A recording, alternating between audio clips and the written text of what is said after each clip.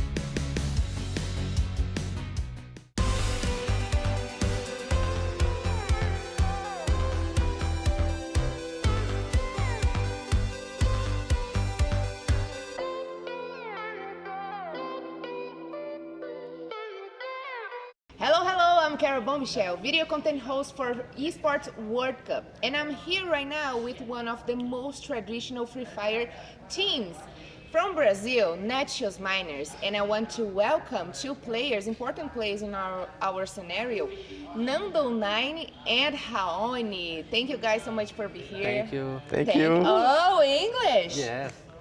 Fancy stuff. What do you think about the current state of Free Fire? The meta, new updates? Acho que esse novo momento é, mano, muito inovador, porque, tipo, ano passado era um meta totalmente diferente, o portal veio bem depois e, tipo, mano, ficou um jogo muito mais rápido, mais dinâmico, tipo, que você tem que rushar. Se você esperar o tempo ali passar ali e você ser rushado, mano, aqui, ó, é lobby.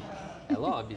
Então, mano, e como atualizou o portal agora, habilidade nova, tipo, dando buff, outras ficando melhores, outras um pouquinho piores, mano, criou um meta, tipo, que se você bobear demais ali, você vai morrer. Então, tem que tomar muito cuidado nas atitudes, não vacilar, não levar tiro à toa. Então, mano, tem que ser um jogo muito rápido e dinâmico. Awesome, great answer.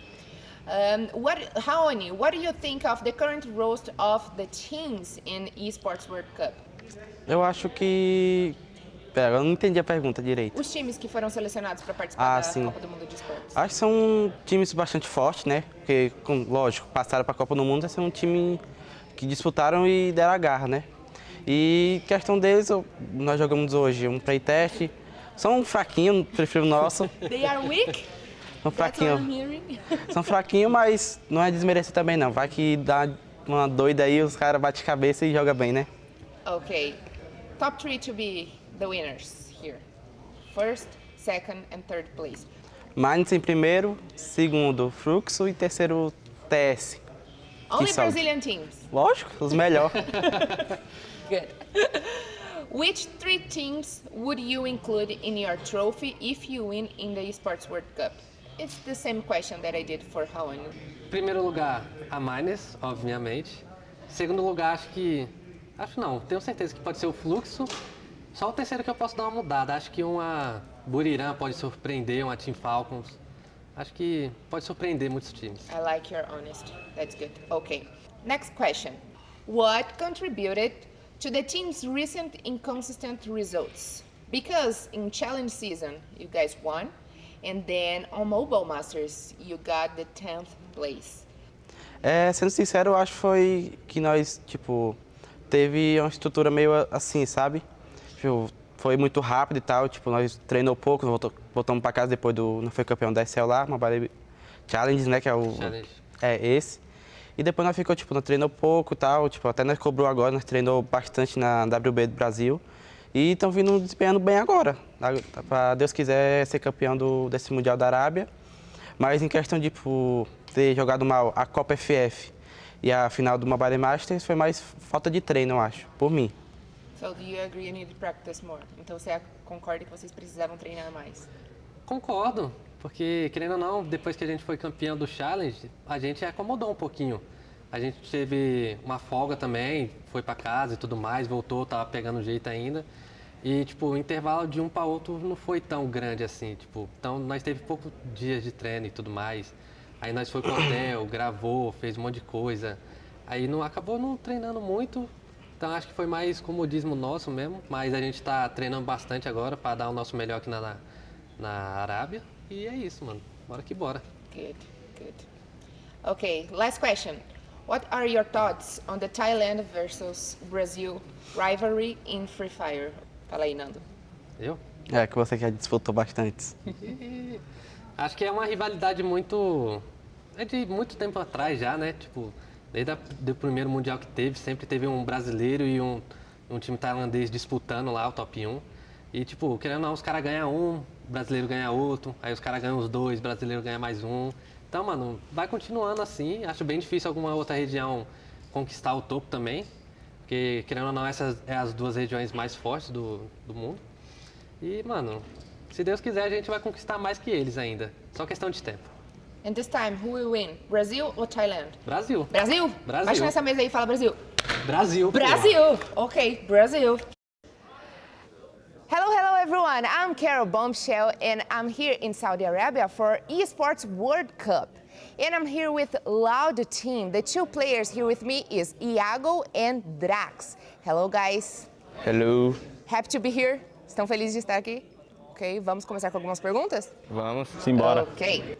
Como é que o Free Fire mudou para vocês ao longo de toda a carreira de vocês, tanto na Loud quanto o crescimento pessoal de vocês como jogadores? Bom, o Free Fire mudou muita coisa, como na vida pessoal e na vida profissional. Eu aprendi muita coisa e me desenvolvi como pessoa, uma pessoa melhor. E o Free Fire acho que foi tudo na minha vida que mudou completamente. Vocês são um dos titãs do Free Fire. Loud é um dos times que são grandes aqui no cenário de Free Fire. E como é que estão as expectativas do time? A gente é, sim, eu acho que um dos melhores até então, né? Batemos de frente com todo mundo e as expectativas são as melhores. A gente vai vir para disputar esse campeonato e ganhar, se Deus quiser. Como é que o time de vocês se prepararam para os outros times? Que os outros times com certeza estudou vocês e preparou alguma estratégia para ir contra vocês. O que você acha, Iago? Como é que o time tem se preparado? Bom, a gente se preparou bem, jogamos uns campeonatos para a gente treinar, treinamos bastante. E, mano, a gente se preparou, vamos deixar aí para mostrar dentro de jogo. E é isso, vamos botar pra fuder. Você não quer dar um spoilerzinho pra gente? Não, só quando for na última queda lá, levantar o troféu e é isso. Quais são os pensamentos de vocês, quais são os questionamentos de vocês a respeito da rivalidade que Brasil e Tailândia têm? Acho que é muito tranquilo. Os caras são muito bons, né? Igual a gente do Brasil. Aí fica sempre nessa disputa entre Tailândia e Brasil. Mas no último Mundial não teve jeito, então. Nós levamos pra casa e esse não vai ser diferente. Diagão amassou os caras. Como é que a Loud se sente, está se preparando também para competir contra outros times que vocês já conhecem, como por exemplo o Fluxo, que são os times tradicionais brasileiros, e também os times que vocês enfrentaram das outras regiões durante o Mobile Masters? Bom, a gente já joga no Brasil, né, contra eles, então Basicamente a gente sabe mais ou menos como vai ser, como eles tipo, costumam jogar.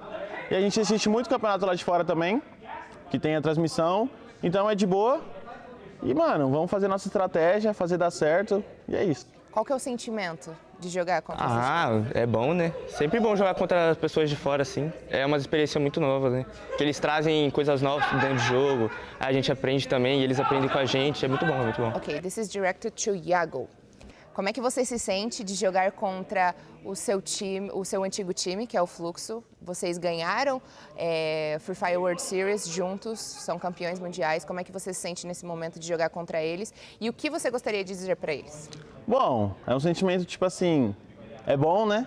Eu sei do potencial dos moleques. Mas, mano, não tem muito a dizer pra eles não. Eles estão lascados que vai jogar contra nós. E é isso. Só que dessa vez vai ser diferente. Eles não vão ganhar não, nós vamos ganhar. Você não sente saudade deles? Mano, a convivência era muito boa, não vou mentir, dá uma saudadezinha, mas agora o mundo é outro, faz o L. Muito obrigada por estarem aqui. Pra gente finalizar, quero saber o que vocês vão fazer para conseguir levar o troféu de volta para casa. Bom, a gente vai treinar muito, a gente treinou muito já, né? A gente está preparado, a gente está bem confiante. E, mano, vamos fazer o impossível pra gente ganhar isso aí, que é o sonho de cada um. E é isso, e vamos embora, e é nóis. Faz L? Faz o L. Loud. Thank you. Senang soalnya bisa nambah pengalaman juga. Yang paling bikin senang apa ya? Mungkin lebih ke arah namanya aja sih, World Cup gitu. Kegiatannya ke kamar mandi, makan, tidur. Dulu pernah, sekarang udah nggak fokus FF. Game yang pernah saya mainkan Mobile Legends, jadi bedanya cuma game MOBA sama game perang. Karena perang aja sih, tembak-tembakan, seneng. Seneng soalnya dibayar juga. Perasaannya biasa aja soalnya udah pernah ngelawan Buriram Fluxo, karena pengen aja ngapus dia di berbagai turnamen 5. Karena kemungkinan ya ada permasalahan di in-game aja. Persiapannya yang pertama latihan, yang kedua evaluasi. Dah, mungkin EVOS karena agak agak naik gitulah gameplaynya. Komunikasinya gampang soalnya nggak terlalu banyak omong, slow. Karena ya tim gua sendiri tipe orangnya nggak suka banyak ngobrol. Yang pertama tim Falcon karena masih kesal aja di Purgatory, dia sering nabrak. Yang kedua Fluxo karena dia ngagagalin kesempatan kita buat kesini waktu di SL. Terus yang ketiga siapa ya? PE, tim dari Vietnam, karena mau hampir nggak ngelolosin kita ke EWC.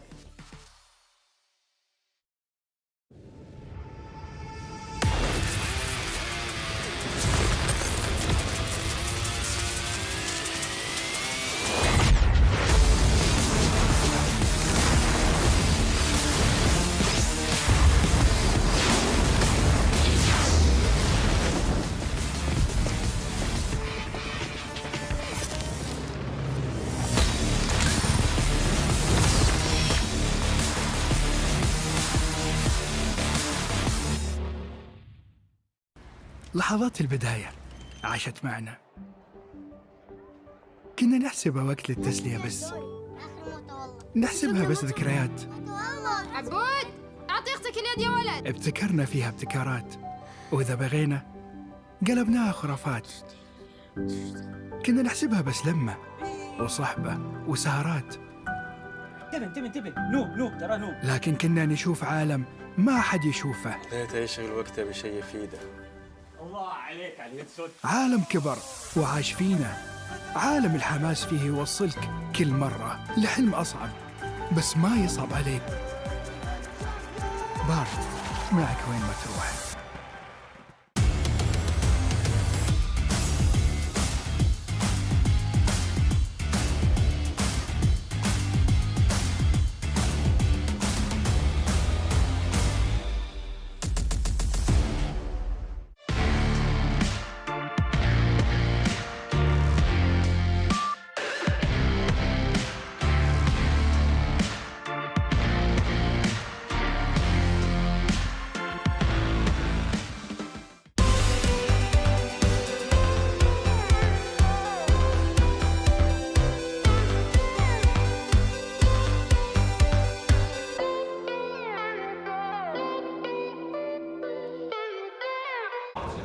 Xin chào tất cả mọi người. Then không biết là mọi người cảm thấy như thế nào vậy ạ? Em cảm thấy rất là vui khi vinh hạnh khi mà được ở tại địa điểm này. Các bạn bay đến đây các bạn có thấy mệt không? Bị lệch múi giờ mình có gặp khó khăn gì không? Chắc có. Với quãng đường quay 20 tiếng của em rất là đuối. Vậy thì mình đã hoàn toàn hồi phục thể trạng để ngày mai để thi đấu tốt nhất hết chưa? Dạ tất nhiên là rồi. Ok. Các bạn nghĩ như thế nào về tình trạng hiện tại của Free Fire, giống như là các meta và các bạn cập nhật hiện tại và nhiều vấn đề khác? Nero trả lời đi. Với việc thay đổi meta mà tụi em qua đây thì thời gian luyện tập khá là ít, nhưng mà tụi em nghĩ là tụi em vẫn có thể làm. Vậy thì là ổn rồi. Các bạn nghĩ như thế nào về đội hình hiện tại ở Esports World Cup? Đội hình của mình Đúng vậy. em nghĩ là đội của em sẽ có khả năng vô địch giải này. Sẽ khả năng vô địch luôn. Bao nhiêu phần trăm? Khoảng 70%. 70%. Một câu hỏi rất là thú vị.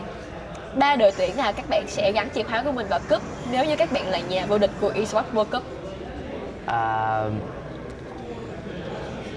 Team Solid, Lao, Buriram. Đông Cry có lựa chọn nào khác không? Em cũng giống vậy. Ok. Các bạn nghĩ là điều gì đã khiến cho Free Fire Việt Nam bị tách rời ra khỏi những phần còn lại của thế giới? Theo em nghĩ là chắc là do có quá là ít những giải đấu để mình có thể tập luyện với những đội nước khác. Quá ít giải đấu và quá ít phần luyện tập với các nước khác. Thì eSports đã có những cái đường ray chúng ta bị lệch ra khỏi rất là nhiều so với sự phát triển của những đội tuyển khác. Thì các bạn nghĩ đâu là lý do? Nói đây rồi. Chắc tại mấy nước khác bắn hay hơn. Thì mấy nước khác bắn hay hơn. Mình tới đây là mình đã đều ngang nhau hết rồi, thì các bạn nghĩ là có những cái vấn đề nào khác nữa mà khiến cho đội mình nó bị lệch ra một chút xíu so với các đội tuyển khác không? Chắc chỉ có thể là vì sức khỏe của từng cá nhân thôi. Sức khỏe của từng cá nhân. Ok. Thì đội của mình cảm thấy như thế nào và các bạn đã làm sao để có thể lấy lại được cái sự comeback mạnh mẽ đó trong xuyên suốt cái quá trình của giải đấu Free Fire World Series C 2024 mùa xuân ạ? Tại vì bọn em được cạnh tranh với những đội tuyển mạnh nhất từ các khu vực, nên là mạnh hơn. Được va chạm nhiều nên là học hỏi cũng được rất là nhiều. Một sự phát triển rất là tốt và đó là lý do tại sao các bạn được có mặt ở đây. Các bạn nên tự hào về điều đấy. Hello everyone, let's welcome to our team Falcons today. Right next to me is Peter and one more. สวัสดีค่ะ สวัสดีครับ สบายดีไหมเหนื่อยไหม สบายดีครับ ไม่เหนื่อย ไม่เหนื่อย ไม่เหนื่อย ดีมาก Then let's move on to our first questions. What do you think about the current state of Free Fire, the meta, new updates, etc.? ก็รู้สึกเฉยๆครับ ก็มีผลอยู่ประมาณนิดนึง แต่ก็เราก็ปรับตัวได้ครับ What do you think of the current roster of Esports World Cup? ก็คิดว่าทุกทีมเป็นทีมที่คุ้นหน้าคุ้นตาอยู่แล้วครับ เพราะว่าเราผ่านมาหลายประสบการณ์แล้วมาเจอมาทุกทีมแล้วครับ ก็รู้มือดีเลยครับ Okay. Which 3 teams would you include in your trophy if you win the Esports World Cup? หนึ่งครับอาคิวครับสองก็พี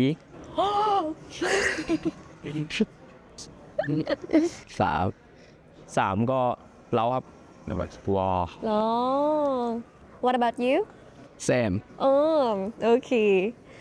Describe the moment when the team won the Free Fire World Series C Spring Qualifier. How were you guys feeling and what happened? ก็รู้สึกว่าหายเหนื่อยครับ เพราะว่าเราซ้อมมาหนักมากจริงๆรายการนั้น แล้วก็คิดว่ารายการนี้ก็จะซ้อมไม่หนักมากกว่าเดิมครับ ก็ซ้อมมาเหนื่อยครับ เหนื่อยกว่าเดิมด้วย ก็มั่นใจครับ Peter? Same. Then what do you think contributed to that victory? ก็น่าจะเป็นความเข้าใจกันเหมือนเดิมนะครับ เราเล่นกันมาหลายรายการแล้วครับ เฉยๆแล้วครับ How has Thailand evolved as a region in terms of Free Fire? พัฒนาขึ้นเยอะมากครับ เพราะว่าพวกเราเป็นทีมที่ทุกคนก็รู้ว่าแข็งแกร่งครับ Thank you so much, Peter. And one more. We are done our little conversation right now. So, good luck to you guys in the match tomorrow. And I'll see you guys tomorrow as well. Bye-bye. Bye bye. Acho que é o nível das equipes e o prazer de poder jogar um contra o outro assim, time de alto nível é incrível. Minha família assiste todo tipo de campeonato, todos os eventos e sempre muito presente desde que eu consegui virar jogador profissional. Me acompanham e torcem muito por mim e quando tiver a oportunidade de assistir, eles vão ir. No começo ninguém botava muita fé assim, mas no final todo mundo começou a apoiar, foi difícil, mas conseguiram entender e viram que o negócio realmente vale a pena. Acho que a frase seria que é um time muito resiliente, muito focado e o principal que é todo mundo muito unido, muito amigo. A gente jogou a final da Copa FF, um campeonato brasileiro, quando a gente foi campeão. Todo mundo realmente está ali porque ama mesmo jogar, entendeu? Foi um sentimento inexplicável, uma felicidade que a gente não sabia se chorava, se dava risada e sensação de realização, assim, muito bom. Com certeza, ainda mais agora que é a Copa do Mundo de Free Fire, a gente vem mais focado ainda, com mais vontade de ganhar e vai ser mais incrível do que qualquer momento foi até então. Eu acho que seria a Buriram, nada pessoal, mas é porque eles caem nas mesmas cidades que a gente e pode atrapalhar nosso jogo. Eu e minha equipe nos vemos como os favoritos, porque tem que pensar assim, eu acho, tem que pensar que é os melhores, né? Mas eles também, os times brasileiros têm muita capacidade de ser campeão, não pode subestimar ninguém. Eu acho que as equipes brasileiras jogam diferente das demais equipes do mundo, jogam igual no futebol, o Brasil joga bonito. Eu acho que seria o time tailandês, a gente iria derreter a chave deles, no caso, e fazer o nosso troféu. Buriram, Falcons, esses dois, pode ser esses dois. Hello everybody, welcome to our little talk show today. Right next to me is Twisted Mind, Sming and Nameless. How is your trip to this beautiful Riyadh right now? How do you feel? Is it tired? It's okay. Okay. Feeling good. Very good? Yeah. Feel sleepy at all? And so hot. Hot? Yeah, the same. So, does it feel good to be here as a part of Esports World Cup? Good. Good? Yeah. Yeah, that's good, because I feel the same. Then, Sming is a little bit shy. เขิน เขิน เขิน ไม่เป็นไร อ๋อยี่เขินอ่ะ What do you think of the current roster of team in Esports World Cup? โอ้มีแต่ทีมโหดๆครับก็ไม่รู้ครับไม่กลัวครับ Okay. Which three teams would you include in your trophy if you win the Esports World Cup? ฟอลคอนบุรีรัมย์เรา Why Thai teams? ไทยทีมโซสตอง Oh, I see. Interesting. So, Twisted Minds is seen to be the up-and-coming talent star of Free Fire. What are your thoughts on that? ก็รู้สึกดีใจแล้วก็ตื่นเต้นครับกดดันจากความคาดหวังของแฟนคลับด้วยครับ Describe the moment when Twisted Mind won the recent Mobile Masters. How the team felt, what was said between each other? ตอนนั้นก็เล่นช่วงแรกๆมันไฟมาครับก็เลยไหลตลอดครับก็เลยไม่ได้กลัวทีมใครครับไฟก็ชนะอะไรเงี้ยครับ How has Thailand evolved as a region in terms of Free Fire? เรื่องระบบทีมครับเรื่องระบบทีมก็พัฒนากันทุกทีมเลยครับแล้วก็เรื่องสกิลเพลย์ก็พัฒนากันขึ้นทุกคนทุกทีมครับ ได้ค่ะ Then, what are your thoughts on the Thailand versus Brazil rivalry in Free Fire? ก็รู้สึกว่าสมควรอยู่นะครับเพราะว่าต่างฝ่ายก็ต่างแย่งแชมป์กันอยู่2ประเทศครับ We are finished all of our questions and the task today as well. Thank you so much, Sming and Nameless. I wish you guys having a really good performance right now in Esports World Cup in our next match tomorrow. Thank you. Thank you. สวัสดีค่ะ สวัสดีครับพี่ครับ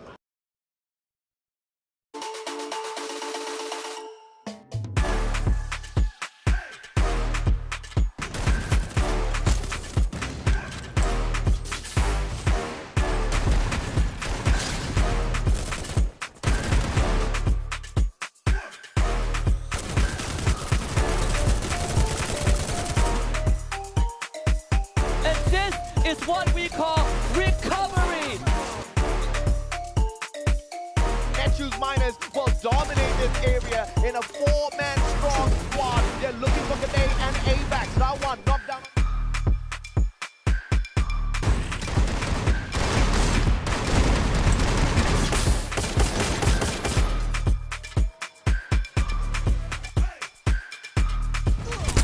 Killing spree.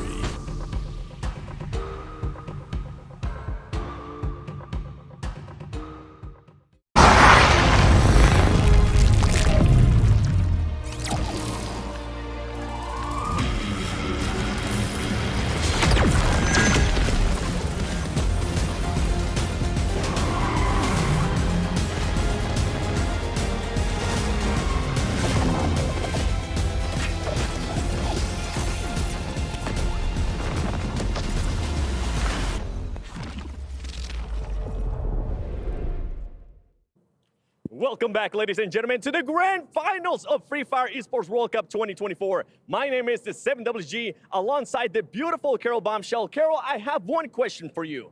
Yes. Who do you think is going to be taking this trophy home? Are you serious with that question? Yes, I am. I'm not gonna say anything because we have the 12 remaining teams, but only one can take the prize and the glory home and this beautiful trophy over here. That's right. Yesterday, Burram United was able to get 3 booyahs, but Brazil was also able to get some booyahs as well. So stay tuned and find out who's going to be the grand finals champion of Free Fire Esports World Cup 2024. Let's go!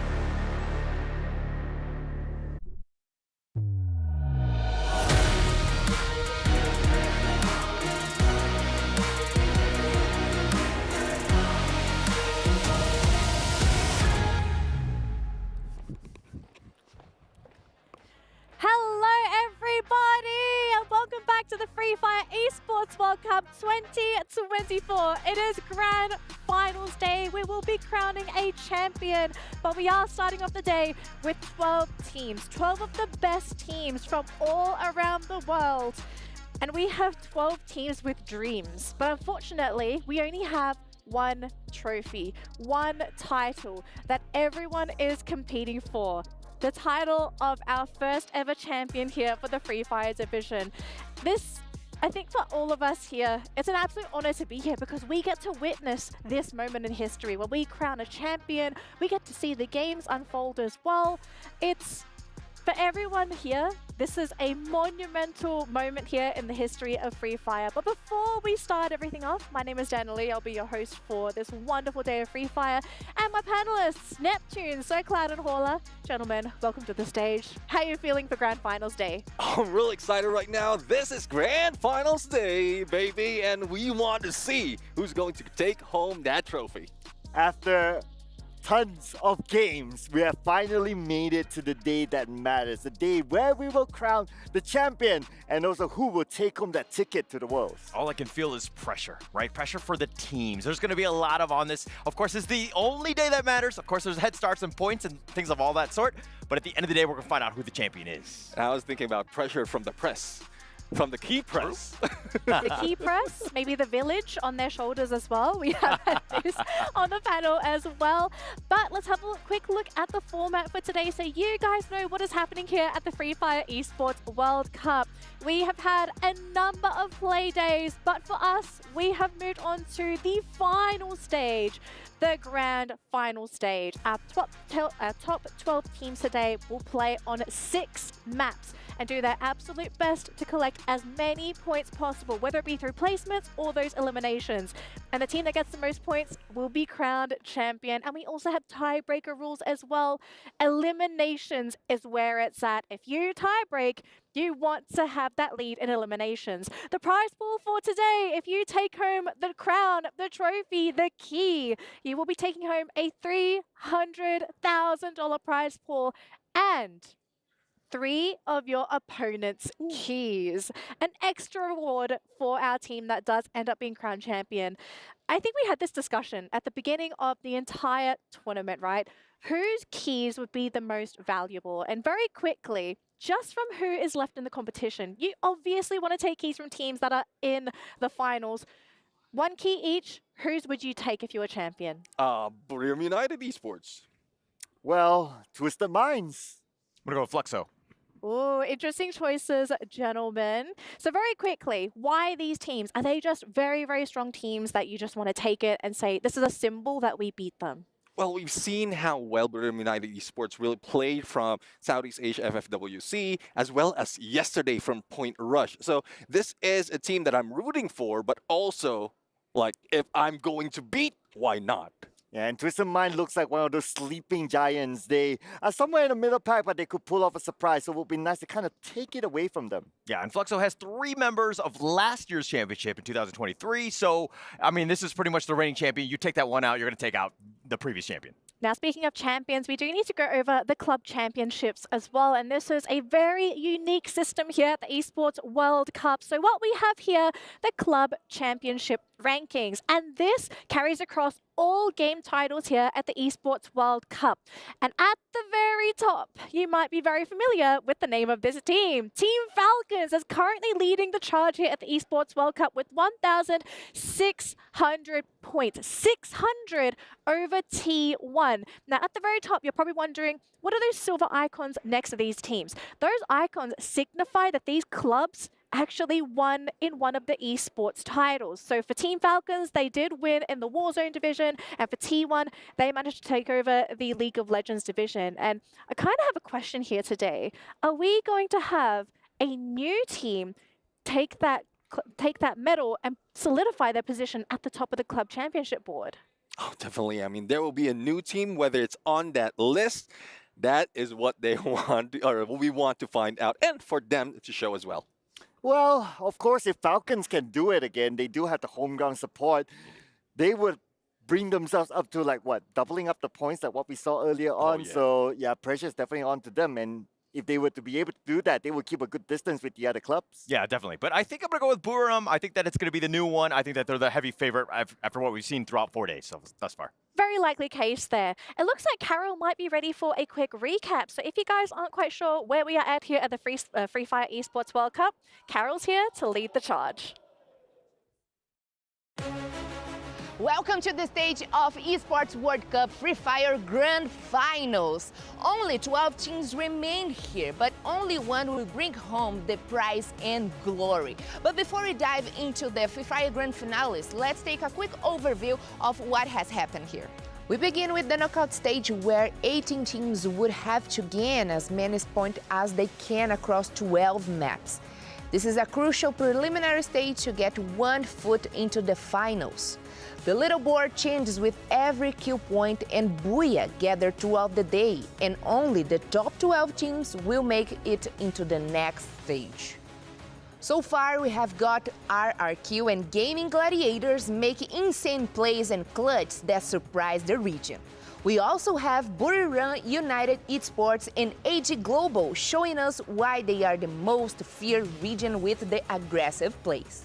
Last but not least, we have Loud and Team Solid making bold moves to show their strength on the field. But we also had surprising losses for certain teams that we were not expecting. So many ups and downs, but isn't that the essence of Free Fire? But performing well in the knockout stage is not everything. All points will be reset and all the 12 teams will have to rush into another battlefield to collect as many points by the grand finale day.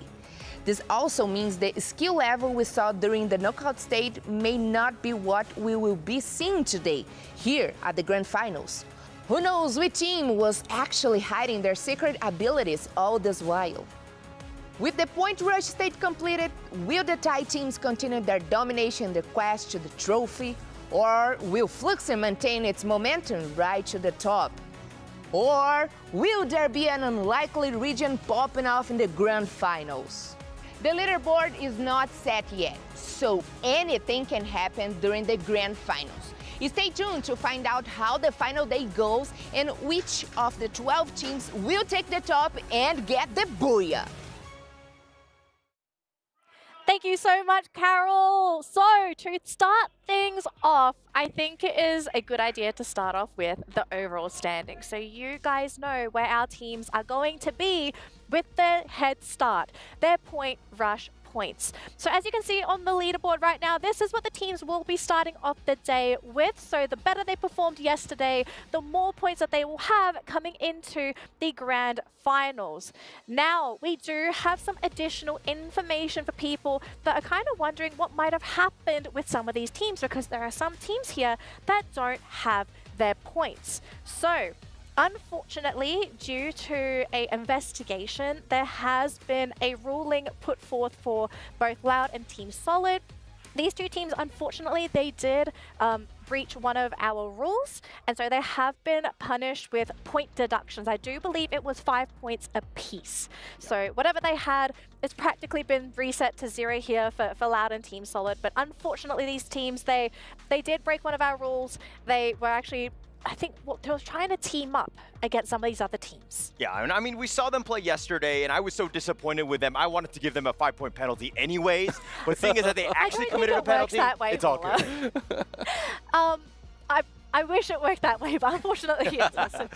Okay, moving on, because we are getting very, very close to our first game of the day. We actually have our top 5 plays ready to go, so let's have a look and see what ends up being our 5 best plays thus far at the Free Fire Esports World Cup.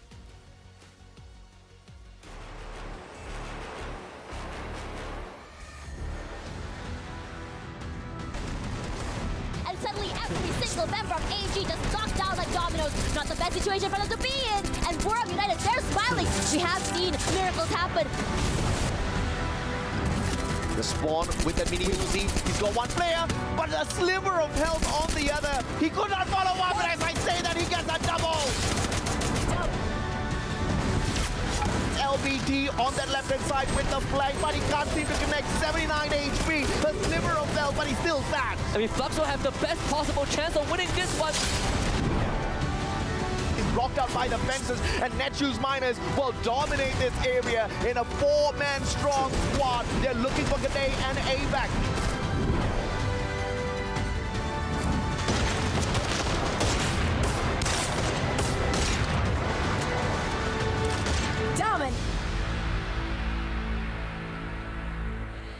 And we thought those were going to be the best plays for the tournament. I think today we are going to be seeing even better plays, even tighter maneuvers, even more high-skilled plays.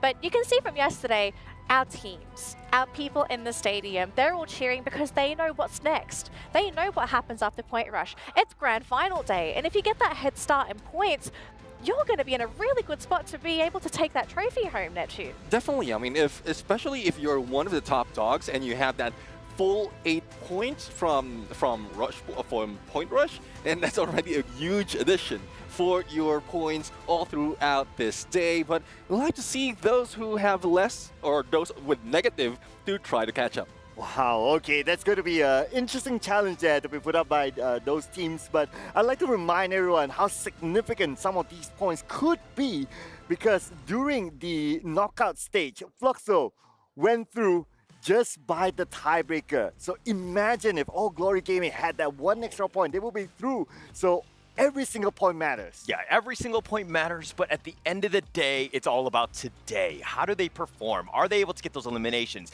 Are they able to get great placement points? And that's the most exciting part about today. Yep, the teams are rolling in to the stadium. They are ready to play. They are ready to play the best Free Fire in their entire careers. And obviously, different expressions. We've got some very happy teams. We have some very sullen teams, some very serious teams as well. I cannot imagine the pressure on some of these teams' shoulders because not only are they trying to take home the trophy, but you also have to think about some of our top dogs and their clubs. For example, Team Falcons, they want to win because they want those club points. Definitely. I mean, it's a huge deal already that they're on #1 spot. But what if they will be pushed down because they won't take this Free Fire Esports World Cup champion? But again, it's too early to tell. We haven't even started match #1 and the pressure is on there. You did mention about teams who will be pulling out their best, but this might be the day where teams might be showing their worst gameplay.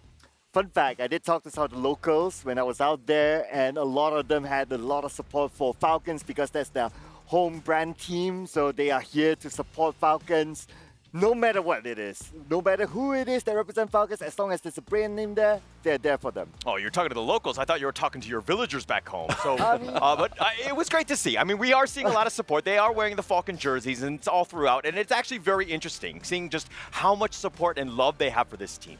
Yep. Schedule, because we are getting very close to game #1 here today, ladies and gentlemen. It's going to be a very standard schedule as well. No change-ups, no mix-ups. We are going to be kicking things off here with Bermuda, the map we all know and love. And I think up until this point, I'm not sure if you agree, disagree. Feel free to disagree. Teams have actually taken Bermuda rather slowly, very carefully. We have seen far too many teams entering that 4th, 5th phase into that circle.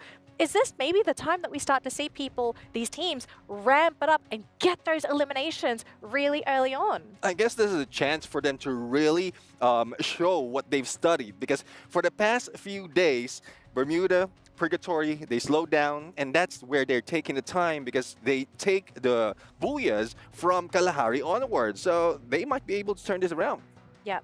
Now, to all of our viewers, if you haven't already, I do want to let you know that we are still accepting submissions for our team predictions. So if you haven't done it yet, head on over to stcplay.gg, submit your predictions. We want to know who you think is going to be taking home the trophy, the cup, the title, who's crushing everyone's keys here for the Free Fire Esports World Cup 2024. Because we had our predictions.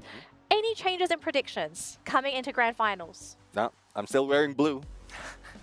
Well, I'm still wearing wrong color, Falcons, but my heart is, so shout out to Falcons. Let's go. Buriram United, I mean, they're definitely the favorite. I have to continue on until some other team takes them out.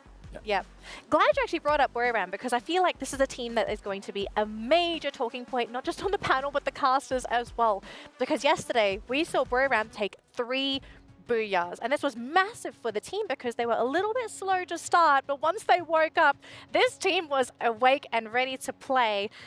Is Funa the secret for Buriram here? Because he has played amazingly yesterday. I feel like he's really stepped up as a player and really contributed towards a lot of these Booyahs yesterday. It is possible, though. We've seen Wasana show us a good gameplay, as well as Funa, Moshi also, and the snipes. And we haven't seen Jonah just yet. So Jonah might be our secret weapon. But again, put them all together. That is the greatest weapon that Buriram United has. I think the best thing we can do here is actually ask that weapon. We actually managed to sneak in a bit of a quick interview with Buriram, so let's see what they have to say before we head on over to our first game in the grand finals. Welcome back, ladies and gentlemen, to the grand finals of Free Fire Esports World Cup 2024. I'm joined by none other than Jonah from Buriram United. How are you guys feeling today after such an amazing point rush day, being able to get 3 Booyahs in a row? ครับผมในรอบพอยต์รัชเนี่ยเราได้3บูย่าเลยเนี่ยเตรียมตัวยังไงบ้างครับสำหรับรอบชิงตอนนี้ครับก็ซ้อมเหมือนเดิมครับเล่นตามปกติดูเป็นเกมๆเอาครับว่าจะปรับยังไงใช่ We go on game by games and we play on according to our plan and we will adjust in the game I love hearing that. Confidence, absolute confidence. With that said, is there any team out there that you might be fearing engaging with? โอเคคิดว่ามีทีมไหนบ้างที่เรารู้สึกว่าตึงมือที่รับมือไหมครับFalcon แล้วก็เรา Falcon and Loud Falcon and Loud. Okay, I like that. Thank you so much for answering that. I thought he was gonna make me say, I don't want to let you know. Last but not least, if you guys do end up performing like you did yesterday with such an amazing, especially 3 booyahs in a row, more than likely you guys will end up being champions. And the champions get to put 3 keys of their enemies in their trophy. Which of those keys would you be putting in that trophy if you do take it home? ถ้าวันเนี้ยได้แชมป์จะต้องเอากุญแจทีมอื่น3ทีมมาใส่ไว้ในถ้วยแชมป์ของเราจะมีทีมอะไรบ้างครับทีม Solid ครับแล้วก็ EWC แล้วก็ Twisted Mind Twisted Mind Solid and EWC No Brazilians? Solid. Oh, solid. Okay, there you go. Back to you guys. Wow, interesting decisions for keys. It seems like everyone has their own agenda when it comes to their trophies. All right, gentlemen, we are about to jump into game number 1. Very quickly, who do we think is going to take the first booyah? Buriram United. Buriram? Sticking to my boys from Falcons. P Sports. Okay, thank you so much to my panelists. It looks like we are just about ready to start game number 1. But before that, though, we need to welcome our players to the stage. They are the ones that need the spotlight. They need your support. Everyone at home, send them your support on social media. They need all the support that they can get because only one of these 12 teams will become our champion. But let's welcome our teams.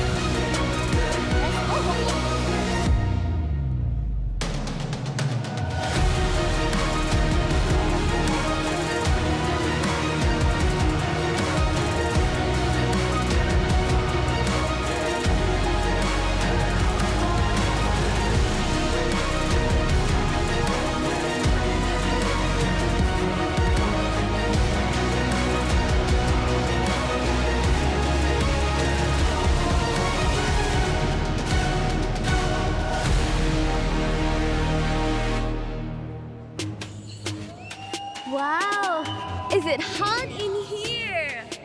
The final stage is finally upon us. 12 teams enter, but only one can emerge as a champion who will be able to endure all the way to the end. Greetings, ladies and gentlemen. We are your hosts Yoso and the incredible Milosh. Being here with you is truly our honor. It absolutely is, and it's been our honor to introduce to you Free Fire at the EWC over the past few days. It feels like it was only yesterday that we got started and welcomed our team to this magnificent stage in the heart of Riyadh. But I think it's time to do it one last time. They started off at 18 and now only down to the top 12. Let's introduce our squad, starting off with, from Vietnam, it's B Esports! Nero, Don't Cry, Quang An, LBT, all the way from Vietnam, the underdogs of PE Esports. They defied the odds to reach the grand final, finishing an impressive 9th place. Now they're back with a mission to conquer it all.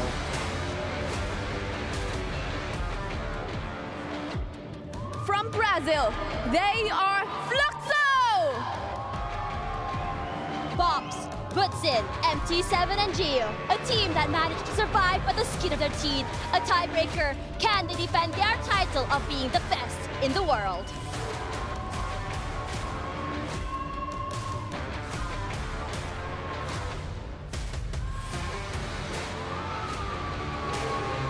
Joining us from Brazil, they might be all sorts of forms, but today they are Team Solid!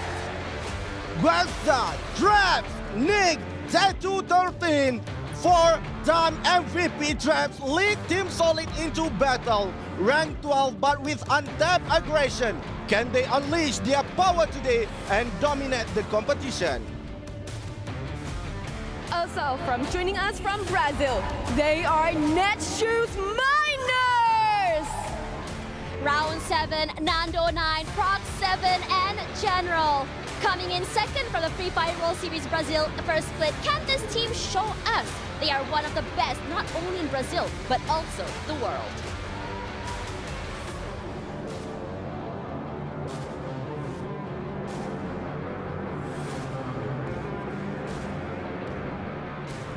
Our fourth and final Brazilian representative. Give it up for Loud!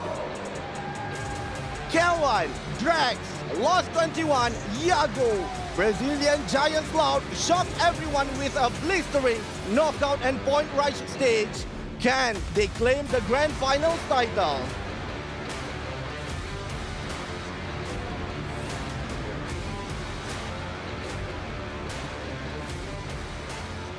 All the way far from here, they are from Thailand. Welcome, AG Global! On the stage walks Dew, Cypher, Caramel, and Stop. Second in terms of points, these Thai legends. This team has shown us that they have the qualities of a world champion.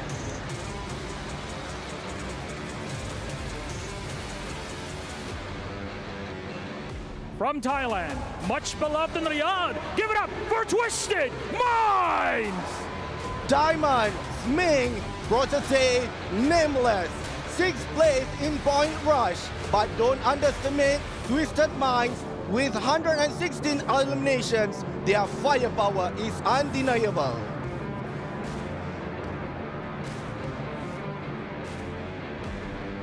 Welcome, King of Booyah from Thailand.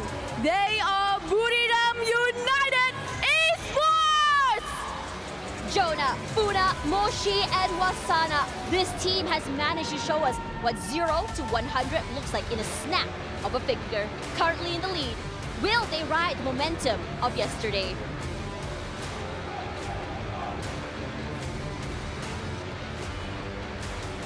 From Indonesia, please welcome EVOS Esports!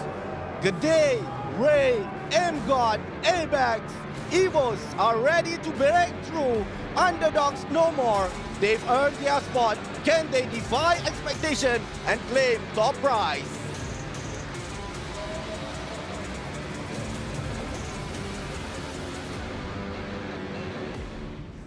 Last representative from Thailand and also our hometown boy. Please welcome Team Falcons! Walking in, one more on fire, Peter and CosQ. They've shown us dominance. They've shown us individual brilliance with the home crowd advantage on their side. Can they raise the trophy on their own home soil? Joining us from Indonesia, please give it up for Gaimin Gladiator! Lim, 18 18 year Coachil Rush. 18 years knockout stage heroic led Gaimin Gladiators to the grand finals. They ready to pounce. Expect fireworks from this explosive team.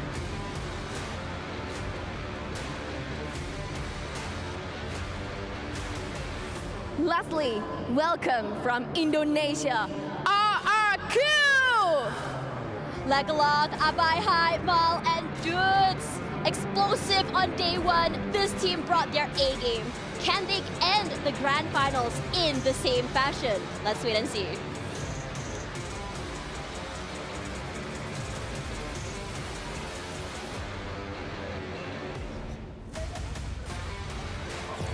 Hearing your cheers full of passions and enthusiasm, I'm once again reminded how powerful eSport is.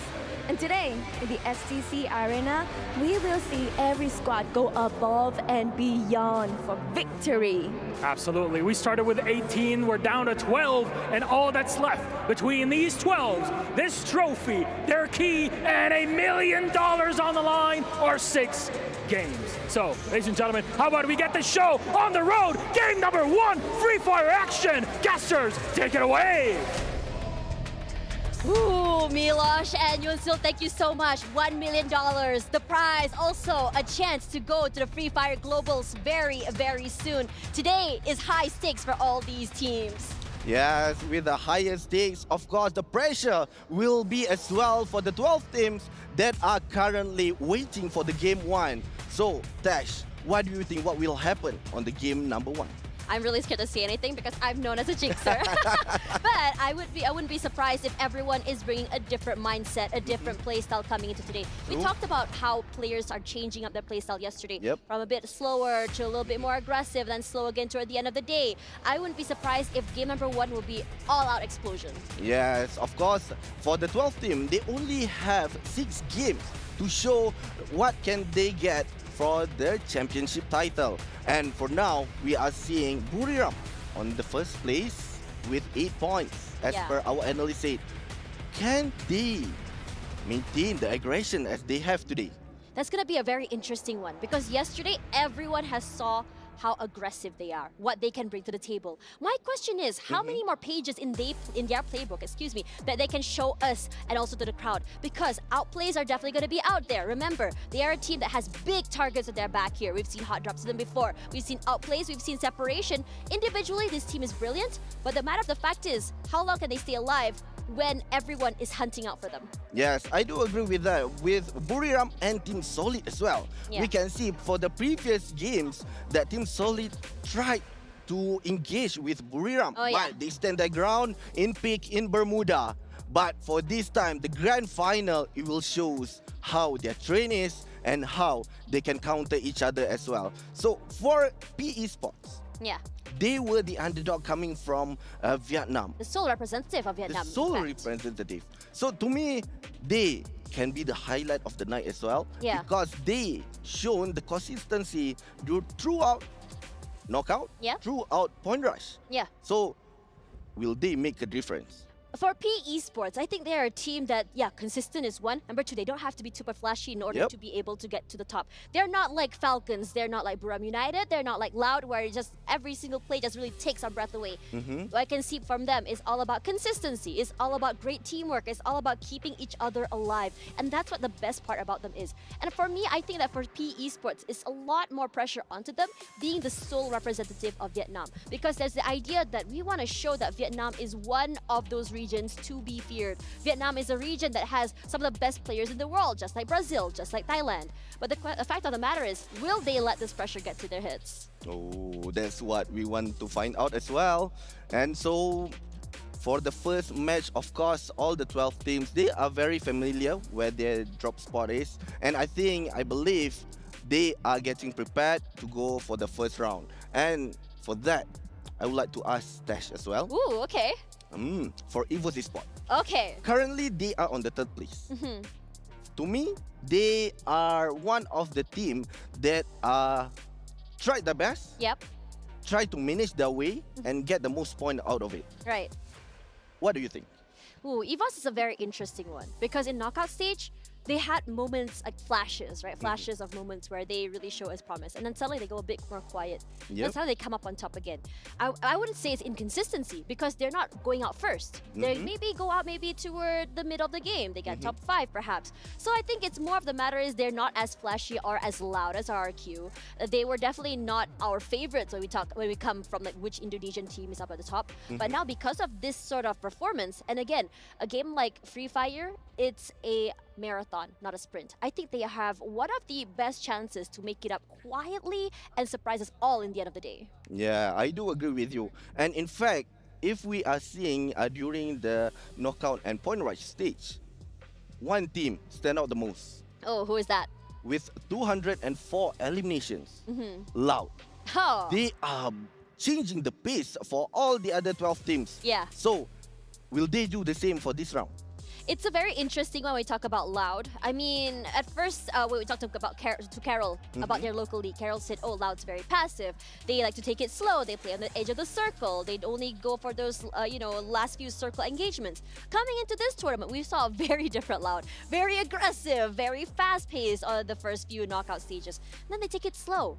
They're being a little bit more passive, but it's toward the mid to late game is where everyone starts to pay attention to them. Yago especially has been phenomenal in his playstyle, and like what our panelists said, perhaps Loud has really learned from their Thai counterparts to make it to the top, to be one of the best, have to be playing as one of the best, which is a very aggressive playstyle, which is what we saw from Buriram United.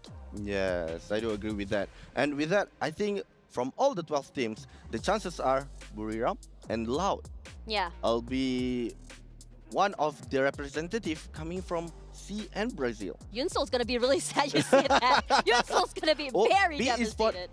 From the Vietnamese. Okay. I included as well. Okay, fair enough. So that's your pick, huh? Yep. All right, so for me personally, so like Sir Cloud said, I think everyone is overlooking that home turf advantage. I think especially on day 2 for Falcons, knockout stage, the crowd was electric. It was loud, like it was shaking. The whole STC arena was shaking, going, let's go Falcons, let's go Falcons. So, perhaps that might be the pick-me-up that Falcons needs. Because when you talk about Falcons, one of the team's strengths happened, I think, toward the first day. But we haven't really seen them really shine since then. What do you think is the problem? So, most probably they are not giving 100% from the match. But now, with the game 1, are prepared for the 12 teams. They are going a flight path coming from Bullseye towards Mars Electric. They are dropping to their drop zone. We are seeing in Shipyard, Evo Divine went first, and we have a few more with Loud taking the graveyard, and next to them are coming from Falcon towards Observatory. Right now, the 12 teams are trying to make it safe towards their drop zone, but as I said again, Team Solid, there are chances they're gonna be fighting with Buriram in peak. This is a time, ladies and gentlemen, for you to keep your eyes on the screen. First match of the day can set the tempo for everyone, and these early fights are here. One knockdown already from Buriram. Team Solid doing what they do best, disrupting the team, which is from Thailand, Buriram United. The answer back though, Team Solid will be in the lead here. Moshi knocked out already. No problems getting everyone back into the game. But the question now is, during an interview to Buriram United, they said they have protocols in place on how they want to deal with Team Solid.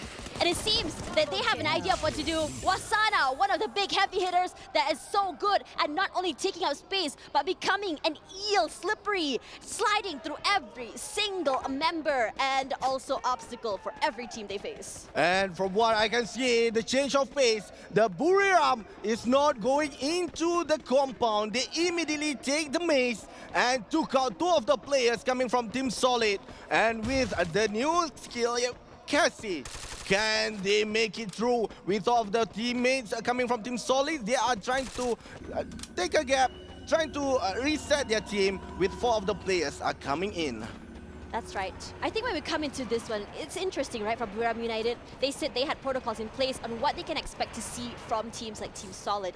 But then again, it felt like a lot of these fights, at first, it looked terrible for Buriram United, Morshi going down first. But when you have a player like Wasana, who's not afraid to take up space, and is so adept at just being so slippery, putting in damage and just getting out of the way, the fadeaways have been impressive from him. And that's the biggest problem that Team Solid is facing. I'm not sure if this might be I would say, a learning lesson from Team Solid about bullying Buriram United, but kill leader right now looking at Falcons. Oh, Falcon just gotten that one eliminations coming from Loud. Loud immediately revived their own teammate. They are staying in the shipyard. For Falcon, they are leading with 3 eliminations. They are slowly walking towards a shipyard. Are they going to be fighting one another? But in another space, we have Aim God coming from EVOS with that shot and Blue Wall as well, taking that gap. EVOS, 3 eliminations already. This has been a very prolonged fight. We saw revivals happen from Twisted Minds already as well. So EVOS, they're the ones that's been coming up on top of this fight. But they're not done quite yet. These prolonged fights is something very common that we have seen. Taking out space, exposing it. He wants to get his vengeance onto the members of EVOS. Clear protocols in place. Look at their positioning. One player on the top side of the building, while the rest just really hover toward the bottom side. Abax has been a player who has not only become the distraction, but also the one to give so much space and aggression for his team, and they are not done quite yet. Rushing up forward, Twisted Minds, they're running for their lives, and they take the kill lead. Nameless knocked down already, and one more member of Twisted Minds left, and he is going to stay as silent as a mouse. Oh, that was a quick one coming from EVOS. They are leading with the 5 eliminations in the 3rd minute, and we have Saming has been knocked down as well.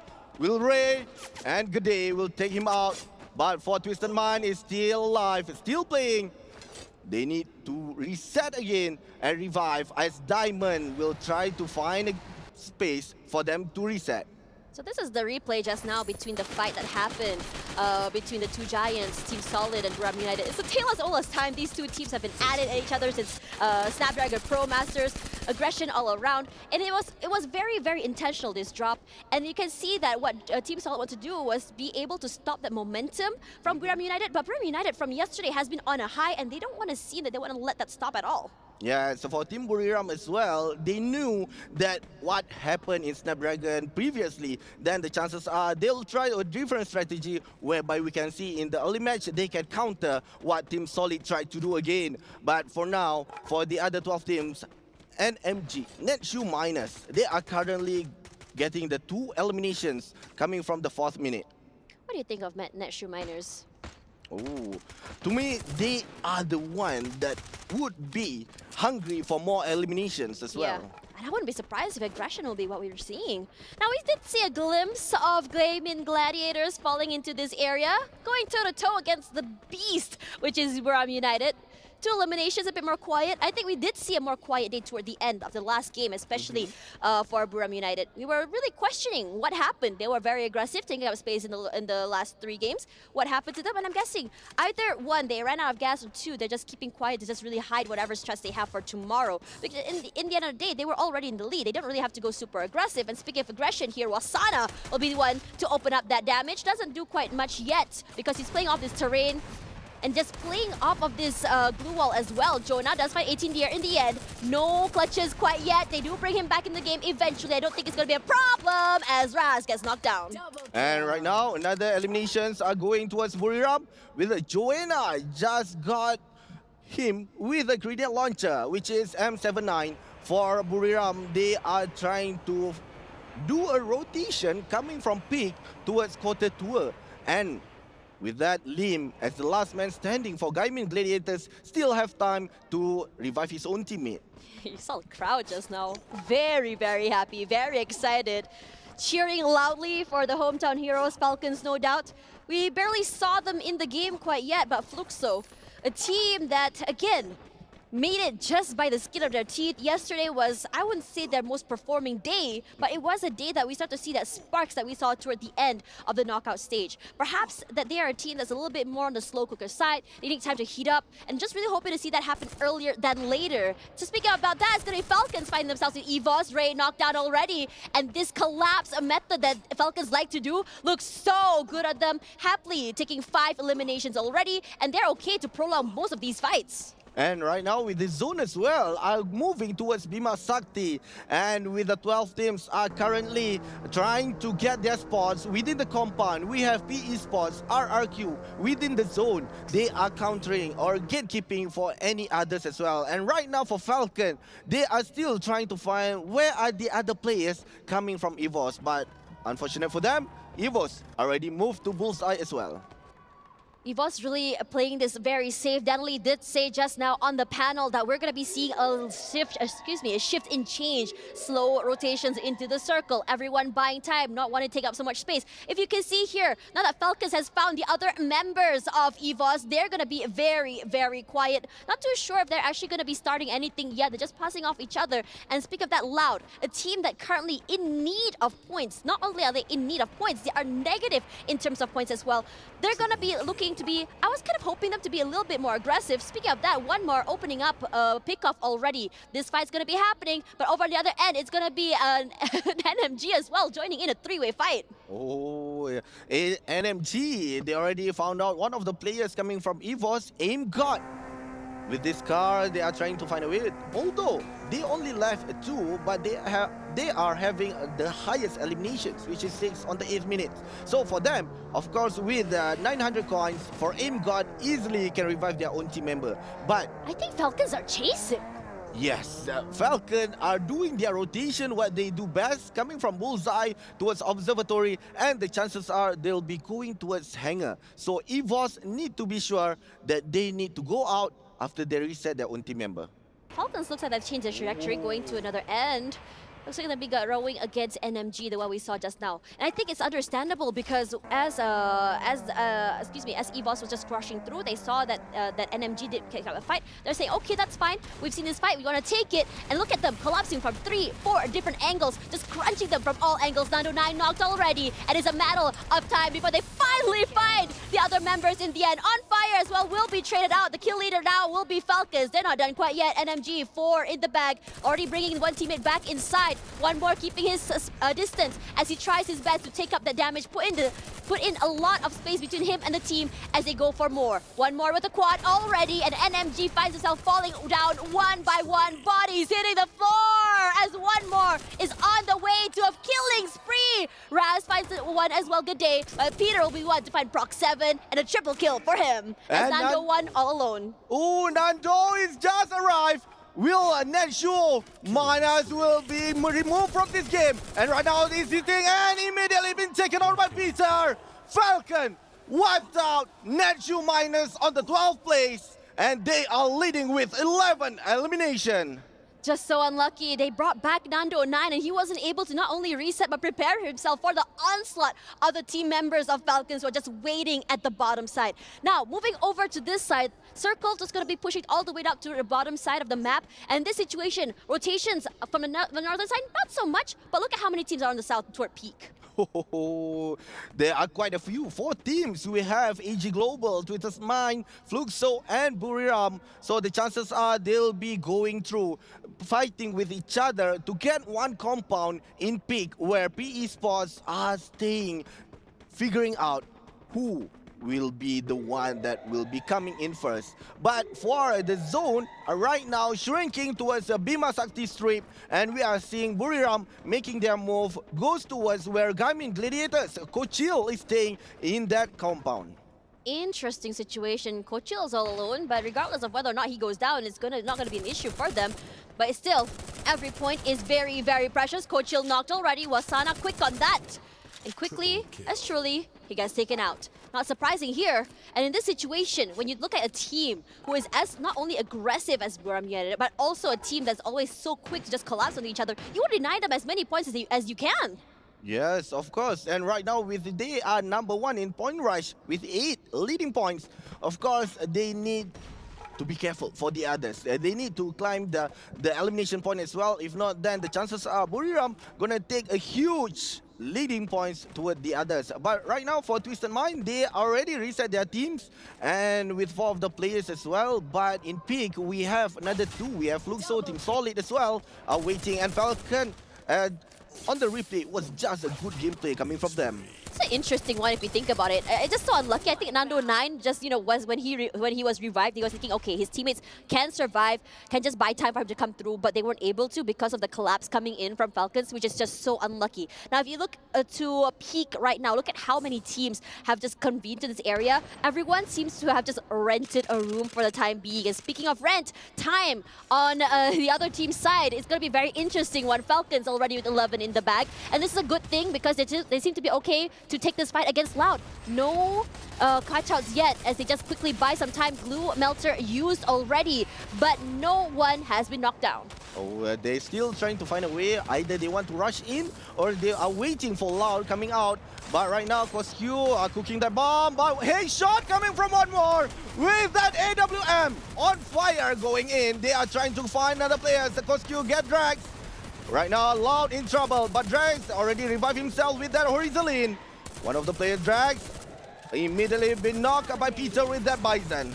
This is huge if you think about it coming through. Falcons, they looked a little bit quiet in the beginning, but they allowed Loud to go a bit aggressive on them and take out all that space. And suddenly, every single member of Loud is knocked down, but another team has joined them. And it's going to be Team Solid. Team Solid, a team that not only hot drops, but also loves to play the gatekeeping game. Yago knocked out already, but Falcons is going to have to find a way to fight their way into this circle. Falcons right now on home soil in front of the crowd. You can expect to hear them yelling, "Let's go Falcons!" How are they going to be able to take this fight? Because up onto the top side here, we also have a third party. It's going to be EVOS. And right now, EVOS airbags almost being knocked down by the other players. Team Solid are preparing for that push, but immediately taken one of the players coming from Falcon with that Woodpecker. Immediately makes EVOS. Only 3 players left. Falcon leading the point with 15 eliminations, but they are going towards the zone. And in front of them, they'll be finding EVOS going to find or stay in that compound. But right now, Team Solid are giving some pressure toward them. A sniper coming from one more with that AWM. Almost. And right now, Fluxo has been eliminated as well on the 10th place. It's just about that weight. So interesting. But speaking of interesting, this fight for Bern United and PE Esports, in this situation, they're stuck at the side of this maze. They're okay, just isolate these fights, go for these one-of-ones. Wasada once again showing us why he's to be feared from Buriram United. One of the biggest MVPs, him and Funa, are team players who have not only put in the damage, but also likes to take up that space. And speaking of fights here, RQ finds himself toe-to-toe this time around with Buriram United. AG Global as well is here, and it's a tough situation to be in when you're moving out of Peak. Oh, 6 teams remaining, and the zone is shrinking. We are on the 5th zone, so the damage would be hard coming from them playing on the outside. But Trap has been knocked down, and with the ice grenade as well, Falcon is giving so much pressure. They are going in, but On Fire has been knocked down. Peter immediately took the player coming from Team Solid, and now they are moving towards EVOS Divine. EVOS Divine still waiting, but they can't move any more than that. It looks like they had all the space in the world inside the circle, but Falcons say, "Nuh-uh, not today." Zerg pushes in, takes up that space, and they're going to be so happy to be king of the hills over on the northern side. Over on the southern side is where you want to move your eyes to. This is going to be all AG Global as well as RRQ fighting, but a tiny little corner on the bottom side. But they haven't moved quite yet. It's all about finding the right time, the right opening. All those blue melters thrown into the situation, into the circle. But it's gonna be Dew who is here with the op, and he is just so good at it. He's so quick. He has done so many miracle plays with his long-range plays. And Falcon is soaring high with that elimination points. They are waiting from the boulder. RRQ, they are still finding a way, but they got one eliminations coming from AG Global. Stop has been sniped, and now they are left with 3 players. Caramel are still waiting behind, but unfortunately, Peter got that sneaky shot with MA2B. How is he doing that? Ooh. That is a jump shot if you think about it. Regardless, look at how proactive Falcons are, taking up so much space, holding down the line and the circle itself. Oh, right now for RRQ, they are being rushed by AG Global and support by Falcon. They have been knocked down. Will they make it with 2 of the players? And immediately have been taken out. 2 players remaining. Razor with that Chrono trying to survive himself, but on his friends, on his partners, are waiting quietly on the outside. Falcons here already with 26 eliminations, and they're not done quite yet! It's all about finding the last few members of RQ up by high here, holding And with Chrono opened already, but he takes a jump shot to the face! And the first booyah of the day here on home soil. The home turf buff is real. Booyah for Team Falcons. Wow, what a good job coming from Falcons! Now they are showing how they are soaring high with all the squads are coming to join them. It's a very, very strong start from Falcons. They had, what, over 25 eliminations that game. Aggressively moving through the map, taking up every single fight that they meet. This is the fight or style of play that I expected to see from Buriram United. We haven't seen this aggression from Falcons, at least not after the first day. This is the Falcons that we can expect to see. This is the Falcons that everyone knew would come to life today. And these are the style that we have seen during the Free Fire World Series C-Spring, where they became the champions. And now they are showing it again on how can they take it. Two of the team, they know that AG Global will start engage with RRQ. But let's just toss it over to our analysts. Just really tell us what happened in the last circle. Thank you, Tash. Thank you, Obi. And Team Falcons starting off strong. They are soaring in game number 1. And it wasn't a flick, gentlemen. Yeah. This truly was an amazing effort done by Falcons, but we've got to break down that game. What happened to Falcons? I think that's the question we're kind of wondering here.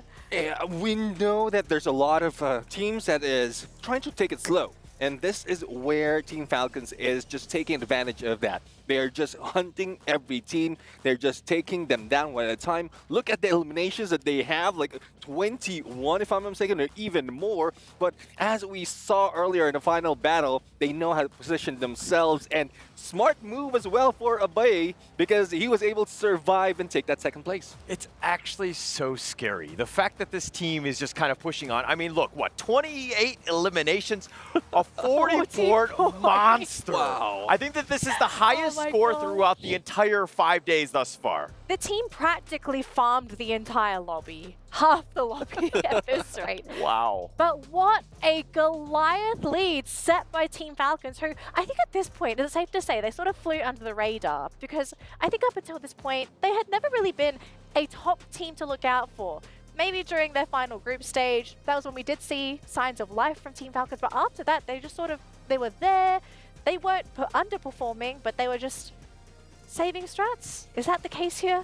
Is it the magic of saving strats? Well, it is possibly that it's possible that they're saving strats. It's possible as well that they're trying to catch up to the points that they lost in Point Rush, because from Point Rush they only grabbed 1 point. And compared to Buriram United, who already have 8 points, they need to catch up. They need to put in all of those investment in terms of elimination. I mean, can you imagine that? You're 7 points behind. You're like, yo, I'm just going to do 40 points in this one. I'm just going to put myself at such a head start that it's going to make the rest of the day super easy. Not to say that, you know, that isn't at risk, because BRU can come back, but this is an amazing game for them. I mean, everyone can come back at this point in time, right? Yeah. It's the grand finals. But just seeing this from game number 1, Falcons, I think they now have to sort of watch their shoulders, because teams are looking at this and they're saying, hey, Falcons got 40 points in game number 1. We've got to close this gap somehow. Hot drops, very likely possibility. Aggressive play, very likely possibility. But what are you going to do here now that you're Falcons? Okay, you've set yourself up with such a fantastic lead. How do you maintain this without being eaten up by all the other teams? Well, for me, I think they can just maintain their usual ways until they are caught. Because, so looking at Peter right now, with 11 elimination, they can fight back whatever. Peter, 4,000 damage. Game number 1, Hauler. What are these numbers? Absolutely crazy. I mean, 11 eliminations for one player. Some people struggle to get 11 eliminations in an entire round, but for one player to get it and to kind of hoard everything is an amazing, test of excellence for this guy. I mean, he's an absolute beast. Definitely someone to look up to if you're looking to get better in that game of Free Fire. But we have to shift our focus now because we finished up game number 1. Teams are obviously thinking about game number 2. There's no point about thinking what happened on Bermuda. Yeah. What is the game plan now for teams moving into Purgatory? Because that is map number 2 for today. Water circles, having those very open circles as well. What are we kind of looking at here, Neptune? How would you prepare yourselves going into Purgatory? Well, it's pretty much the same as Bermuda in terms of terrain. There's just a few differences because of the gap of land. You keep mentioning that every time we jump in Purgatory, there's a huge chance there will be a water circle. So that's the only thing that they need to think about. But there's a lot of exit as well because zip lines are all across the map. So there's barricades, there's point of entry, there's point of exit, so they just need to plan that out, especially from their drop spot. I mean, that's the best part about Purgatory, that river. I mean, who knows where the circle ends up being, and it might put you in a bad spot. So I love that, the fact that there's a very tactical element to this one. But going into this one, I'm really worried about the Brazilian teams. 3 Brazilian teams went out first in the last game, right? So they're already very, very behind. They really need to catch themselves back in this. They got to catch up somehow. But how do the Brazilian teams generally do on Purgatory? I think that's what we kind of have to look back at, right? Because we have some of the numbers from these previous games. Is it still a tie domination on Purgatory, or do the Brazilians have a chance here? Actually, looking at numbers from knockout stage, 2 of the Brazilians like Matthews Miners as well as Loud is 3rd and 4th. So there's it's not bad. Yeah, I mean, there's a huge chance. And the one topping this from the knockout stage is All Gamers as well as Twisted Mind. So none of Team Falcons, none of Buriram United really showed off. But we've seen that so many times from Buriram United, and they just are trying to get momentum until towards the end of the day. I mean, Netshoe Miners did get the booyah yesterday on this map, so I do expect them to play much better than they did in this last one, right? So I think that we're going to see a little step up there. Another team to look out for is going to be EVOS. That is a team that gets a lot of kills on this map, so it's going to be very interesting. Yeah, actually, speaking of EVOS, let's bring the discussion to the Indonesian teams because there's a lot of discussion on the Thais as well as the Brazilians. Indonesia, okay, I think this is something that we wanted to talk about, but we didn't have enough time earlier today. EVOS Divine, they did a remarkable job yesterday, and I think a lot of the Indonesian fans are looking forward to EVOS Divine. Sure, they came fourth, I think fourth in Bermuda, but RRQ coming in second because of that amazing play from Abehai, hiding behind the rock, did not peek his head out. Sometimes you got to play smart. It's not so much for getting eliminations, you got to survive. But is this maybe the day that Indonesia sets that pathway open for an Indonesian champion? Because so far, it's just been the Brazilians and the Thai teams. I mean, if I'm going to say anything about EVOS, is that they really want it. They got 7 kills in the last one, and they just got knocked off, I think, in the end by BRU. So it's like one of the situations where they're trying their best, but they run into the wall that is Thailand. There's a huge potential for them as well, because from qualifiers, they went against like Thai teams like Buriram United and Twisted Minds, and they still managed to grab the 4th place. So that's something that can show so much already. It's just the addition of the Brazilian teams right here that can be a problem, but so far it's not looking like that at this moment. It's game number 1. Yeah. Anything can happen for game number 2. But you know what else can happen? We also have some stream rewards. So if you guys didn't know, all you have to do is tune into the broadcast. And for every milestone that you hit, you will be taking home some free goodies. Yes, we all love to take home some free stuff, don't we? So just for 3 minutes of watch time, you will be taking home a random loadout. If you stick around for 15 minutes, you're going to be given a golden voucher. A lucky voucher is going to be waiting for you if you can watch for 30 minutes. And if you stick with us for an entire hour, you'll get your hands on a Free Fire World Series loot box. So just tune into any of our streams labeled underneath those rewards. Start building up that watch time. Get those free goodies. This stuff is for you. This is a thank you from us to all of you watching the broadcast and being here, joining us today as we eventually crown our champion here at the Free Fire Esports World Cup. So again, a big thank you to all of our survivors tuning into the broadcast. Now, luckily for us, it looks like game number 2 is ready. Purgatory, the stage is set for these teams. Are we going to be getting a back-to-back booyah, or are we going to be getting a brand new team to lock in those points? Tossing it over to our casters right now, it's Tash Bunny and Ovi. Take it away for game number 2. Home crowd buff is real. We saw that happen just now. One of the highest eliminations we've seen yet. The crowd must be completely going bonkers right now, and it looks so good for the Saturday for Falcons. Now let's talk a little bit more about what we can expect toward the end of the day. Brazilian teams went out a little bit too early just now. What do you think is what we're going to be expecting? For Brazilian team, I think they need to step up for the second match, because right now most of them already eliminated in the early games. So the chances are in map 2 in Purgatory, they need to find a place for them to get back, get their equipment, and then do their rotation instead of hot dropping one of the Thailand teams. It's going to be really interesting when you talk about the Thai teams as well, right? I mean, when you are playing against a crowd that does not want you to win, a crowd that might potentially boo you, a crowd that's not yelling your name, the pressure must be incredible. Oh, of course. Of course, the pressure gonna be incredible, because right now, what we are seeing on how Falcon will go stronger. And now, ladies and gentlemen, we are about to start for Map Purgatory, match number 2 for today. And the 12 teams are getting ready with the flight path coming from Motherworks more towards the campsite. We are going to see on how the 12 teams going to their drop spot. Gonna be an interesting one if you look at this, because we saw hot drops happening from Team Solid, and it didn't work out very well against them with Team Buram just now. We've seen hot drops by Team Solid also toward Gaming Gladiators. They didn't come up on top for that particular one as well. So I'm curious to see if now is the time they decide, okay, let's go again, instead of hot dropping, let's just play our game. And right now, what we are seeing for Team Solid, they are still going towards Brasilia. And next to them are Netshu Miners. But right now, they'll be fighting Buriram. Got that hit shot. What a nice game shot right there. But for Tesh, from what I'm seeing here, coming from the 12 teams, right? We are seeing on how Falcon, with that homegrown buff, getting 28 elimination points on the first game. Right. Do you think that they can take it for the second round?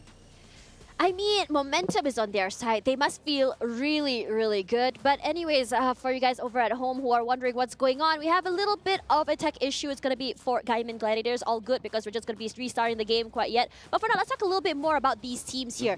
I think just now you did mention about the home crowd buff, and this is a very interesting one. I think for, you know, as we know here in Riyadh, most of the players, most of the fans in the STC arena are just completely screaming for Falcons, and I don't blame them, because this is, I mean, the Falcons test is just a stone's throw away. Obviously, they are going to be one of the favorites, but you know, coming from all these players, they have played in global series before. They've played so many lands. I'm sure there's something that they have already expected to feel, but at the same time, it's a double-edged sword, right? We talk about home crowd buff.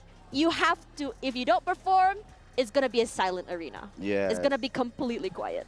But when you are on home crowd buff, you feel the pressure. You have to win, and it feels good being able to raise the trophy in front of all of those supporters, all of those people. And as far as I know, and I'm talking to so many of these supporters, they say regardless of what game it's playing, whether they are a fan of that game or not, they will come down and support every single division of games for Falcons. Oh, then that's great. Then we know that for Team Falcon, they are supporters behind them. Yeah. They'll be doing their best and will show their strength for today on all 6 matches. You know, we always talk about home crowd buff, right? But we never talked about what the Brazilian fans are like. Brazilian fans are some of the most passionate fans I have ever seen. I'm sure Carol can vouch on me on that. They are loud, like a loud team from there. They are passionate, and they are one of those teams, I think even if they're not here, I'm sure that their passion, their spirit, their cheers can be felt miles and miles away. I do agree, because there are times where I hear they are shouting, giving some support as well in the arena towards Team Loud, either Team Fluxor, Team Solid, or Netshu Miners as well. So I think for them, they need to show what they can take on. You know, they have seen interviews in esports before where teams who do not have the home crowd buff, they want to say they want to silence the arena. But I think for Team Falcons, they want to keep the arena alive. Oh, yes. I mean, come on. this is their time, right? To go aggressive, make the crowd happy, and also on home soil. This is the time for them to shine. No better time than that. Now, let's talk a little bit more about what we can expect. For Peter just now, in Team Falcons. It was a very interesting one, right? Because I think a lot of eyes, I think we mentioned that we always see one more that's always the one that's getting these pickoffs. But quietly, Peter, 11 eliminations, what? Oh, he is doing it aggressively today. And for the first match, I think it's a great start coming from the team as well. And Peter really supports his team. Right. He really done it. He went in with that Bison as well, taking out one by one of the players' enemies when they're fighting, but top-notch. Top-notch? Top-notch. Top-notch. Really good plays for them. Another team that's doing pretty well as Buriram United, let's be real here. Despite the fact that it wasn't an explosive style play that we saw from yesterday, a bit more quiet in the beginning. And I think it's really good that they have this, because sometimes when you are in the first match of the day, you have to really get acquainted with what we want to expect. Because what you played or who you played against yesterday may not be the same mindset that's coming into today. So what has changed, honestly? And I do agree with you on that part as well. For Buriram, they were holding off peak compound during the early game, and that made Team Solid had to take a place away or a to move out of the way. They can't do anything. Yeah, they cannot do anything. They tried, and they cannot budge Team Buriram. They immediately lose 3 of the players as well. Yeah. So for Buriram, they are doing good, but they need to do better for the next round, because right now they are behind 16 points.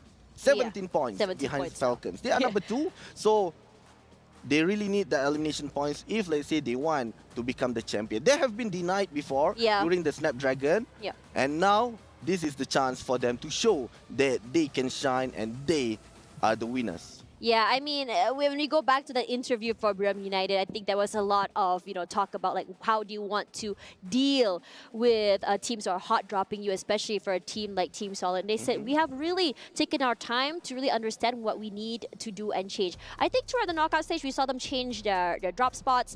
We saw them kind of like just give up the space. But today, because I think they're still riding off of that momentum from yesterday, they are hot and they are very aggressive. They are very quick on that to answer back that hot drop itself.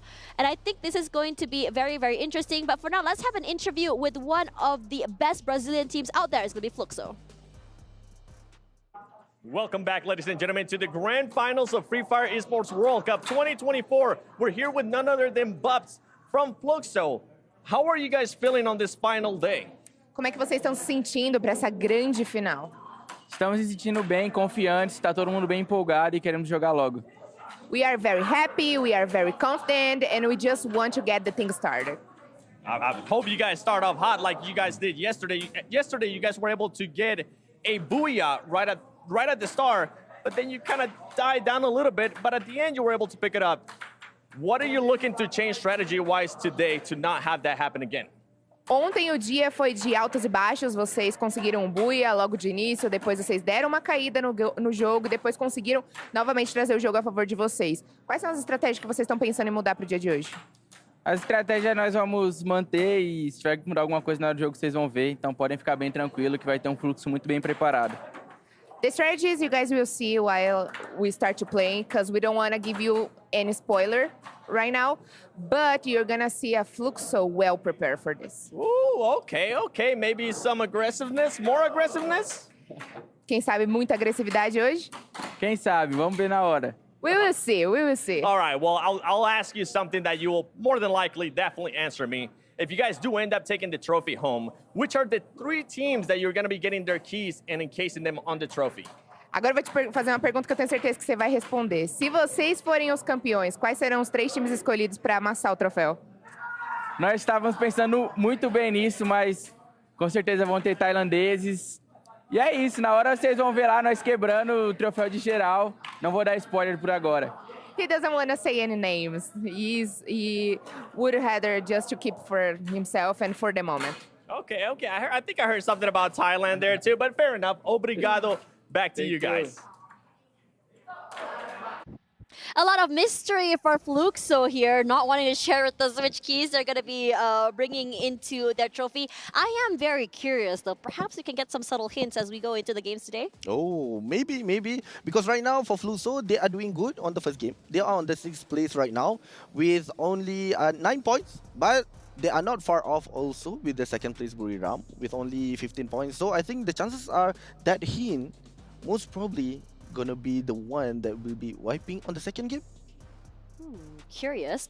I don't want to jinx anything. As we go into this one, though, I think we were talking a lot about the Thai teams. We were talking about more, and I think that for this particular game, let's be real here. The lead that has been set up by Falcons is huge. It not only is so far enough that it puts them ahead of the other teams, it gives them so much wriggle room if, say, they were knocked out early, if, say, they were to make any mistakes. Because again, this tournament, this is one of the shortest formats we've seen thus far. There's no such thing as a warm-up very early, an introduction match, ice-breaking, no such thing. You hit the ground running.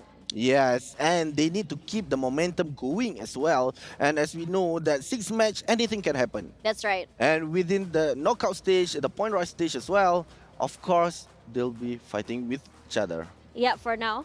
But for now, we do have an update about the Club Champ rankings. And I'm very excited about the Club Championship rankings here with Team Falcons with 1,600 points now as Selangor Red Giants, our representatives of Malaysia, finally getting a win of their own, giving themselves the next, I would say, silver icon in their name, 1,000 points in the bag. In the bag, congratulations to Selangor Red Giants. Immediately won the championship as well. Yeah, that's right. It's going to be very exciting as we look at this one. For you guys who are at home who just turned in, Club Championship points is by championships. So each, I would say, club has their own esports or I would say titles under their name that they have competed for. The more you win, the more points you get, and the org with the most wins brings home the biggest prize, which is the champions or victors of the Esports World Cup. Yeah, and we'll be bringing in the 7 million USD as well. That's a lot of money. What would you do with $7 million? Since I don't have it, I also didn't think about it. Good enough. I'm sure, I mean, speaking of prize money here, $1 million on the line for the winners of Free Fire here at EWC. That money, not only is it life-changing, but also a slot to the Free Fire Globals happening very, very soon. And also, potentially, not only is your name on a monument, also etching yourself as one of the best in the world. Yes, and making history as well as the first EWC Free Fire winner, regardless, as we go into map number 2. Ladies and gentlemen, I would really love to implore that you keep your eyes on the screen. Falcons have built the lead compared to the rest. The question is, how long can they hold on to it? Oh, then we will be seeing on how the team plays with a Purgatory will be the next match, and the flight has taken off from Moat House towards Centrals. The 12 teams are preparing to go to their drop spots. A very exciting one as you think about it again. Now, just though we barely really got to see anything that happened, perhaps a change in pace. You can see Sming already dropping quickly to our Moat House, and I love this, I would say 2-1-1 formation coming through. Allows them so much information. It allows them to quickly just play off each other if they want to. Allow them to, I would say, individually get pickoffs if they want. Oh, and also right now what I'm seeing here, Tash, yeah, for Falcon, they are getting closest towards RRQ, where RRQ will try to drop at Central, but as usual for Falcons, they are taking Fire Brigade. Usually they will go towards Lumber Mill, but the flight path most probably a bit further away, making them moving towards Central. But on the other side, look at where Team Solid has dropped here. It's over on Brasilia. They are quite separated from Netshoe Miner, but it's Tatu very, very close to them. Oh, they will be fighting within each other, but we have AG Global. Oh, hey, shot! With that shotgun coming from Ray, first blood belong to Evo's Esports. Great start for them. Perhaps this is exactly what the Tigers needed to give them that momentum push ahead. Carmel knocked down already. Look how quickly every single member for AG Global is picked up. Kill leader, Eva's gonna be happy just being able to just start off on the right foot here. Now looking over to the other members, I think we saw the interview with Fluxo just now, how they said that we can expect so many new things, new changes, and it's going to be very exciting for them today. What do you think so far? Oh, I think for right now, for Fluxo, they'll try to play it safe. And right now, they are in Quarry as well as Golf Course and Mount Villa. They have a big split there. The chances are they'll try to make sure that their equipment are getting much more better before they engage in a fight. And closest to them in Marble Works are Buriram. So the chances are, if let's say without a complete equipment, if they go to Marble Works, then there'll be one-sided fights there. A very interesting situation if you think about it. I think for a 3-1 formation just now from Team Solid, I think they had the idea, okay, let's just try and find out who is the one we're going to be trying to go up against. And I think they really realized that he's not going to be able to find any stragglers. So I like how they're like, okay, for a 3-1 formation from Team Solid, it's like, okay, let's try and see if we can go aggressive or not. Tattoo 13 probably said, probably not. They're playing very close to each other, but it'd be hard to just really break into the defenses. Let's take our time. We don't want to be knocked out a little bit too early. As the panel said, the Brazilian teams, 3 of them in fact, were knocked out very, very soon. This is the game that they need to play catch up on as the amount of maps slowly dwindle throughout the day. Yes, I do agree as well. And zone is shrinking right now for Team Solids. They tried to move towards Central as well, where RRQ is there. And right now they are using Arvon to make sure that they are no enemy when they are using that zip line. But they are playing it safe. They knew, they put the first Arvon and they were there, but the chances are they'll not taking the risk as well. And this is the gameplay where Ray was a quick shot with that shotgun as well, and aim guard with that throw gun towards Caramel, supported by his friend. It was a good and deadly fight that they were having. Yeah, I really like his movement just now, really displays so many of the team members. And in this situation, when you saw that first drop, everyone was sort of really separating from their teammates. And this is what I really like about how teams are just so quick on that revive as well, which means that they're allowed to play separately. They have to go for a 2-1-1, they can go for a 3-1, they can go for a 1-1-1. In fact, we saw that Loud have doing that in the beginning of the week. Now, Tattoo 13, quick on that initiate. Abai High knockdown already, and Razor quickly brings him back into the game itself. Team Solid, not quite done yet. Sees Mal, takes him out, and they're gonna quickly just demolish that glue wall. And I love that follow-up coming from the team. Dutz as well will be the next potential victim. He's so low, finds Extrap 7. This answer back is with Guaxa. It's gonna be looking very, very rough for RRQ, but despite that, they still manage to answer back. But the kill leaders right now will be NMG. We'll be seeing a replay very, very soon on that, but NMG is the one here. Long-range fights toward Team Solid. Oh, NMG just joined the party. We can see that how RRQ and also Team Solid were fighting, but unfortunately for Team Solid, they have been wiped out on the 12th place. And right now, what we are seeing, Twisted Mind with Loud as well, with RRQ has been knocked to the lobby on the 11th place. No, Abai High, we saw him run away and tried his best to stay alive. But hold that thought. Loud in trouble here. Twisted Minds putting in a lot of damage. Sming does find Yago in the end, but the other members of Twisted Minds are already down and out. A 2-man disadvantage here. They move out of the way. Also on the bottom side of this terrain, no high ground advantage. Cannot hold on for any longer. It's up to Diamond to keep the team going. What a great shot coming from Saming just now before he was knocked down with that Woodpecker. One shot towards the enemy, but immediately been revived as well. But for Saming, 1 versus 4, of course, he will not able to survive. But it's a tall right now, order to ask. We have 10 squads remaining, 37 players, and we are in the 5th minute. The highlight for Game 2, we are seeing they will try to farm more and more elimination points, and with the zone in Brasilia right now, everyone is getting prepared. It's a very interesting situation because I wasn't expecting RRQ and Team Solid to get knocked out that early. Yes, they had protocols in play, but I think for Team Solid is about that situation where they're not able to move anywhere. They can't run because where they go behind them was EVOS, in front of them was, I believe, was RRQ. What can you do in that situation? And the same thing could be said about RRQ. And I think we saw that in knockout stage where a lot of teams were just quietly waiting, attracted to the sound of gunfights, and then just slowly just collapsing and third partying. I wouldn't be surprised if today was the same day to do that again. And I do agree with you. For Nation Miners, they are really taking that opportunity as well. When RRQ and Team Solid were fighting together on that bridge near golf course. But for Nation Miners, they already on the first one to drop in Brasilia, and they knew that there will be some teams are coming from golf course because the zone what we are seeing just now are coming towards Brasilia, towards fields, so they have no choice. If let's say they do not come now, then the chances are more and more teams moving towards the compound, holding their ground, gatekeeping everyone from coming towards their zone. Honestly, in this situation for Falcons, I thought it would be a little bit more loud for them, given the fact that they had such an incredible start today. But understandably so, how they don't want to go too aggressive. Speaking of aggression, it's going to be NMG that will be the team that's going on the aggressive.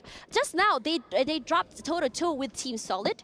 They took down Team Solid and then finally moved around the area and took out any stranglers coming in the way. I think there were members coming through because look at how many people are coming and rotating toward them. But for this time, it's going to be Loud coming in and taking out the last two members of Twisted Minds. Diamond was all alone, and I love the fact that they're just collapsing straight onto them. Still, he has to stay alive, trying to stay to bring his team glory. Diamond knocked out already. Quad for Drax, in fact.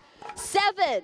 Playing catch up, not only on a -5, but they can show us that despite the early ending they had earlier, they can just really surprise us with a snap of a finger. Oh, and right now for Twisted Mind, Exposy is still alive, trying to survive, trying to reset his team, but he needs to be careful. For Exposy, he in the middle of the zone in fields. The chances are nearby with him is Gaimin Gladiators, so the chances they'll be fighting as well. But for PE Sports, we are seeing they are coming towards AG Global as well on the hillsides there. Look at how many teams have not entered the circle yet. They're just trying to wait toward the sides of the circle, hoping to catch any stragglers, hoping to keep anyone as much as they can. Going into the circle early means that you're going to have to take these early fights, yes. And it's very dangerous to be knocked out super early. But my concern right now for most of these teams is, if you're late to the circle, being gate-kept, and you don't have the most opportune of, I would say, win conditions, talking about high ground, talking about positioning, what can you do here? But let's see what they have on the table, because for Twisted, it's only Diamond all alone there. Up above, just being revived by Exposy. So now it's quite dangerous for them because Loud is very nearby. They are. And if they say they're mad, but right now we are on the second zone, so the damage is not being so harsh toward the players. They can still be able to revive with only 1-2 med kits, but they need to be fast. But especially Falcon as well. What I'm seeing here, Falcons, they drop towards the Fire Brigade, they move towards Lumber Mill, but they are not here yet towards the zone. Whereas the zone is shrinking towards the third one, where everyone is already going inside. AG Global will be the one inside of the circle, taking this compound. Could potentially get the pickoff onto PE Sports, and they do. Cypher, with the opening, finds Hwang Un. Massive play. Buys a lot of time, in fact, by putting that glue wall up there. Potentially keeping them alive for a while longer. Not only just keeping them alive, denying any space as well.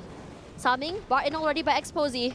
And this situation for AG Global, we saw them very aggressive yesterday. Had quite a number of eliminations. Very quiet here, not able to get to the zone. And what's more interesting is the fact that, despite the fact that they were trying to gatekeep PE Sports, it's them that is trying to get out of the compound to go into the open area as PE Sports prepare to just completely collapse onto them. Oh, and right now we are seeing LBT using the portal go as well, making sure that he'll be the one gatekeeping them. But can he make it? Can he gatekeep 4 of the players coming from AG Global? Whereas 3 of the players coming from PE Sports are way behind on the hillsides on the right. But right now they are taking their time. They don't want to rush over things because they knew if they will be fighting close counter, then the chances are they will be third-partied by NMG as well, which is only nearby towards them. Loving this chip damage coming through from both teams. Both teams not really willing to really go all in here. Understanding that they didn't go too aggressive earlier. And speaking of aggression, here's a team that we saw aggressive yesterday is Buram United. coming in toward the northern side. They find themselves near the other members of Twisted Minds. They're keeping very, very safe. And Twisted Mind at a man disadvantage compared to the rest. And I'm understanding that for Buriram United, they want to take advantage of this high ground. They don't want to be third party at the same time. Waiting for the right time, perhaps trying to fight for this arsenal would be a good thing for them, giving them so much value in terms of their utility, in terms of weapons. And right now, what I'm seeing here, Loud is next to Buriram. Fluxo as well. Are they going to sandwich Buriram right here? Could happen. I wouldn't be surprised if that was the thing. You can see that there's just so many shots coming through here. Carmel finds Saming and Bunzin just finds another. And this situation, Saming knocked down already. Loud is the kill leader, in fact, for this one. -5 points, no problem. They want to go aggressive. But our whole crowd heroes here. Peter rushes through. Just now, Peter with 11 points in the bag. Can he just ride off that high? And he wants to try his best to break all of that utility. He takes a space round, caught off guard here as a sandwich between him as well as his teammate. Peter's going to be very happy with one. Nando 9 knocked down already. The other members of NMG stuck inside of this compound, cannot move anywhere, stuck like rats, and they get eliminated at 10. Falcon did it again at 12 minutes. 4 eliminations has been coming towards them easily, and now they are moving closer towards AG Global. Only divided by them is that wall.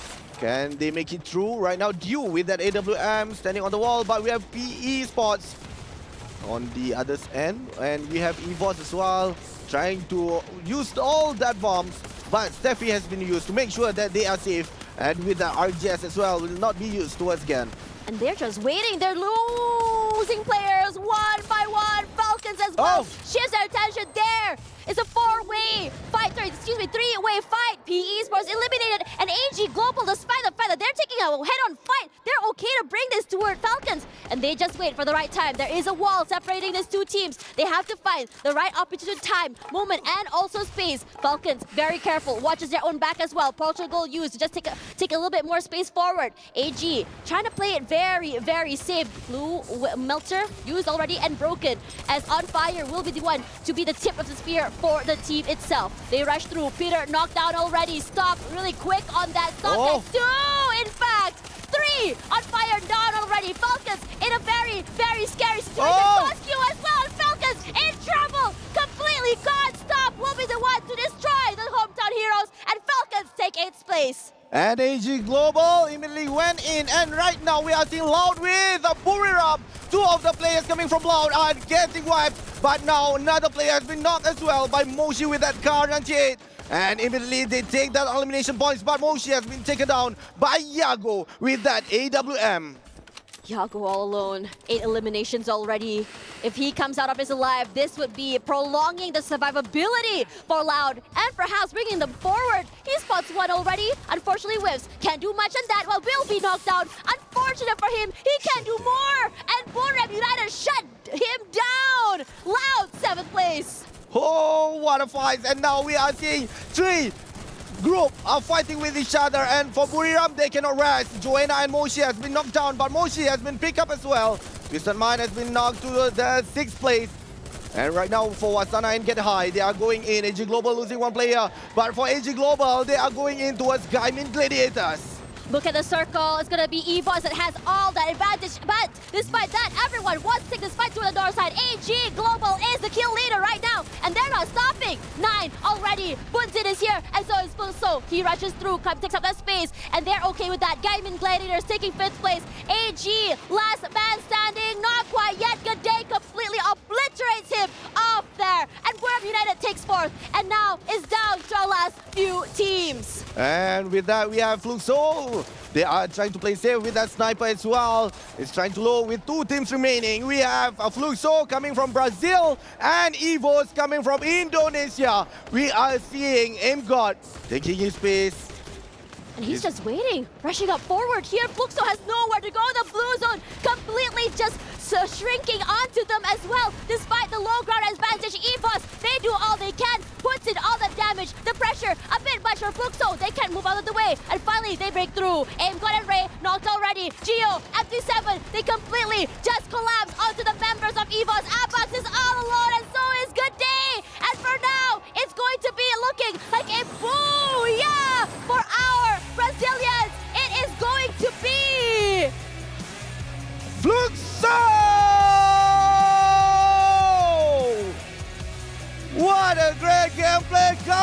Fluxo.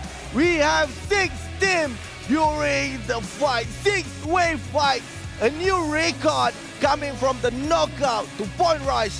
We are seeing only 5-way, but now 6-way team. Fluxo eventually came out as the winner for the second match of this map.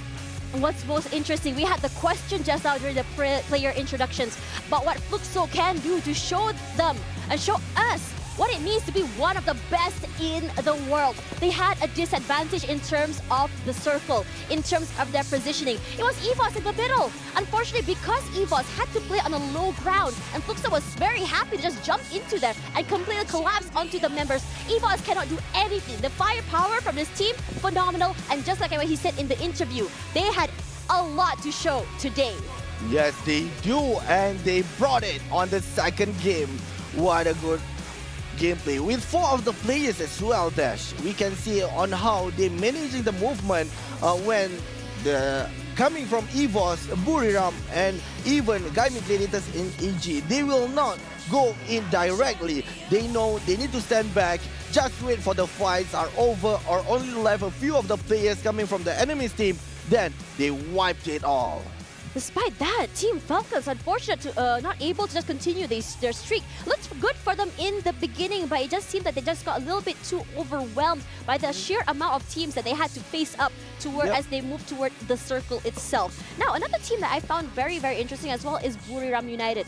A team that, despite the fact that not getting these booyahs, consistency is key. They still make it to the last few top 4, I believe. Yes, I do agree. They were on the 4th place just now, and they were doing great. Although, unfortunately for them, they were being sandwiched as well by the others. We can see on how the fighting were towards each other. For now, we do have an interview. Ladies and gentlemen, let's have a look to what this player has to say.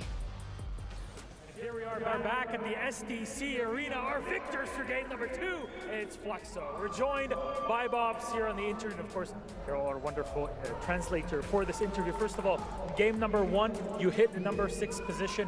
What happened there? What helped you recover for the Booyah in match 2? O que aconteceu ali? O que ajudou vocês a se recuperar para a Booyah?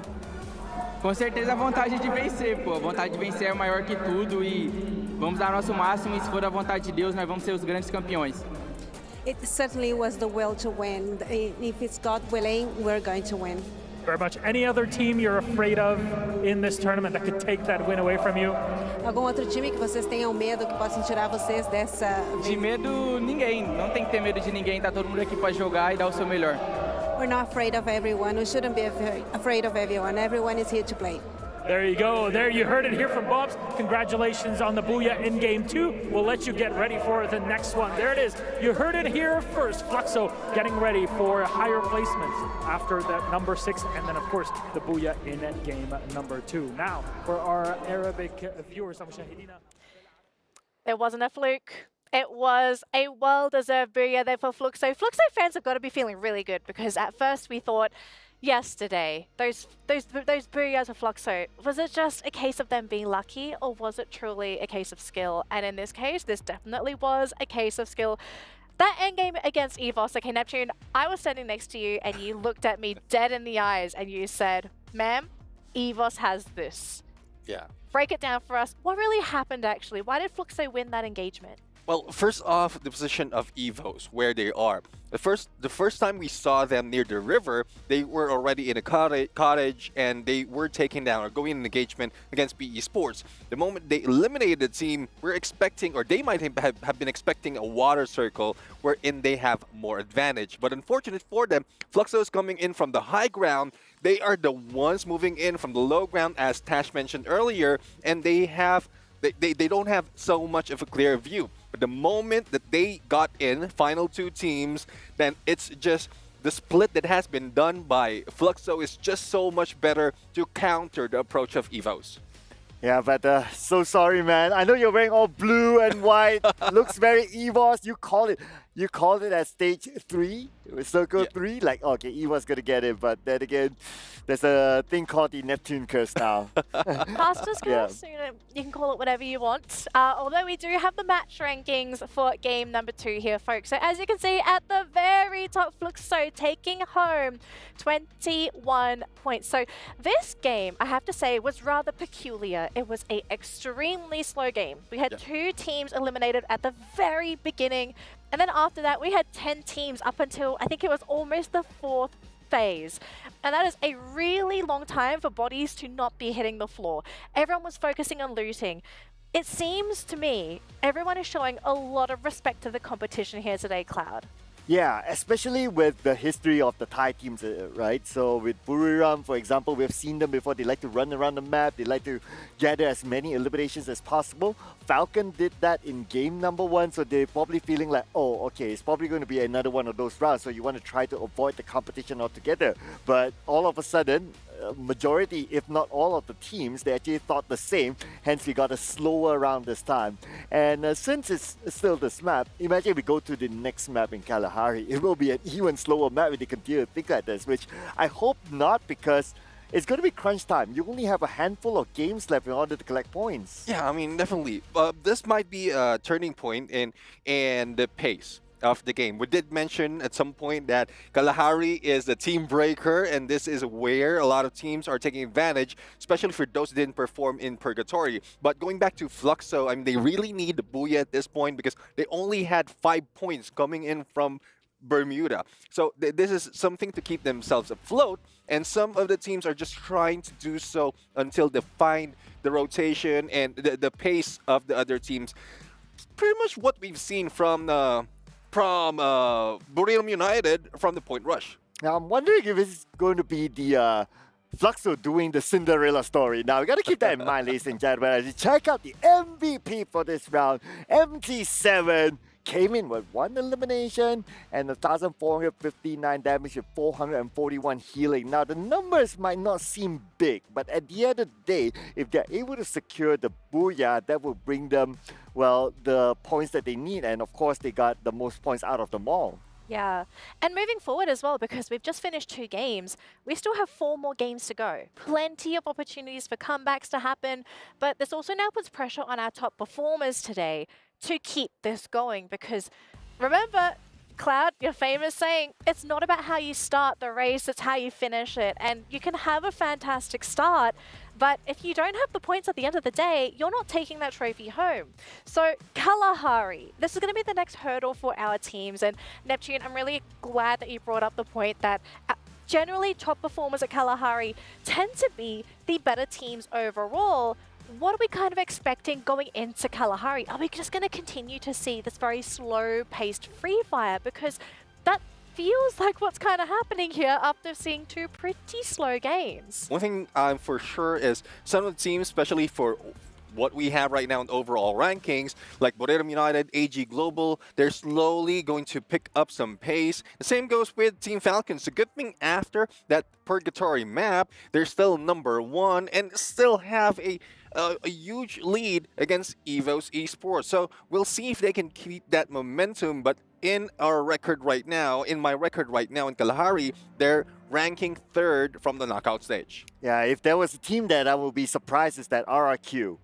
And based on track record as well, they normally do well in the first 2 maps. When we go into Kalahari onwards, we don't really see them popping up based on the stats in this tournament. So they did bring a little bit of hope when we started off, but now they're starting to lose steam. So I don't know if they'll be able to make that big comeback. I'm not sure if I agree with that. Neptune, I'm not sure. I feel like you're going to agree with me on this.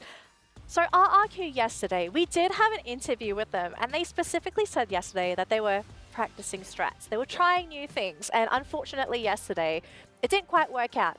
But based off of my knowledge, and I think yours as well, RRQ love Kalahari.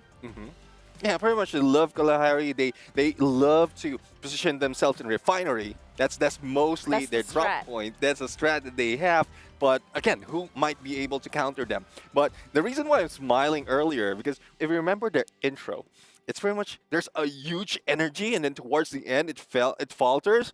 pretty much the same as how they played the game. So huge energy from the start, and then slowly dies down towards the end. So hopefully they can recover that a little bit of boost coming from fans, from supporters. Might be able to do that, as well as how well or any feedback that they get from the test that they have yesterday. Yeah. Just a reminder to all of our viewers as well, we do have some live stream rewards. So if you didn't know, all you need to do is to tune into the broadcast and you'll be in the running to pick up some fantastic goodies. This is not a giveaway for 1, 2, 3 people. This is goodies for every single one of our amazing viewers. So as you can see, if you watch 3, 15, 30 or 60 minutes of the broadcast, you will be getting an even bigger reward. And yes, if you watch 60 minutes, you get to take home the entire thing. So be a winner. Stay with us here for the Free Fire Esports World Cup, because not only are we going to be crowning a champion, but you guys are going to be rewarded very, very handsomely as well. Gentlemen, it looks like we're ready to jump into game number 3. Very quickly, predictions before we throw to casters. I'm still looking forward to Falcons' performance. Still, the blue team, Riyadh United. Thank you so much, gentlemen. We're going to throw it over to our casters. Right now is Tash Bunny and Obvi. Take it away for game number 3. Hitting the halfway mark of today, maps are slowly dwindling in number. And the question is, what can these teams at the bottom do to bring it back? We've seen it yesterday from Riyadh United, halfway mark, just go completely bonkers as the end of the day. Let's see if our teams over on the bottom side, the single-digit teams, such as PE Esports and Team Solid, can just sort of mindset shift, and bring it to the end. Yes, I do agree as well. With that 1-digit points, they need to wake up. They need to be prepared for the third game, because right now, if let's say they are not going into the third game with a better mindsets, then the chances are another 3 games will be harder for them to chase about the points. Because right now for Team Falcons, they have 49 points. Yep. And for EVOs, yeah, that shocked us. They climbed to the 2nd place. I mean, again, reminding everyone here that anything can happen. This is the cream of the crop, the creme de la creme of the best teams here in the world. Kalahari, a bigger map, perhaps what these teams need to really bring themselves back into the game. Ladies and gentlemen, eyes on the screen, halfway mark of the day. Let's see where they drop. And the flight path coming from Conceal Hall towards Mammoth. We have a next shoe miners towards Confinement, followed by PE Esports and EVOS going to Conceal Hall and Shrine as well. Falcon move towards Bayfront, but we have On Fire trying to be the scouter to see either next shoe miners will be going towards their compound. But for the others, what we are seeing, Team Solid with Buriram. Will they fight again? But right now in Stone Ridge. Interesting. I was expecting more hot drops, not quite happening yet, and understandably so.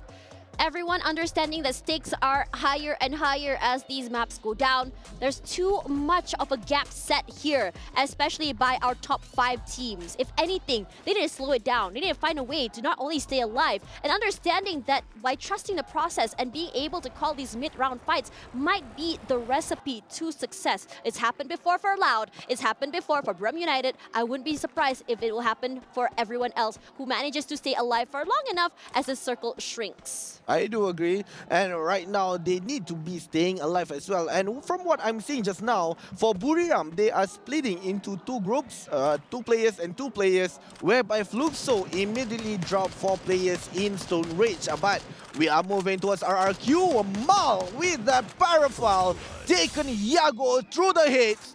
Amazing first blood goes towards RRQ. Ooh, the crowd is completely electric. Everyone yelling, whether or not home crowd advantage.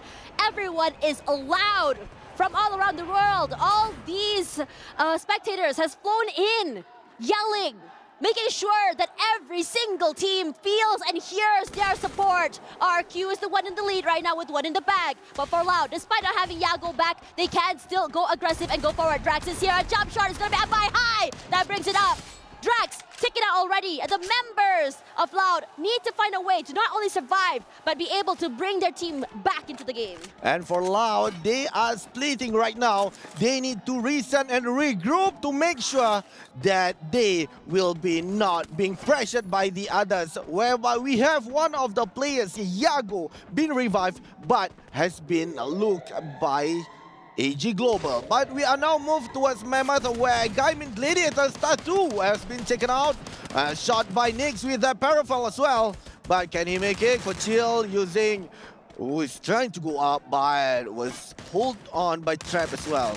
Look at how aggressive all these teams are. The kill feed is going crazy. Now, Team Solid still here. Going on, taking up the fight here. Nyx dropped already, 18 dear. The Wonder Child so very low. Not done quite yet. He finally finds him in the end. And now, Gaimin Gladiators in the lead, 4 in the bag. Not able to really secure that point, but it's enough for them to win this area through and through.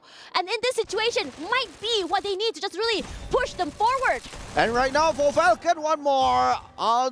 Unfortunately for him, he was taken out by Evos, but Aim God has been revived. We have one of the players, Abax, as detected on fire.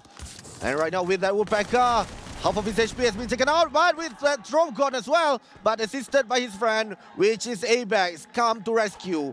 2 players coming from Falcon has been kidnapped by Evos. What a word to use, huh?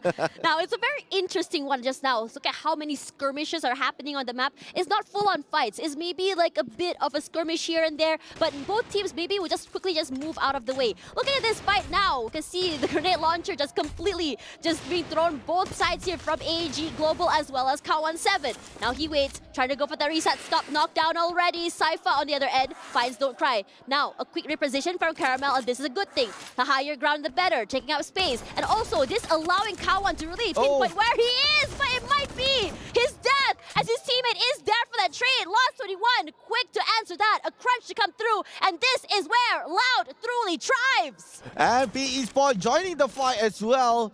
Just neighbors, but they are not within the same compound. They'll try to fight each other within that long-range weapon, with that Woodpecker, with that SKS as well. But we are moving towards Buriram and also Fluxo in Stone Ridge. They are going to fight once more.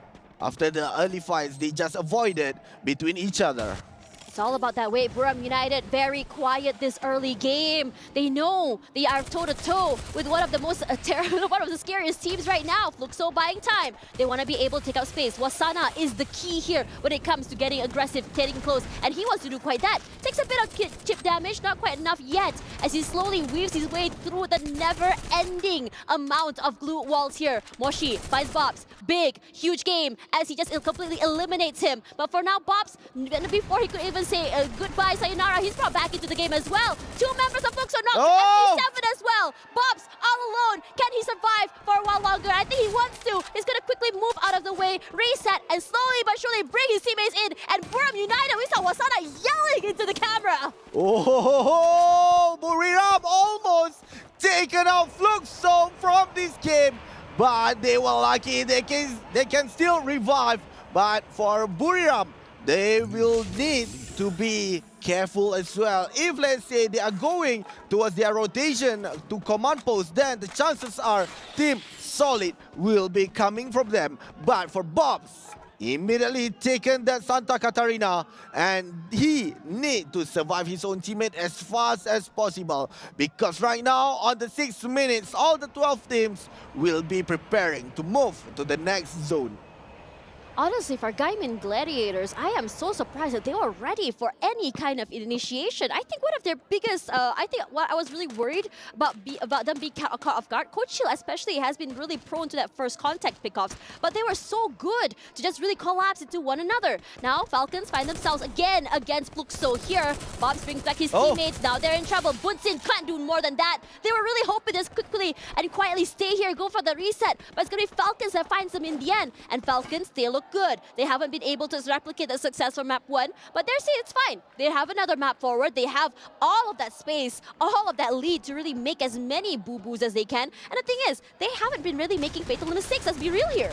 And for the Evos as well, they are number 2, but they are getting the 5 eliminations for the 7th minute. Abas got one more, but PE Esports right now is trying to survive. 3 of the players has been taken out, but Huang An, can he survive? He's trying to run away. Evos with that 8 elimination points on the 7th minute.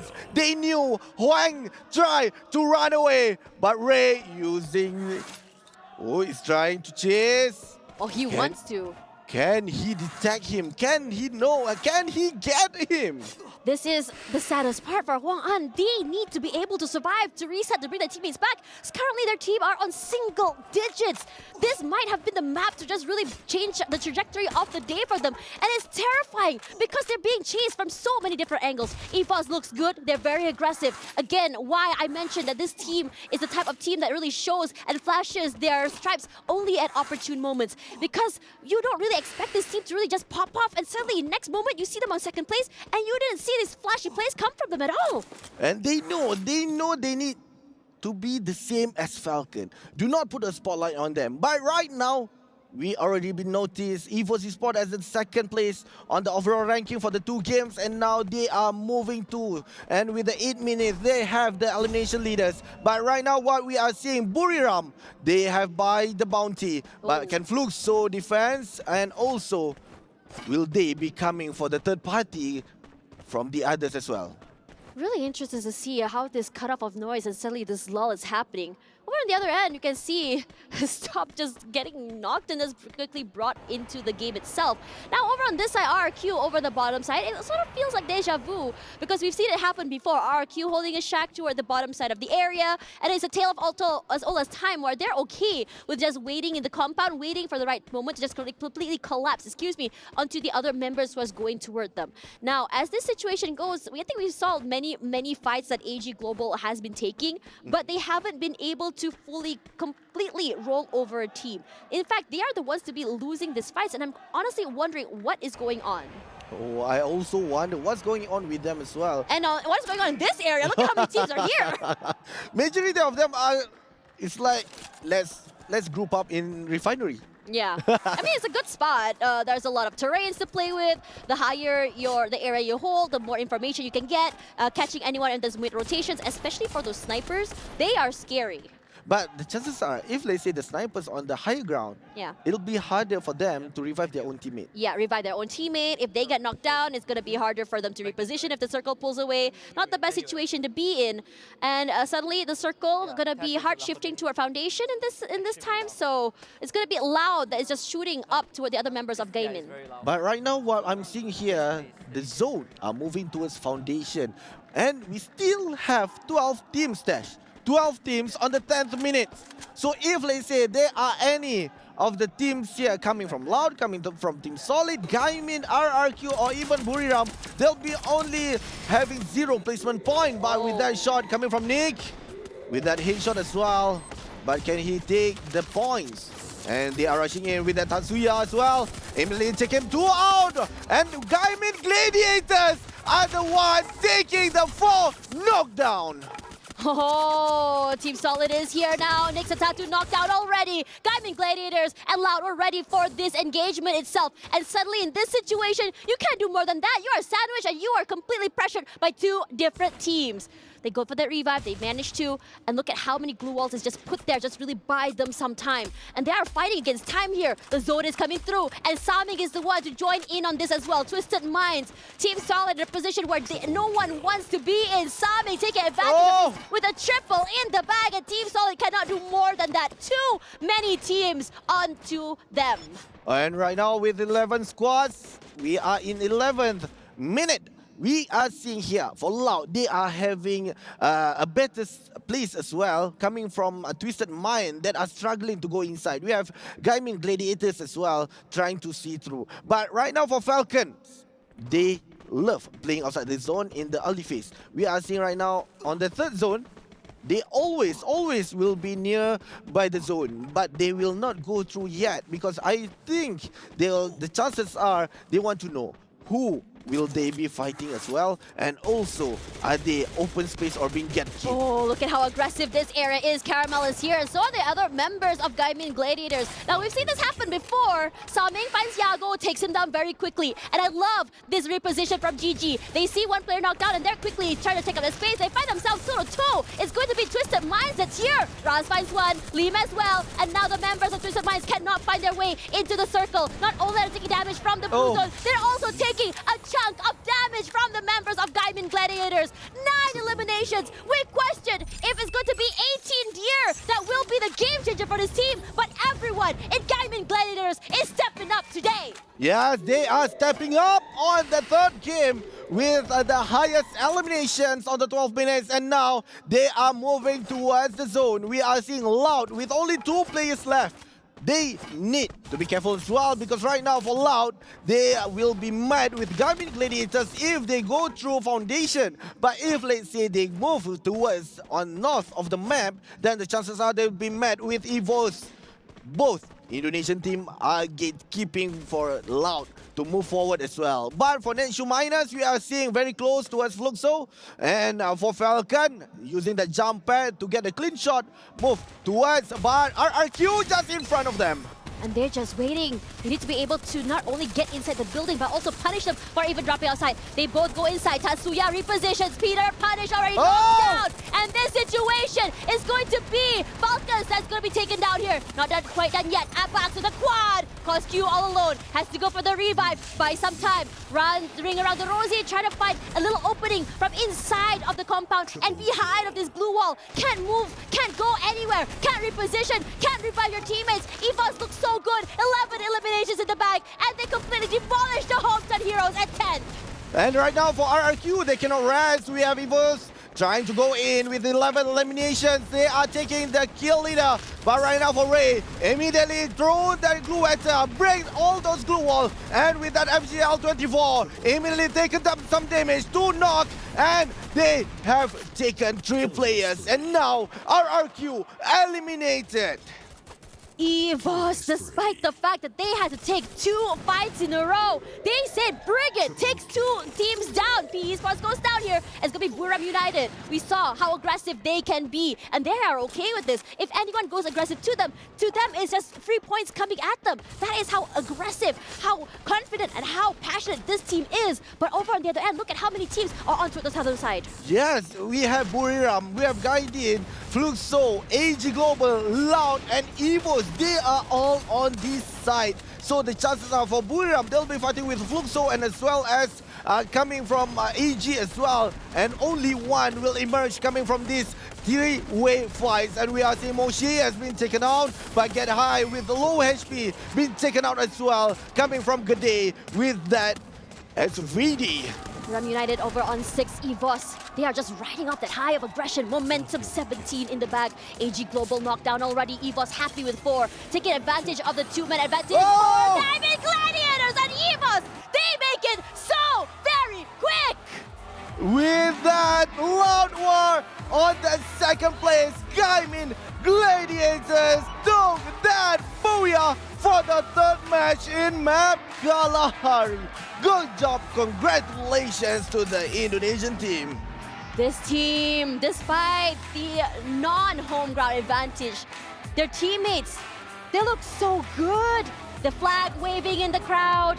They feel so happy today. Quiet in the knockout stage. Quiet on Point Rush. But today, they roar like the Tigers they are. Yes, EVOS! Congratulations to you for this booyah. Immediately, the chances are they'll be on the 1st place since the game 3 just now. It's just been so unlucky for Falcons. They started off the day strong, but everyone seemed to understand and see right through how they've been playing. They've been taking these fights. Yes, they are very aggressive, but their movement, perhaps a bit of over-aggression, has really been the downfall in the last 2 maps. Yes, and what a good thing about EVOS is just then, they immediately wiped the 3-way fights coming from AG Global, Buriram, Fluxo, and now with Loud trying to run away, trying to reposition themselves, but couldn't do anything. 4 versus 1, immediately been taken out as well. I wouldn't even say it was a third party even. Because EVOS was a team that had taken out Falcons, immediately third-partied by RRQ, and they were ready for that. How aware the game sense for this team is phenomenal. And on top of that, they go into the circle, and after they come into that circle itself, they take these fights. They're just fighting these stragglers. They weren't keeping quiet either. I wouldn't say third party is a strat. They are a team that has been resilient, phenomenal, and incredibly hot today. And also, I've spoke to EVO's team as well before they were playing here. They were saying they will do their best. They will try to get that booyah for all the Indonesian fans out there as well. What a good job coming. It's great for them. I mean, I think all eyes were on RRQ as the Indonesian representatives. We were excited looking at them. Day number 1 explosive, back-to-back booyahs for the team. They were maintaining their position. And now suddenly today, they don't seem to have an answer for the rise of these teams that had kept quiet to a knockout stage. We had this conversation before. Knockout stage is just about making it to that top 12. Point rush, trying to be able to collect these points to give you a little bit of a head start, but nothing too massive. But for now, we have our next 2 casters waiting the wings. Let's see what they have to say about our first 3 matches of the day. Welcome to the halftime report. You're with your boys Husky and Mustachio. It's been an explosive day, and nobody could have thought it could go this way. Hit it with a recap, bro. So basically, we had 3 amazing games to start this grand final. Starting with game 1, where the teams, they got off to a very slow start, right? Just biding their fangs, biding their time. But Team Falcons flashed their talents and broke a historical 40-point booyah game to set the tone for the grand finals. Then came game 2. AG Global, they funneled Team Falcons through a meat grinder and stopped their streak. But at the end of the day, it was Fluxo from Brazil to keep their fairy tale run alive. And then we had game 3, where the Indonesians stepped up. Gaming Gladiators and EVO's Divine stepped into the ring and flashed that red and white shade of the Indonesian flag, with EVO's coming out on top with that booyah. This is only getting started. We have heck of a grand finals on our hands, AJ. 3 more games to go, and this is not all that you get from us, right? We'll hand you back over to the analysts for the time being and catch you from the caster's desk. Thank you, Husky. Thank you, AJ. And yes, we've just hit the halfway mark here at the grand finals. And I think it's safe to say we don't know who's taking this trophy home. We do not have the defined leader. We don't have any teams that seem to be in the hot seat, on that throne, keeping it warm. It seems to be bouncing between a couple of teams. But gentlemen, let's talk about Kalahari here, because it was a very Indonesian-favored map, surprisingly enough. Yeah, and I wanted to point out one of the facts that mentioned by Ovi is that he notices that Falcons like to play from the outside of the circle coming in. While we look through the numbers as well, where EVOS, they got the booyah with 32 points. So playing for the outside in, great. You have opportunities to gain elimination points because teams will be in front of you. You can run at them. But for EVOS specifically, they played in the middle of the circle. They had a compound. So what happened was then Falcons went to them, followed by RRQ that went to them, and I have to give it to them. They splendidly defended their ground against 2 teams back-to-back. 8 points handed to them after that hard work, and that's how they got at least half of the points collected by this round. Yeah, and it was, again, as to Danny's point, it was all Indonesia. These 2 squads were almost taking the lion's share of all the kills. They were almost in every single team fight that you saw. Just very impressive play. And this is kind of like with the momentum of EVOS, right? We saw this in the yesterday's points rush. They were starting to do well. They were starting to get very involved and aggressive, and they were starting to get kills, and then it really paid off in this 3rd map here. It paid off, and the momentum doesn't seem to change at all in these games. It seems like we're just getting slower and slower. But I do expect things to pick up here, because Kalahari, let's be realistic, this is one of the largest maps in the game. So the games here tend to be a little slower.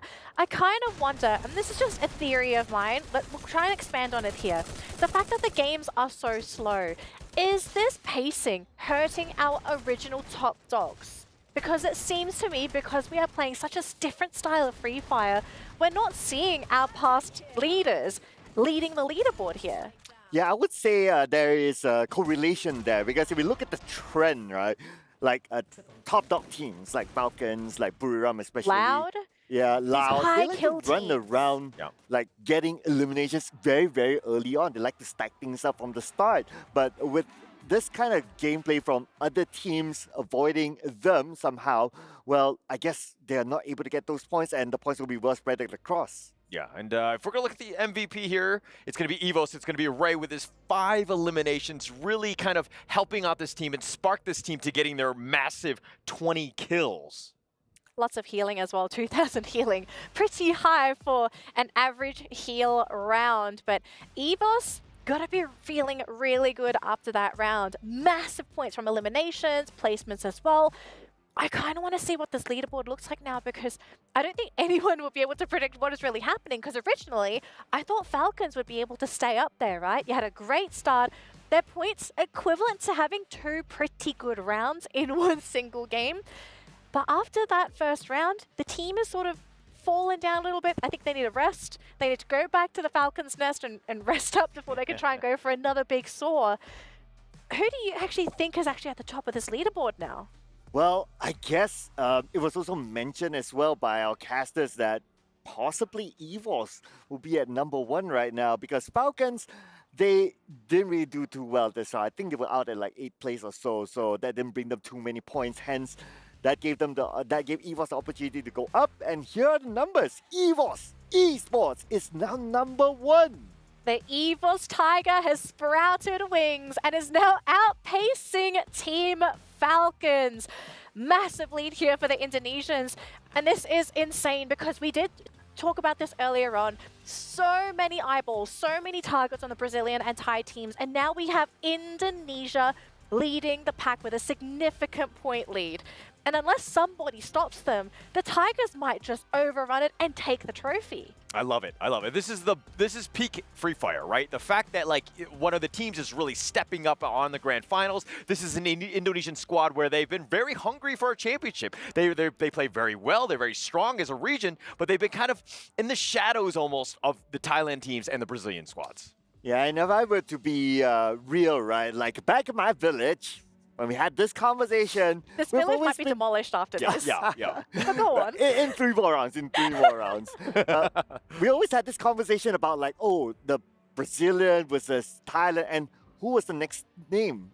It is Indonesians. And this could be their moment to shine, because they have always been knocking on the door to do well. For sure. And I'm actually looking forward to this. But I think that, like, I don't want to get ahead of myself. It's one of those things where any of the top teams can strike. They can get that massive 30-point game, and it shifts everything once again. But again, like, Falcon had that massive game. Can they do it again? We're going to have to see. I think BRU is another team that we really need to look out for. Yep. Let's look at the schedule very quickly so we have a quick recap on what has happened. If you are late to the show, don't worry. We have our first 3 winners of the day. We started with Team Falcons with a massive victory on Bermuda, followed by Fluxo coming in and sweeping that second booyah. And then for game number 3 in Kalahari, we have EVOS Esports securing the booyah and setting the pace on that leaderboard.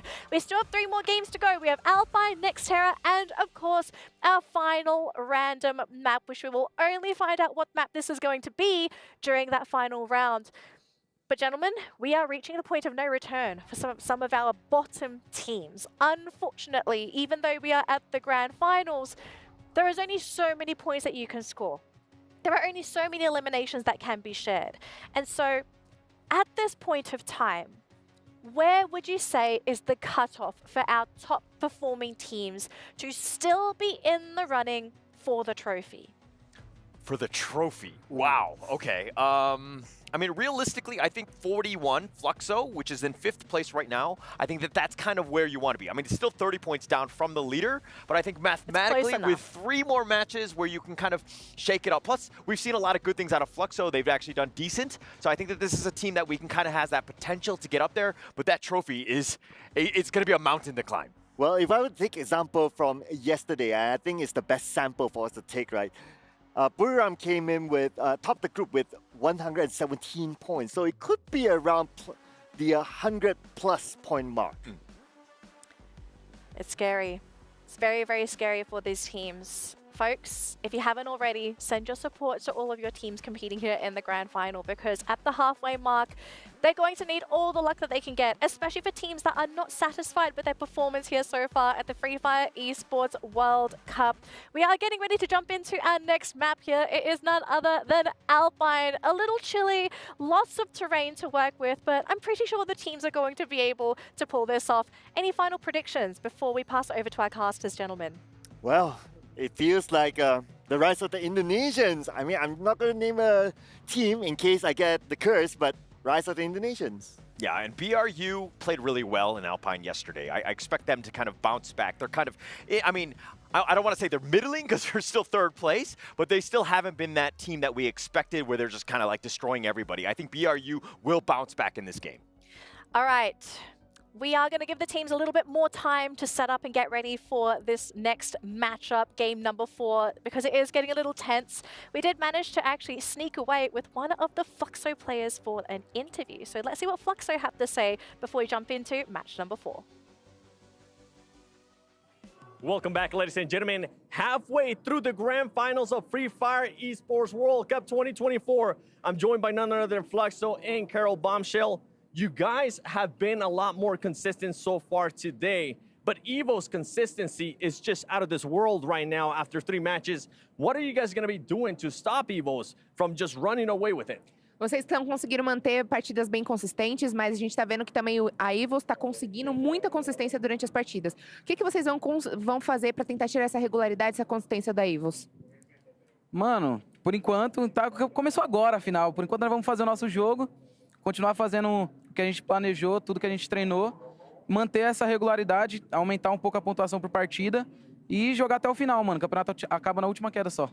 So far, we're gonna keep the same thing that we have planned before. We practice a lot, and we are not worried about the other teams because right now we just want to do our best game, and the competition only will end in the last match. So there's a lot more to come. Okay, I like hearing that.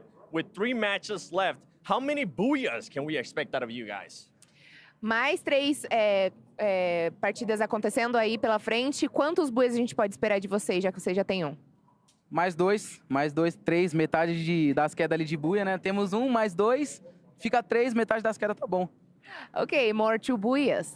Ooh, I like the confidence. Fluxo, Carol Bombshell, the 7WG, back to you guys. Glad to hear the team is still very positive today and feeling very good about still being able to make that catch-up happen. But I think we do have to give a lot of respect to EVOS because they have been incredibly consistent. Hi everyone, welcome back to the interview show right after the match. Then congratulations, EVOS Esports. Right next to me is Gede. So, how do you feel right now after receiving the booyah in the 3rd game? Gimana rasanya abis dapetin booyah di game ketiga? Rasanya biasa aja. Ya, normal. Normal? Why is it normal? Kok bisa biasa aja? Ya, baru buya pertama juga, nanti kalau ada buya lagi baru bahagia. Because it's just the first booyah. If you can get more booyah, then maybe we'll be happy. I believe that you guys will receive more booyah as well. So during the latest match and also from the knockout stage until today, does you and your team have any difficulties in like talking with each other or about the tactics? Is there any problem you guys have been through until here? Jadi dari sampai match barusan, bahkan dari ke knockout stage, apakah ada hal-hal berbeda yang kalian lakuin? Apakah kayak komunikasi? Apa aja sih yang sebenarnya kalian siapin buat sampai grand final ini? Kalau persiapan dari coachnya aja sih paling dari drop zone kita. Cuman selebihnya ya kita mainnya kalau buat final lebih santai aja. The differences that we do is maybe from our coach, so like our drop zones and etc. But for the finals, we mainly focus to play more relaxed, so we're not under pressure. Relax is a good game to play as well. Then last questions. To be here in Riyadh, EWC Free Fire, I believe that is a very special thing to EVOS. So, do you have any words you want to say to the viewers and also to the EVOS family as well? Untuk kalian bisa nyampe di Riyadh ini, untuk Esports World Cup, di turnamen Free Fire ini pasti sangat berharga banget buat kalian EVOS Esports ya. Kira-kira ada nggak yang kalian pengen ucapin ke para viewer dan juga fans-fans kalian? Ya, buat para viewers dan penonton pendukung kami, siap-siapin aja JJ, insya Allah kita juara. Yeah, for the viewers and our fans, just prepare JJ TikTok format because amen to God, we will be the champion of this tournament. Wow, very confident. Then congratulations again, G'day. Booyah. Now, let's get back to the studio and thank you so much. That was G'day from EVOS, and they're so relaxed. G'day's interview was so relaxed. It almost feels like he hasn't played any games today. But I love the fact that he's challenged all of his fans and said that, guys, prepare the TikToks because we're going to win this. Now, before we jump into our next game of the day, we are going to go for a quick break. So as always, folks, if you need to do anything, head to the toilet, grab your snacks, call your friends, but make sure you're back because Alpine is next here at the Free Fire Esports World Cup.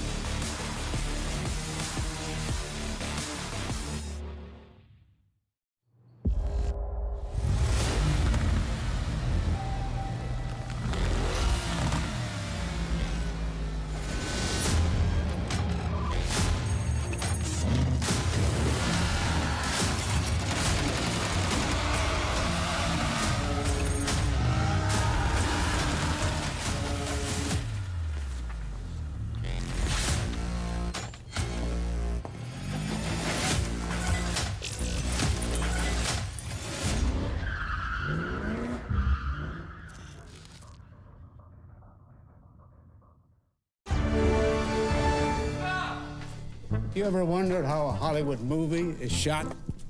On a Sony. You review it on a Sony. And how do you make that sound epic?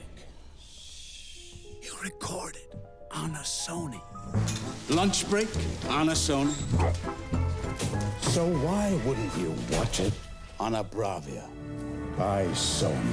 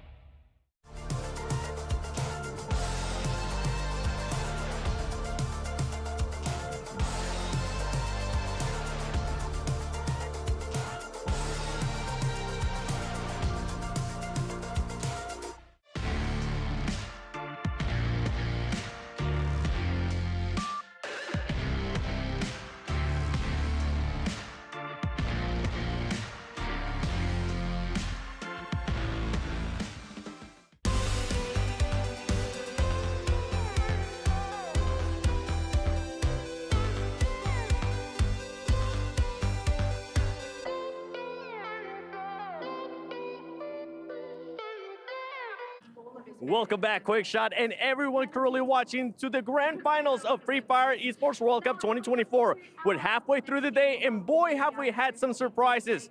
The first win, the first booyah, the team that was able to get it, Team Falcons, that's a team that's currently contending for the club championship. The second booyah was none other than Fluxo, and the third one, the most recent one, EVOS, one of the most consistent teams so far today, and they're able to currently take first place after that booyah. I can't wait to see what's going to happen, and I can't wait to see who the champion is going to be for Free Fire Esports World Cup 2024. Welcome back to the panel, survivors. We are getting ready for our next matchup. Here is match number 4 here at the Free Fire Esports World Cup 2024. Alpine is on the horizon, and we are still going to give our teams a little bit more time to prepare because this is a very critical moment for some of our teams because they're not happy with their performances. We have some top competitors, but again, anything can happen in these next 3 matchup, gentlemen. But before we jump into our next matchup, let's have a quick recap as to what happened in our latest matchup, which was Kalahari. The total scoreboard, what happened, where are our teams, the overall rankings so far for the Free Fire division. We have EVOS sitting pretty in first place, 70 points, a massive lead over the competition. With Team Falcons, second place, 54 points. They can close this gap, but I kind of feel like a miracle has to happen.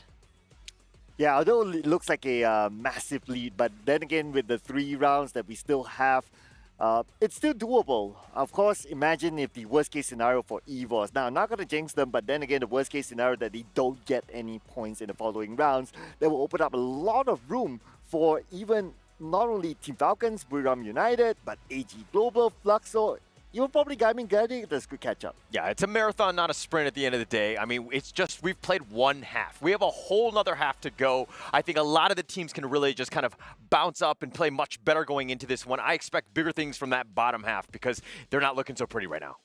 They need that consistency to kick in now because if it's not now, I think at this point it's going to be a never. But before we start this matchup, very quickly, gentlemen, I want to hear your dark horses for this map because we've put a lot of emphasis on our top dogs, but we do have some teams slipping through under the cracks. Yeah, it's been a while, but I'd like to see 18 Deer Esports, Gaming Gladiators to come up with something in the next round. Yeah, and I'm going to go with Loud. I mean, these are the knockout groups kings. They have not played well. I expect much better things out of the Loud squad. Right now it means Loud. It might actually mean something else by the end of the day, assuming they pick up their play.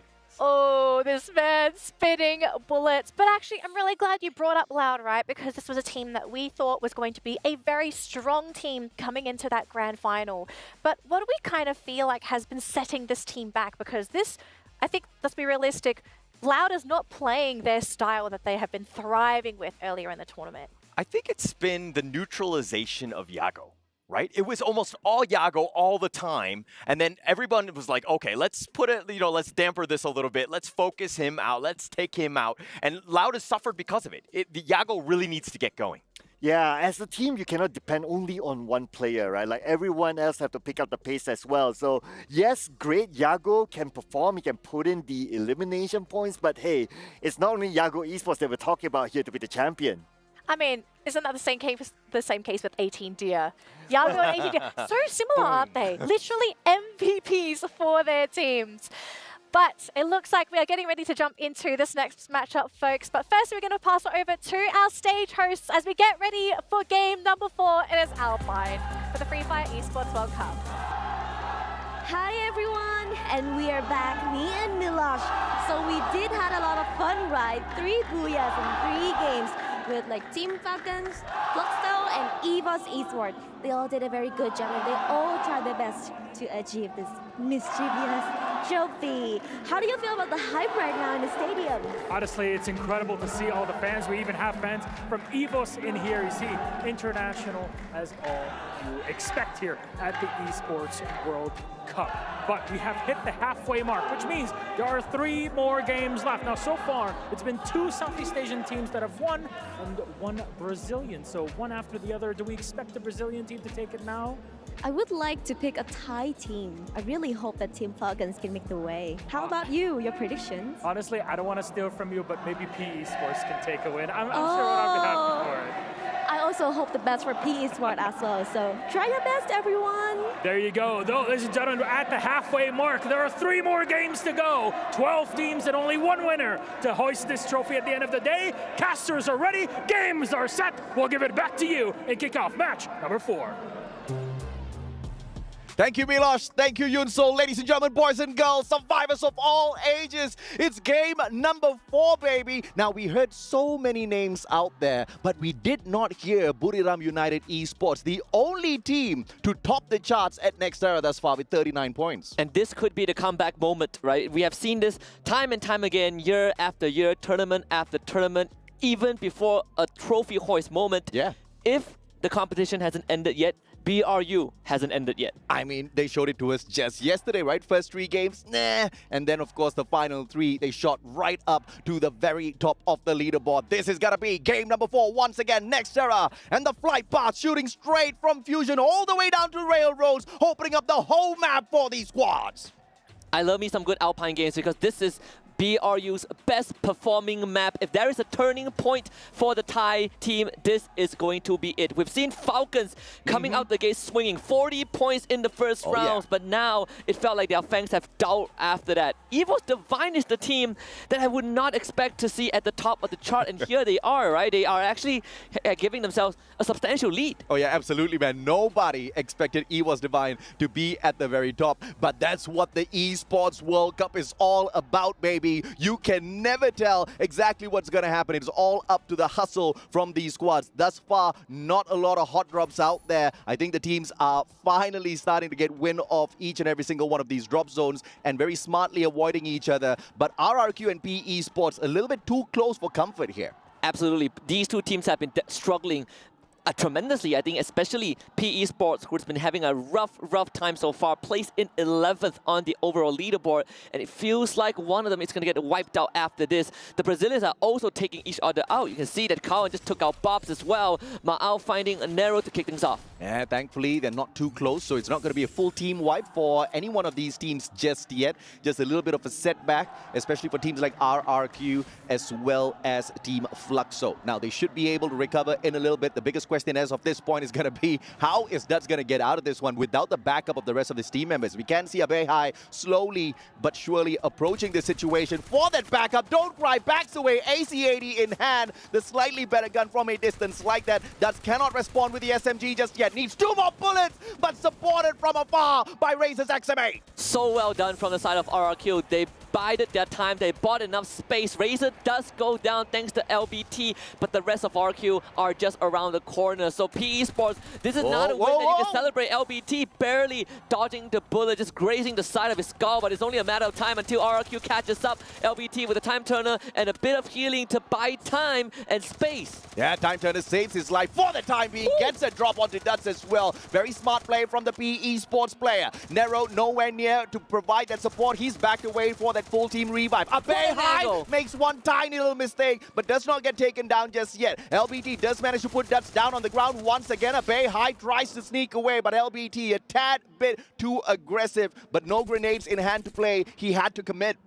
And that was as good as it gets for LBT, single-handedly going up against 2 members of RRQ and almost making the impossible happen. But AG Global, on the other hand, will be up against Team Solid, currently in last place. The team that we thought was the kryptonite of BRU is kryptonite no more. The performance not solid at all. Yeah, they could still mess with the chances of BRU if we do get the random map to be dropped at Bermuda. We have seen so many hot drops between these two teams, but for the time being, it's going to be Team Solid being melted down once again, and AG Global not breaking a sweat at all. A perfect sidestep with the Tatsuya Saifa and the Bison, 2 for the guy, and he's not stopped just yet. Team Solid being grounded by AG. Yeah, even Quackshot got taken out off screen by Stop, so suddenly for Team Solid, they are down to just Nyx 7. And that's not the end of the round just yet for them, for sure, but they're surrounded by Netshoe miners, so there's really not much space for this last survivor of Team Solid to head to. Netshoe's miners, slow rotation in towards Vantage. The possibility of coming across AG Global is there, but they do not need to rush this. It's just the first circle. Even if they do have to tank the blue for a longer rotation round, they can most definitely sustain that. They are not in the best of places on the overall leaderboard, currently holding on to the 9th spot. They need massive number of points to climb.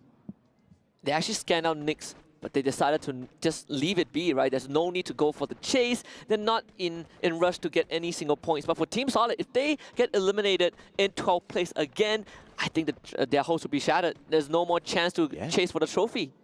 This is that replay of that fight earlier on where Bobs did not foresee coming across his brethren from Brazil. Wait. Kawan 7 was the one with the initial shots, and through the window, he just followed up with an AC-80. Beautiful stuff out of the man. Absolutely disgusting.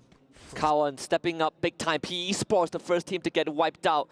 Heartbreak for the Vietnamese. 11th place, and they're still going to be there after this. And this is already past the halfway point, right? We are into the final lap, and it just feels like for Vietnam, this is just not going to be the tournament. It might not be the tournament, but we have seen them rise from the ashes in the past. But remember also, Husky, every single climb on that leaderboard, every single step they take, they get a bonus in terms of US dollars. So I'm very sure the PE Esports players are more than motivated to step up their gameplay in the final 2 games that we have in front of them. Team Falcons, on the other hand, you said it perfectly, man. They stood up and they showed everybody that they're not going to take this one lying down. 40 points, Bomber with that booyah. But after that, it seems like they've got their wings clipped. Absolutely. Not even in first place, right? They get a cushion for themselves and they still kind of fell through kind of the foundations. Loud, on the other hand, actually driving away. Don't want to be a part of this fight against the Gaming Gladiators. And for Loud, I would also say that they are coming into this grand finals with nothing more than a whimper, right? Not really the best performance, you know, they're still in contention for sure, but it does feel like their counterparts Fluxo are having a better time. Unfortunately, starting off the day alongside Team Solid with a -5 points most definitely took a toll on them. I'm very sure their spirits are broken a tad bit, but we will see if or not the Brazilians can rise back up to the occasion. Twisted Mind, Sam Ming, one of the sharpest shooters, one of the sharpest snipers out there on the battlefield, teasing Lost 21, who's more of a CQB fighter with the Bison in hand. He circles around the Tatsuya burst just a tad bit too slow. As Sam Ming had a tad bit of backup there, Twisted Minds quickly overwhelm him with the numbers.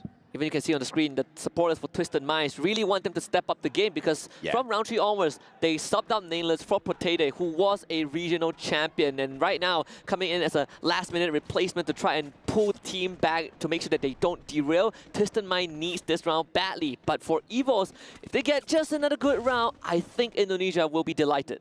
I mean, if they get another solid round, they may just be the champions of this competition. But the biggest problem with the Indonesian region, as we have seen so many times in the past, is consistency. They know how to hit those high notes. They just cannot find a way to maintain that. We saw RRQ move forward and backward with that pendulum swing as well. Let's just hope their brothers have seen that and learned from their mistakes, because what they most definitely need right now is to slow their pace down and get to those final circles. What they need is the booyah, not solid eliminations as of now. And I gotta say, I'm super impressed that, I mean, Indonesian fans showing up at the SDC Arena. Ray finding Lost 21, that is already a good start for EVOS Divine. Remember, if you are in the lead in the grand finals in the second leg of the tournament, you do not need to go ultra aggressive. It's all about playing it slow and steady. You make it to the final circle and make sure that you keep that advantage. EVOS Divine, they're doing just that. And the fan buff is definitely going to lend a little bit of extra energy to their side as well, right? The Indonesians, yes, this is not home soil, but they do not want to lose in front of those fans that flew all the way here to see them in action. Thus far, they've been making them proud for sure. But I just want to see how do they fare in this next engagement, potentially with the players of Twisted Minds. And look at this headshot from Ray. Beauty. Absolutely stunning. Just one is all it took. And that's how you slowly gain momentum for yourself. I mean, EVOS Divine on the map, they're splitting up a little bit. And it's not like they're in the clear, surrounded by BRU, Loud, Twisted Minds, Gaming Gladiators, RRQ on the far end. They found themselves in the center of the safe zone. And now is where this is what you talk about, right? How do they maintain that consistency? I always want a calculated approach towards that final circle. But this spacing is kind of making me yawn a tad bit. I want some action, baby. Let's see a couple of players get into some heated battles. But of course, teams like Buriram, they're going to try to stay as silent as possible, avoiding all engagement. Still, they move on. How do they do that? It's with that R1. Now, off screen, we have seen them scan out the players over at Railroad. They have detected 4 players on the side of Loud there. It's a question of, do they swoop on in for the eliminations, or do they move away from Railroads to avoid that engagement?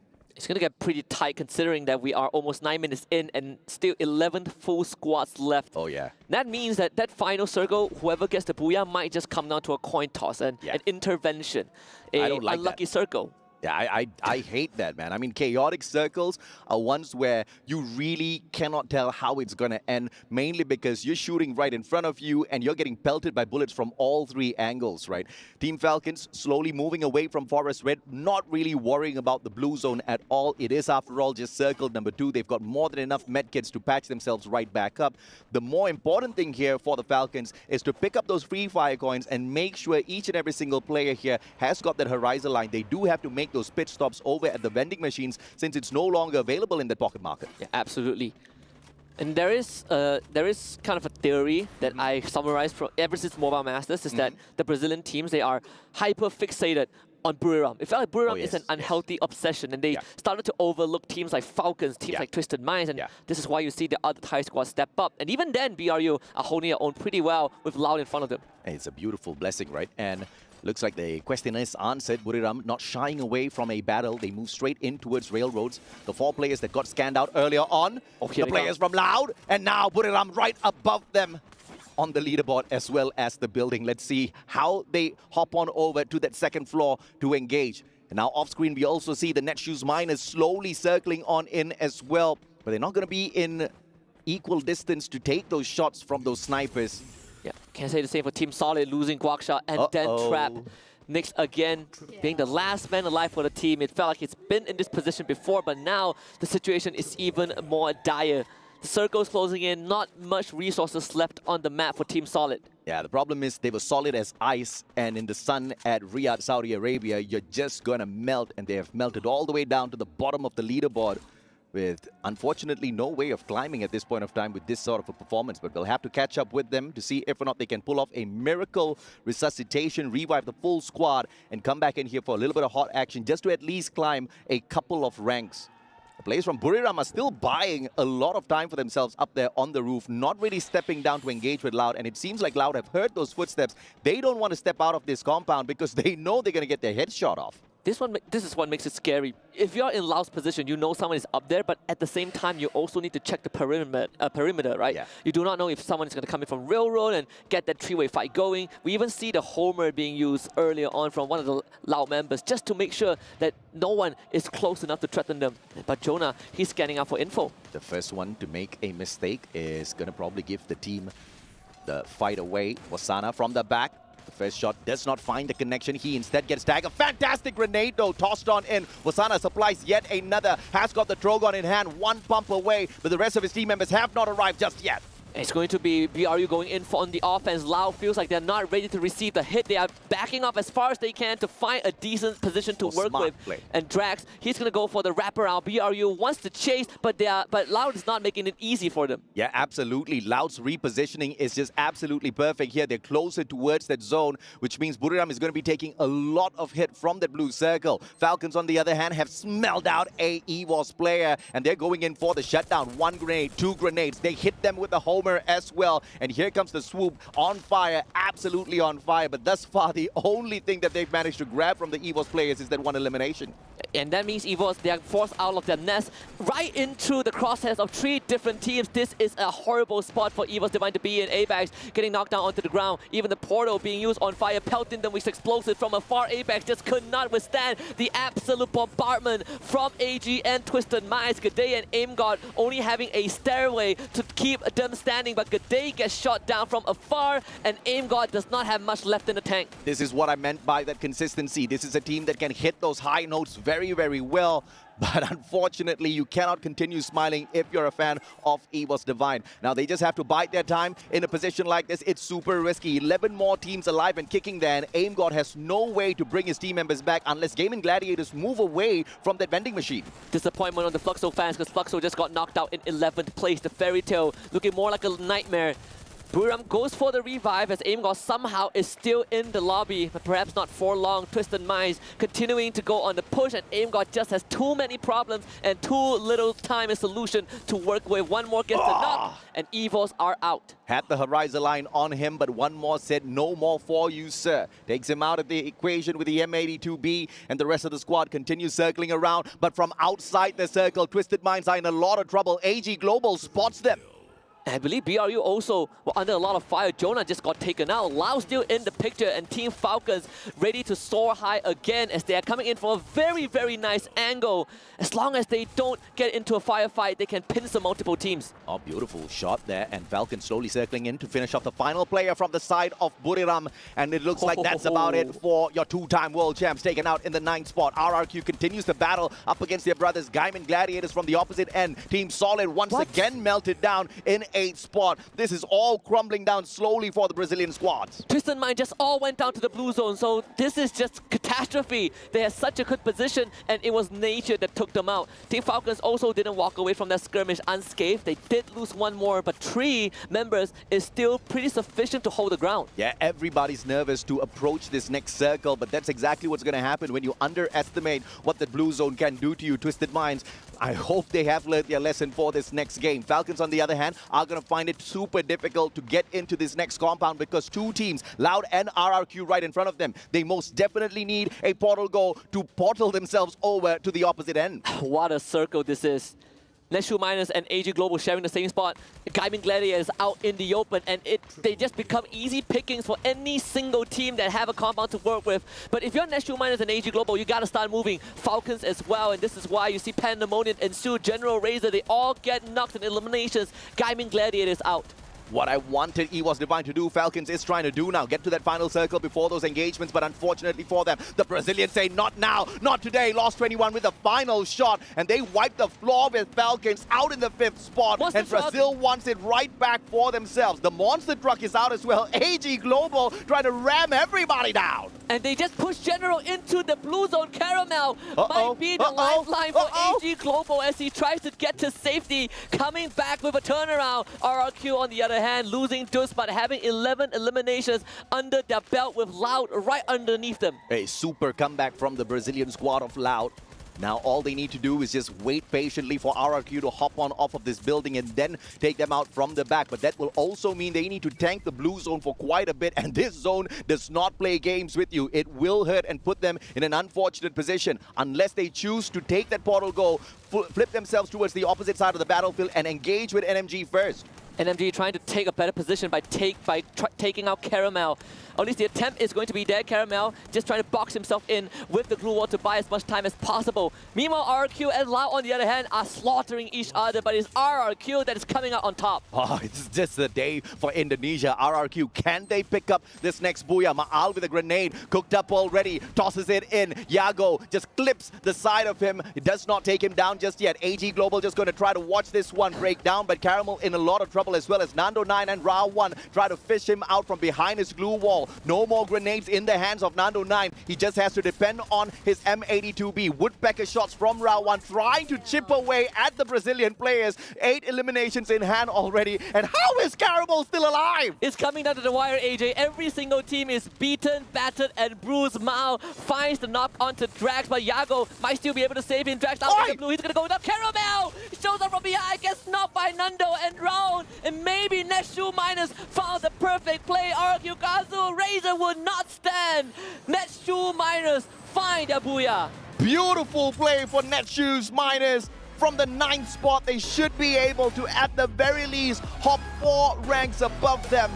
Bided their time, not massive number of eliminations on their side, but they were looking for that coveted booyah on this grand stage, on this grand finals, and they found exactly that. What a shake-up to this grand finals. They came into the final circle with only 2 members left alive, and they spent a majority of their sequence trying to flush out Caramel. But it worked out in their favor. Loud and RRQ took each other out, and NMG came in to pick up the scraps. And NMG has blessed us with an absolute mind-boggling situation. We do not know. We have no clear winner for the grand finals just yet. If Falcons had made it through to that final battle, we perhaps could say that, oh, okay, here we have the champions already technically crowned. If EWOS Divine had gotten there, perhaps, right? But Netshoe Miners from the bottom, climbing all the way up to the top. AG Global as well, assisting them. But I have to say, right, this was a brilliant game for AG. In the 3rd spot earlier, it should put them in a decent race now for the championship. Absolutely. Every single year we said that Free Fire could not get more competitive than this,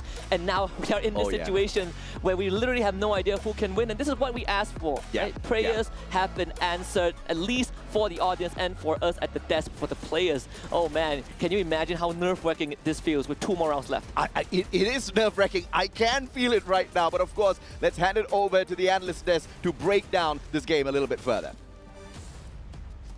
That endgame was chaotic. We had 2 battles happening at the exact same time.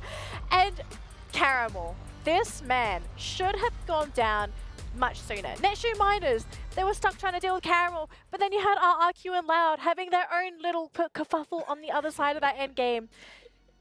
I don't think anyone expected such a chaotic ending to that matchup, but we do need to break things down here because a lot has changed with this storyline. We thought EVOS were going to continue with the consistency, but this was the one match that this team really faltered. And I think the easiest way to describe this was they got sandwiched hard. Definitely. I mean, even from halfway through the map, there's a lot of teams already gathering. And this is what happens when things like the gameplay of each team runs slow.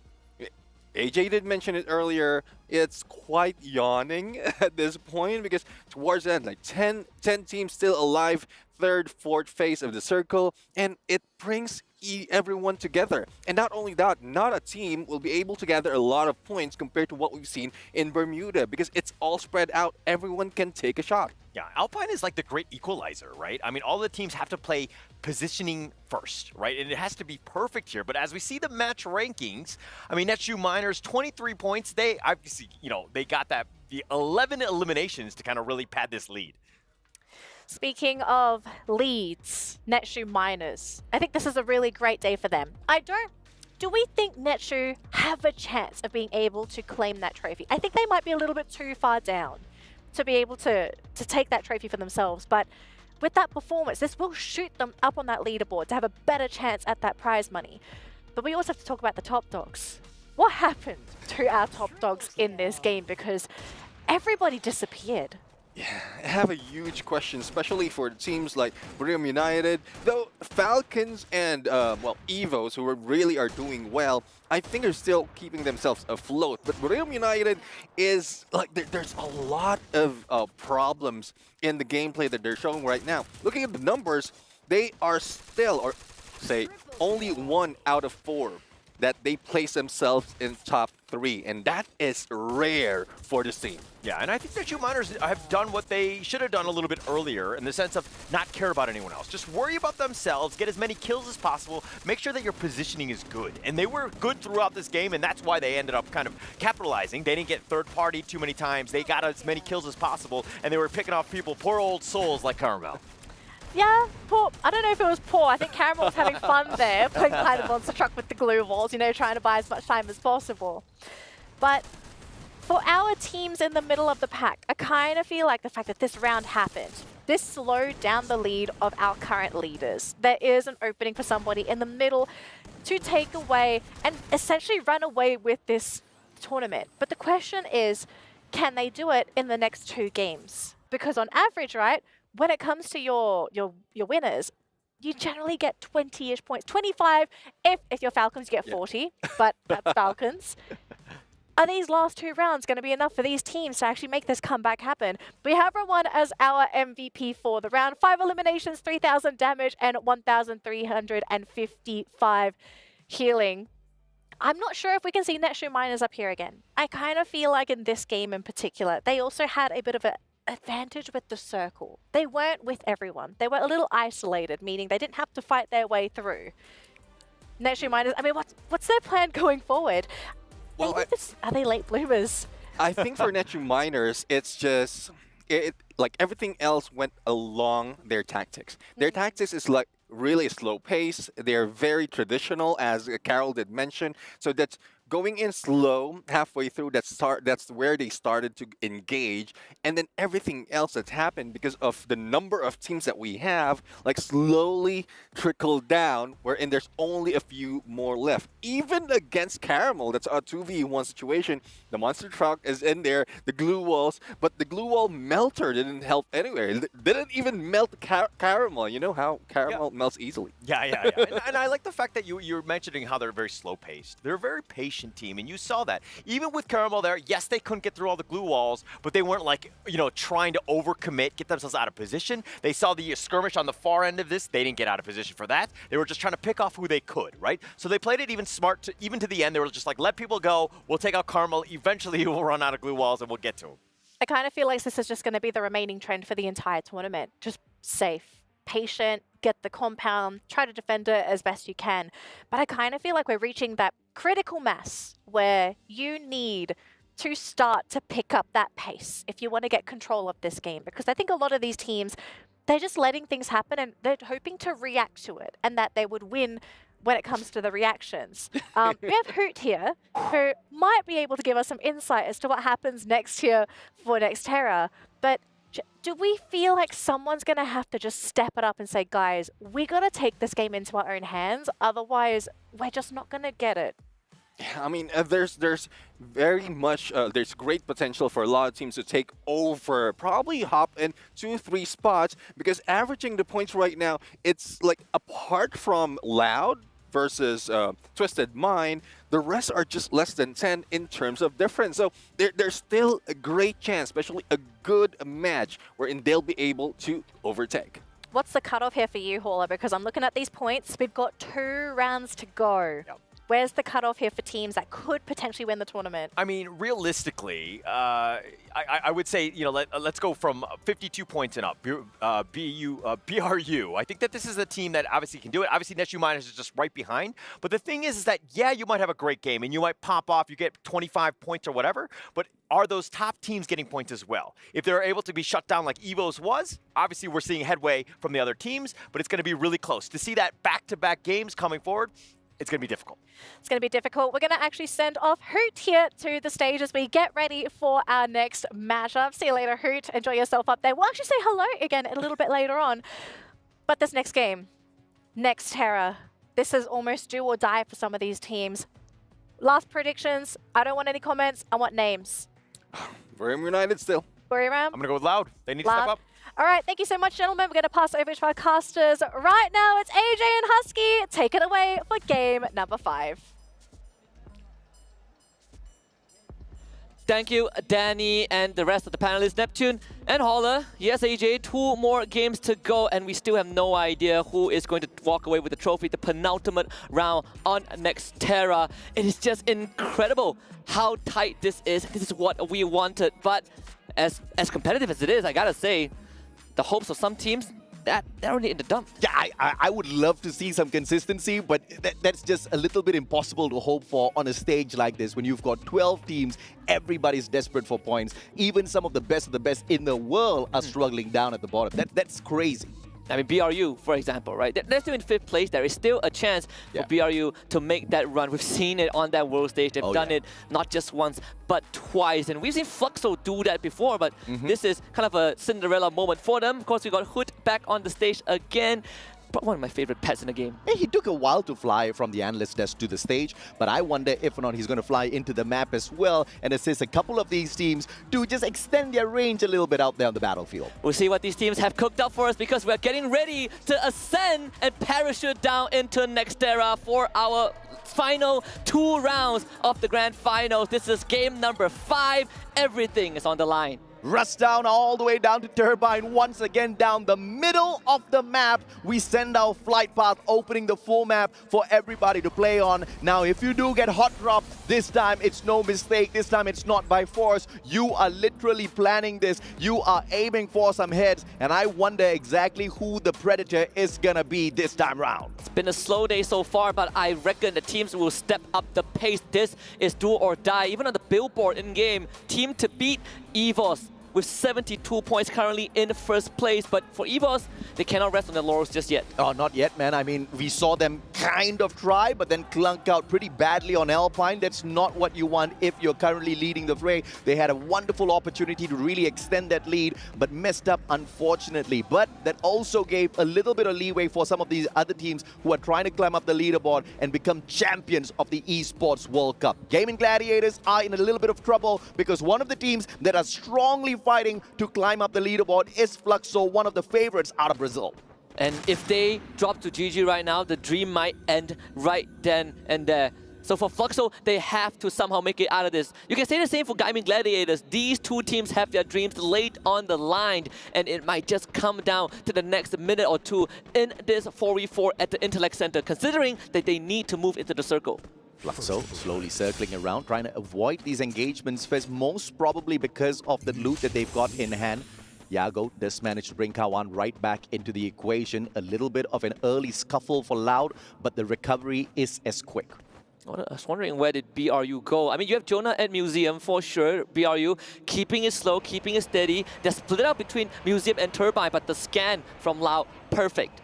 Oh, perfect. Now Loud knows there's just one prey that they can hunt down here at the museum as they try to rotate around. And as Loud scans out Buriram, they get scanned out by Twisted Minds. We may just have a three-way scuffle here shortly. Two of those teams from Thailand, one from Brazil, and it's not going to look pretty at all. Speaking of a team from Thailand and Brazil, here comes Falcons about to engage with Fluxo. This is going to be crucial. More crucial for Falcons than it is for Fluxo. Dreams are going to get crushed in just a bit. Falcons trying to find an opening to get to Fluxo, but so far, no luck just yet. And Team Falcons, they are going to take the back seat. Let's see if or not they can slow things down to put themselves in an advantageous position, because off-screen Gaming Gladiators are staring right at them as well. A sniper most definitely can find that connection for Gaming Gladiators. A three-way battle. And who is this going to fare towards as Fluxo slowly tries to rotate away from Falcons, not knowing that Gaming Gladiators await them behind these corners? Bobs, he should know this. Raz turns a corner for a pre-fire, but finds himself in the middle of an unfavorable firefight. Backup does come in though. Kochu is there, plus the grenades also thrown out as well. I wonder if this will attract the Team Falcons to come in for a third party. Yeah, Tatsuya just saved the skins off the backs of Team Fluxo. Burst away, 18 Deer on the other hand, losing just a little bit of EP and his full health. And Chill right behind him, but no recovery whatsoever as Falcons just swoop on in to grab their prey. What a timing from Team Falcons. They've been waiting for this moment. One more! Opportunistic Coscu nade in hand.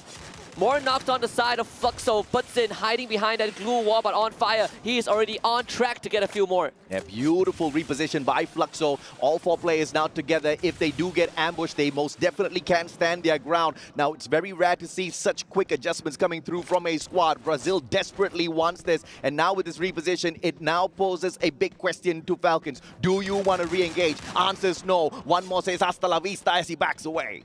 It's pretty crazy that the circle does not include Intellect Center, but teams are showing up to the northern side of the map just to find some loot to work with. Even Loud has shown up, and they might run into Fluxo. Uh-oh. And Fluxo trying to back away from Falcons, dropped straight into the hands of Loud. Now this gives their Brazilian brothers a couple of extra chances to pick up some very much desperately needed points out here. We'll have to catch up with them in a little bit as Razor, the shots from above, they just want to camp up here for a little while, whilst their little brothers EWC Divine, currently leading the leaderboard, are right below them. Absolutely. 3 members, 4 on that billboard. But this is it, Fluxo against Loud. Only one of them can earn that spot to continue this race. And Fluxo, they somehow need to find it. They're out in the blue. It's still the first circle, of course, but need to get through Loud is not going to be an easy task. Come on, Tatsuya burst, but he could not get away. Lost 21 shows up at the wrong time, and the AUG sprays him down as well. Yago plays the survivor, who brings the quad back right in. But Drax, he unfortunately stepped into the wrong position, gets tagged up, not down just yet. Riptide Rhythm takes away the defense off of Yago, and now the boys are in a lot of trouble. Loud somehow has to find a way out of this. We already saw the revive, but the rest of Loud needs to find a way to retreat from Fluxo. They cannot afford to lose any more members, not when they're in this position. Saw the players of Fluxo rotating out, but they put up a fantastic fight up against Loud here. Neither squad really suffering a lot of damage, and they disengage with each other, backing away ever so slowly. Man, look at how deep Fluxo are in the blue. This is going to take a while for them to even make it to the circle, considering the next one is forming very soon. RRQ still huddling up on this billboard at Plaza Ria. It's still the first circle. Nothing much to cry about, but Portal Go, laid out by who? That's the biggest question. Don't Cry, most probably going to be stepping on in shortly. This was that replay earlier with the engagement between Buriram and Loud, where they saw Kawan step out of position and quickly took the opportunity to pick up the point off of him. And Fluxo retreating so deep into the blue, finds himself meeting against Team Falcons. Very unexpected encounter, and that's on fire, finding Bobs. Beautiful slay coming through, and unfortunately these teams, Fluxo as well as Loud, kind of in disarray at this point of time because they clashed against each other just moments ago. On that revive, who could barely pick up any loot for himself, got crushed by Team Falcons instead. So the slow pace comeback is still on its way. Fingers crossed they do find their rhythm. We've got 2 more games, 2 more maps, including this one, of course, for them to pick up as many as possible in terms of points. Now, Netshoes slowly moving on in for the mine, and they first mine off of Team Solid. Trap 7 taken down already. Guacha slowly backing away alongside Nyx, and nobody's going in for the chase just yet. I really love this. Now, Netshoes splitting off into a 2-2 formation, trying to pincer down Team Solid. And Team Solid, they were able to revive Trap, but that is still their key player. So if you are Netshoes miners, you have a better chance taking out TS. Depending on where they want to go. In fact, for Netshoes miners, they are going to disengage completely. And PE Sports off screen, showing Gaming Gladiators how it's done. This is one of those teams that really needs that recovery, and it looks like they're shutting down player after player. Those revives are pretty strong from the side of Gaming Gladiators, though, being brought back as they get taken down. PE Sports now leading the fray with 4 eliminations. 18 DS going to be next on the menu with Liam just fresh on that revive, going for those coins. 500 coins in hand, should be able to buy back 1 player at minimum before he gets taken out if he is found. Another rough spot for Gaming Gladiators. The entire Grand Finals, they have not been able to find a footing, and this could be that last hurrah. Liam will go for the revive right now at the vending machine, but we're 8 minutes in. It is pretty late into the game. They don't have much time left. Yeah, 600 for a revive. It's going to be a little tough for him for a full squad revival, but he is most definitely going to be free to do so for quite a little bit. No other teams in or around his compound at this point of time. Falcons, as they continue to rotate outside of the zone, still taking advantage of the low damage that this blue zone gives them from that second circle. This is the slowest we've seen Team Falcons play, but for the betterment, right, is to keep that run for the trophy alive. Homer out, might be able to find that one member from Gaming Gladiators to end the hopes of this Indonesian team. And as we talked about, he managed to buy that insurance, that 1 revival, so the team stays alive. All thanks to Liam. Coach Hill and Raz back in the matchup already for Gaming Gladiators, and Falcons, with that swoop on outside of the zone, they pick up 1 extra point for themselves. Now turning our attention to EVO's Divine. Twisted Minds on the other end. You also see Fluxo on the far eastern side, but more important is for Twisted Minds to really step up the pace. They again went for the swap, right? Potato out and Nameless in. Nothing has worked so far. Let's see if or not they can make that difference in this matchup. EVO's Divine sharing the compound here with Netshoes minus. Who gets to mine these points? It's all going to be dependent on who's a tad bit more flexible with those portal goals. And Netshoes, wow, on that roof, is awaiting one of those players from the side of EVO's Divine to peek their heads out. What a circle is favoring Netshoes miners and EVO's Divine. This could not happen better for EVO's in particular, especially if they want to maintain that lead. And Netshoes miners, they're not going to budge as well. The only one making a ruckus is going to be Trap 7, but Netshoes miners have found him. Oh, and they push him out of the house, giving EVO's Divine an opportunity to pick up 1 extra point. Rock 7 gets the knock. Does it get stolen away? No, it does not. It gets the secure as well. 1 extra point mined out. Did revive him, but again, with how small the circle is, there's really not much time even after revive to get yourself back into shape. RRQ still deciding to hold on to the billboard. They're at the edge of the circle at this point, but eventually they gotta start moving. Falcons going in here for a full team revive. Wow, look at that scan from BRU. 11 people. Yeah, they're not going to rotate over there. That's the beauty of R1. Shows you exactly when you should move on into a compound. And Buriram just found out that they should not be moving towards the compound of EVO's Divine that also holds Netshoes as well as Loud. Falcons, on the other hand, finding player after player from Gaming Gladiators. And they're just farming these boys at this point. And it's just Gaming Gladiators shattered in this grand finals. No more chance. And that's a guarantee. Falcons, though, not out of the woods just yet. G'day finding on fire. And that's such a long shot coming through from G'day on the hop-up. Ray will find a quick nick as well with the M82B, but no knockdowns just yet. G'day continuously pelting all of these plays. Suppressive fire, all thanks to the mag size of the gun. And beautiful. This is what you call teamwork. When you can shoulder 2 of your team members, that's what you call teamwork. Never skip leg days, people. I believe that's what they say. MT7 and Bunsen does go down. And General and Diamond finds that. G'day again, wanting to be a part of this, even though he doesn't need to. And it's Diamond to hide behind a couple of glue walls to weather the storm. That is Fluxo. Sa Ming ends up going down to Drax. And Twisted Minds, not much left. Diamond as the last bastion. Yeah, beautiful stuff out of Twisted Minds in the past, but for the grand finals, this has just been a lackluster setup from the squad. Diamond now being pelted by EWOS Divine. The glue wall's down as well. All he can do is stick to the very tight corner of this tent. And PE Sport comes in for the finisher. And also we saw Fluxo, the fairy tale has just ended. The chapter concluded thanks to Twisted Minds. Falcons still hiding in this small tent with PE Sports right beside them. So no EWC championship for Fluxo. But for Falcons, it's very much still alive. EWOS Divine, it's very much still alive. AG Global, very much still alive. All three teams still out there on the battlefield, hoping and praying they do not get caught in a crazy gunfight. 9 more teams still out there surviving. This is about to turn into chaos, but PE Sports, solid run thus far. 10 eliminations strong. About to get really, really ugly. But I think if you are PE Sports, you're looking to take out Team Falcons first before you move deeper into the circle. Stop deal, both chipping in, and RQ's defense on top of the billboard starting to waver a little bit. They decided to come down. Time Turner, glue wall, all used. They need time to revive themselves, but Stop finds to knock onto Dudes again. AG Global stopping RQ. Yep, they can manage to get the pickup, but outside the circle, zone number 4, this has got to hurt.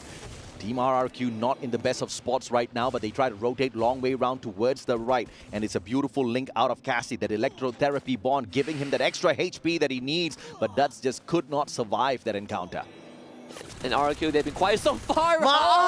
Waiting on the other end of the portal to find a freebie onto Mao. And that just makes things worse for RQ. Now you gotta hate the update on the portal go. Now everybody gets a little bit of an inkling if you're gonna arrive. PE Sports though, can they take out the Predators of this grand finals? EWOS Divine holding their ground strong and wiping the floor with PE Sports. Ray does get knocked down, but out of nowhere, Loud arrives. 3 players on the ground, and the Brazilians want to shut this play down. On the opposite side stands Falcons to put an end to EWOS Divine, but Peter, LBG drops him, leaving Coscu to sold out this place, and PE Sports once again dropped the ball, but it's no fault of theirs as Falcons just waited, bided their time to strike.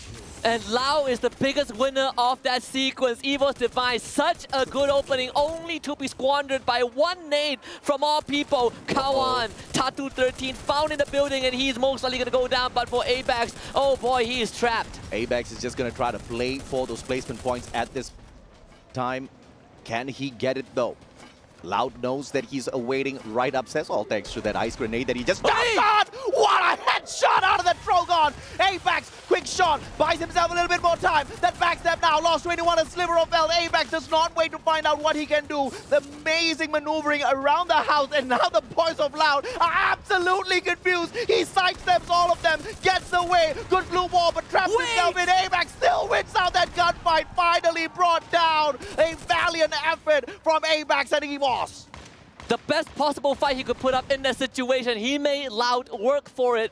But thankfully for Loud, all members still standing. Coscu desperately trying to find shelter behind the glue wall that is taken down. Moshi with the snipe, and Coscu alongside Team Falcons are out. Most of your heavy hitters are out of the equation already. AG Global still aiming for the top. They're going to be the next contenders here. Up against Buriram United. Loud slowly ramping up their pacing as well. They're going to be a huge threat for your 2-time world champs. Wasana beaming himself across with the portal go. This is a lot of risk to play. He loses a lot of HP, but in the nick of time gets back into the zone right beside the players of Loud. Lau are in such a good spot. BRU, they're thinking about which position to take over because the circle does push them in, and Lau, he's just waiting for the rest of the teams to come in with open arms. Wasana to take the charge, but next to might be High Road! Shows up with the monster truck, doesn't get any collision. He bought his license for sure. He tries to knock them down, but knocks into the wall instead. Yago gonna be in a lot of trouble now. Wasana just lays out a beautiful glue wall right in front of him and quickly backs away. AG, on the other hand, absolutely snubbed in 4th spot. Buriram still staying alive through all of this craziness, and Yago backing away. Beautiful defensive spot held on by Loud. The pressure, the glue walls, the defense from Loud, so well done. Raoni is still in the game. Wasana gets into the driver's seat and comes out on the the other end. He's in the same vehicle as Roan to buy time for the rest of BRU. A power play from the Thai squad, but lost 21. Finds get high. Moshi hanging on by a thread, could not find it. Blues are closing in. Loud trying to find a victory, and they might not have found it. It's Roan again with the clutch. Neshu Miners defy the odds the second time, AJ. Back-to-back booyah, a solid performance out of Brazil. And Loud surely stepped it out, but this was the team that stole the spotlight away once again. Could have been a little bit better with the driving, but it turned out great for them nonetheless. Unbelievable play at the end. I cannot believe it that it ended that way. We saw the same power play, right? Get into the passenger seat, you come on the other end, you buy some time. Baron won single-handedly. Lone survivor wins it for Netshoes Miners, and now the competition is wide open. The meta has been tweaked, changed, updated so many times, and who would have thought that the current meta would demand for your monster truck to show up time and time again in the final circle. It's the meta right now. Absolutely. We saw the interview between Gade and Yoon Sul on the stage. You know, he said that the coach told him, hey, just relax a little bit, don't put too much pressure. Oh, but pressure is on.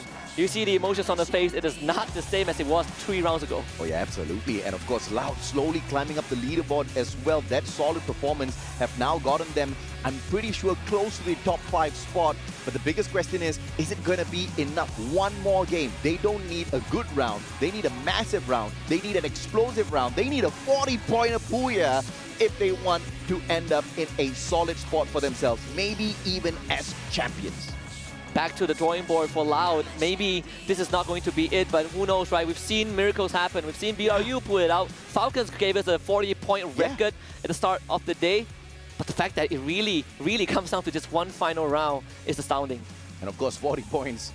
And also taking into calculation for teams like EWOS, Falcon, AG not performing. And out of nowhere, you now have Netshoes Miners not slowly, but surely confidently climbing up the leaderboard. Back-to-back booyahs, massive number of eliminations, 40 for the day. The third highest in comparison to Falcon and EWOS, which is slightly ahead of them.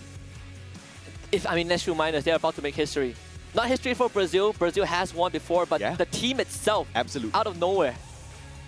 And that's exactly what we promised you at the Esports World Cup. Surprise after surprise after surprise. And you cannot guess who's going to walk away with the championship at the end of the day. But there's one thing that is for sure here. Falcons are eyeing for it. We're talking about the club championships, baby. We're talking about an extra 1,000 points that they desperately want for themselves. Yeah, hope is still alive. We come down to the final lap, and oh boy, maybe this final round, a booyah could decide the winner on the spot. Teams, they have to start gunning for it. And 5 teams are fighting for that, but we'll throw it back to the analysts. The arena where here we continue on. Netshoes Miners, Brazil. They take 2 wins and 2 booyahs in a row. And we're joined now by Raune to ask a few questions. First of all, you are so close to that trophy. How are you handling those emotions right now? Vocês estão tão perto desse troféu. Como vocês estão lidando com isso agora? Nós começou mal e nós ficou assim. Ou nós faz alguma coisa agora, ou nós, é menos um título para nós. E é um título mundial, né? E eu bati cabeça, então eu tô amassando e estamos aí. We did not start well, and we thought we have to do something about it, and we are doing that, and we're here. So far we've had a win from Southeast Asia, one for Brazil, one for Southeast Asia, and then again for you with Brazil, but you break it and you make 2 wins in a row. What's there to happen? What's there to change to make it 3 wins in a row and a win for you in Brazil? Até agora a gente teve uma vitória do Sudeste Asiático, uma vitória do Brasil, do Sudeste Asiático, uma vitória do Brasil. O que vai fazer agora para conseguir ter 3 vitórias seguidas do Brasil? Eu acho que vai ser um jogo padrão, depende de quem der buia, o importante é pontuar. Se nós der buia ou não, mas nós vai dar buia nessa aqui, vai ser 3 buia, e é isso. I think the important is to make points, and we don't know if we're going to do booyah this time or not, but we will. Well, there you go. 2 booyahs in a row in the grand final. An impressive feat for Netshoes Miners and Roundy. Thank you very much. Parabéns, muito obrigado. We'll see what happens in game number 6. So do not go anywhere. It's the final shot for the trophy and the $1 million on the line. So we're all here waiting for it to happen. Though, for our viewers in Arabic, that's right, it's the final showdown. Game number 6. And Netshoes Miners, this team came out of nowhere. And now with 2 back-to-back booyahs are in the running to potentially take home the trophy here for the Free Fire Esports World Cup. But we're all probably wondering, what do the overall rankings look like? Let's have a look right now and see where all of our competitors are and how many points do they need to take that trophy home. And look how close the competition is. All it takes is one good round, gentlemen.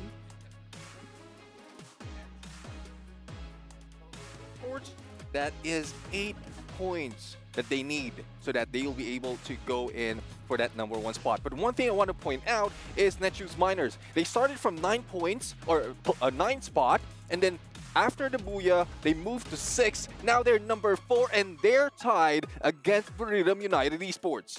But I got to point out as well that AG Global, they have been keeping up with the pace. No booyahs, no problem for them. They have been around that range of being able to get that top spot. So if they get the final round, the best round that they could have gotten in this tournament, who knows, they could come as a surprise team. It's do or die. This is where your eliminations come in. This is where you need to put the game in your own hands. But it just seems like the trend is everyone is waiting for those final circles. They are so scared to make that move because we've also seen some of these teams, they try to make the moves and then they get punished for it. So coming into this final map, gentlemen, we still don't know what this final map is going to be. Definitely, I mean, it would change the pace of the game. And pretty much it would be any of the maps that we've seen so far, because there's only 5 maps really to choose from the randomizer. But one thing's for sure, if they took notes or really studied their opponents, if they failed or probably succeeded in what they had to do, all they had to do is just hit that replay and try to get a few more points, especially for those very, very close to that number 1 spot. Yeah, but one strategy I noticed about some of the top teams here, Falcons, Buriram, and also AG, they play it really, really safe. They try to play as close to the circle as possible, and I can understand why, because they are kind of hoping for the closest competitions to fall off earlier before them, and then they would be able to keep that gap or even gain more points to try to overtake the competition. So it's all about playing safe right now. Looking at how this has been running in the previous round, that could probably be the case in the final map. But I think the answer here is for them to stop playing safe. I think it has to end here. Yeah. It's the last game. And if you go down and you're not the one taking initiative, you're not putting your fate in your hands. You're putting it into someone else's hands. Now, speaking of putting their fate into their hands, Netshoes Miners' very own Rowan 7, 5 eliminations for that previous round, 1,782 damage and 797 healing. This last map, this is going to decide who will be our champion. This will decide who is going to have a fun time and also a not so fun time for game number 6. And obviously, I think all the teams are hoping it's going to be a simple map. Bermuda. That is the home, the heart of Free Fire. But if it ends up being a map like Kalahari, we could be in for a lot of trouble for some of these teams. The map for today is none other than Kalahari! Oh no! You know, You just have to say it. It's over. This is the team breaker map, and not only that, this is the tournament breaker map because last day, final chance for everyone to take that number 1 spot. Well, so you mentioned a couple of interesting things as well, right? RRQ does well on this map. Yeah. So Actually, EWC got it, right? It's Indonesia Yeah, does well on this right. map. So if we were to take that into consideration, right? Could this be EWC again taking it back home and take home the championship? It does look like it. It does look like Stats don't lie, right? Yeah, I mean, but we know for a fact that everyone's on the number one spot is always being targeted, or for those really very close. And they've seen the gameplay, they saw the review, or they saw the replay of what happened earlier. RRQ might be targeted in that refinery drop. So that is very tough for them. For Evos, then there's a huge chance that they can like hide out a little bit and then take it slow, and then later on bring the gunfight. I don't think these teams are going to let any of the Indonesians play slow. They've seen what's happened before. This is a map that they're prepared for. But Indonesia, Kalahari, these two things, they mesh very well, but maybe it's not going to be an Indonesian champion. It's time to find out, folks. It's map number 6 here at the Free Fire Esports World Cup. It is Kalahari, throwing it over to our wonderful casters. Husky and AJ, take it away for map number 6. Thank you very much, Danny and the panelists. AJ, one last map, history about to be penned. And what better way to do it, to decide who wins the championship on the most hated map? Well, it just reminds us of Riyadh. It is hot, it is sunny, but what is going to be most definitely important here on Kalahari is, can they stop the Indonesians from rampaging? Can they stop teams like EVOS Divine and RRQ picking up those points? Because if you want to stop EVOS, you got to know exactly where they drop in Kalahari, and I'm pretty sure these teams have done their homework. But who's brave enough to go for such a thing? I'm waiting for that to happen as well, because it's do or die, right? You got nothing to lose at this point. We're heading into Kalahari for the final map of this grand finals. A trophy will be lifted at the end of this. It's do or die for everyone. Double booyah for Netshoes minus GG.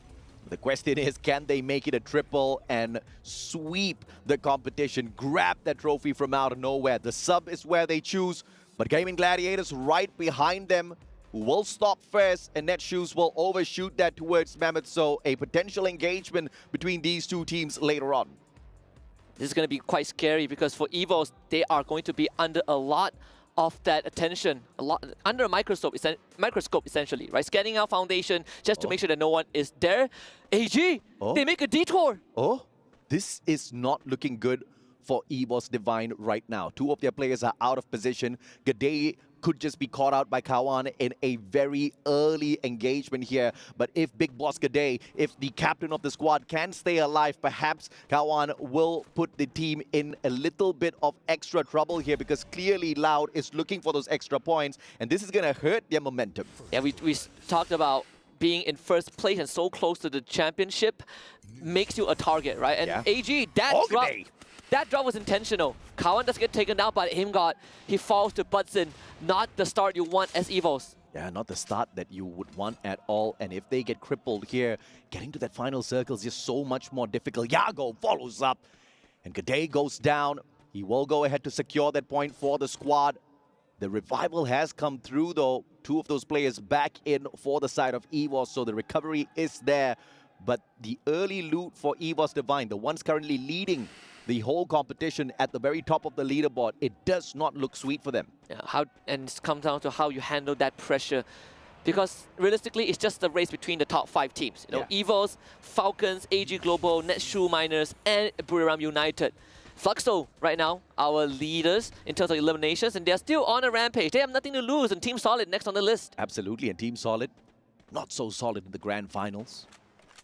In a terrible position, if you ask me, because the better defensive side is on the side of Fluxo, and Fluxo's not really taking a step to get into those engagements just yet. P90 in the hands of Bobs, and MT7 support from afar with the M82B, beautiful, and Bobs unfortunately gets sprayed down with a level 1 gun. And Team Solid, a perfect recovery. His team member is going to be picked right back up, and MT7 could do nothing about it. Fast revive, Trap 7.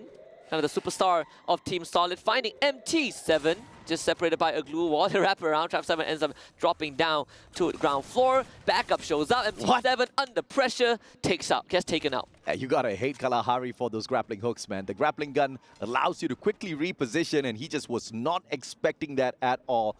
Got swept out of his high throne. Next 7, on the other hand, slowly driving around, trying his very best to survive for the time being for the rest of his squad. Off screen, Wang An finds Apex and EVOS Divine once again. No matter where they go, no matter where they rotate, they keep being found. Yeah, the final lap is the hardest to complete, and EVOS Divine really feeling the heat. Good day. Finding some space to get some resources as the member of RQ just flies right by him. So at least he knows he has some room to breathe for now. But the most important thing is to get the rest of his team back on the same page and ready to go. At this point, every single player from EVOS Divine has been revived already. And RRQ's Duds gets revived, drops into the exact same compound as the players from the side of EVOS Divine. That does not look good for RRQ. And their recovery gameplay might just be hurt. But Sin down as the team of Loud continuously brings back their players one after the other. That kind of fixes the final puzzle piece for Loud. Full squad yet again. Even for Team Falcons, they are ever so close to that first place. Just slightly behind EVOS Divine. Ray gets shot down again. No chance of backup coming in. The cavalry just could not arrive. RRQ Duds making life hard for their compatriots. Yeah, and he's got a better gun. Tags him up with the A124. No Joseph on G'day, so this is very troublesome. G'day with the slightly lowered rate of fire as well. Duds with the grenade that just does not reach G'day. Good hop with the glue wall. Backs away, 78 HP. But he will still stay alive. And of course, Apex get brought right back. EVOS Divine continuously reviving one player after the other. The torture just does not stop. Just a horrible start for EVOS Divine. They forced out of command post, had to take a vehicle around. But here at Refinery is also going to be quite a mess in just a little bit. Gaming Gladiators taking control of the entire area. But if that circle closes in a bit more, we might see a very chaotic fight. Solid start for Gaming Gladiators. 8 eliminations thus far. We did mention the Indonesians love this map, and they're proving that. Kawan down on the ground.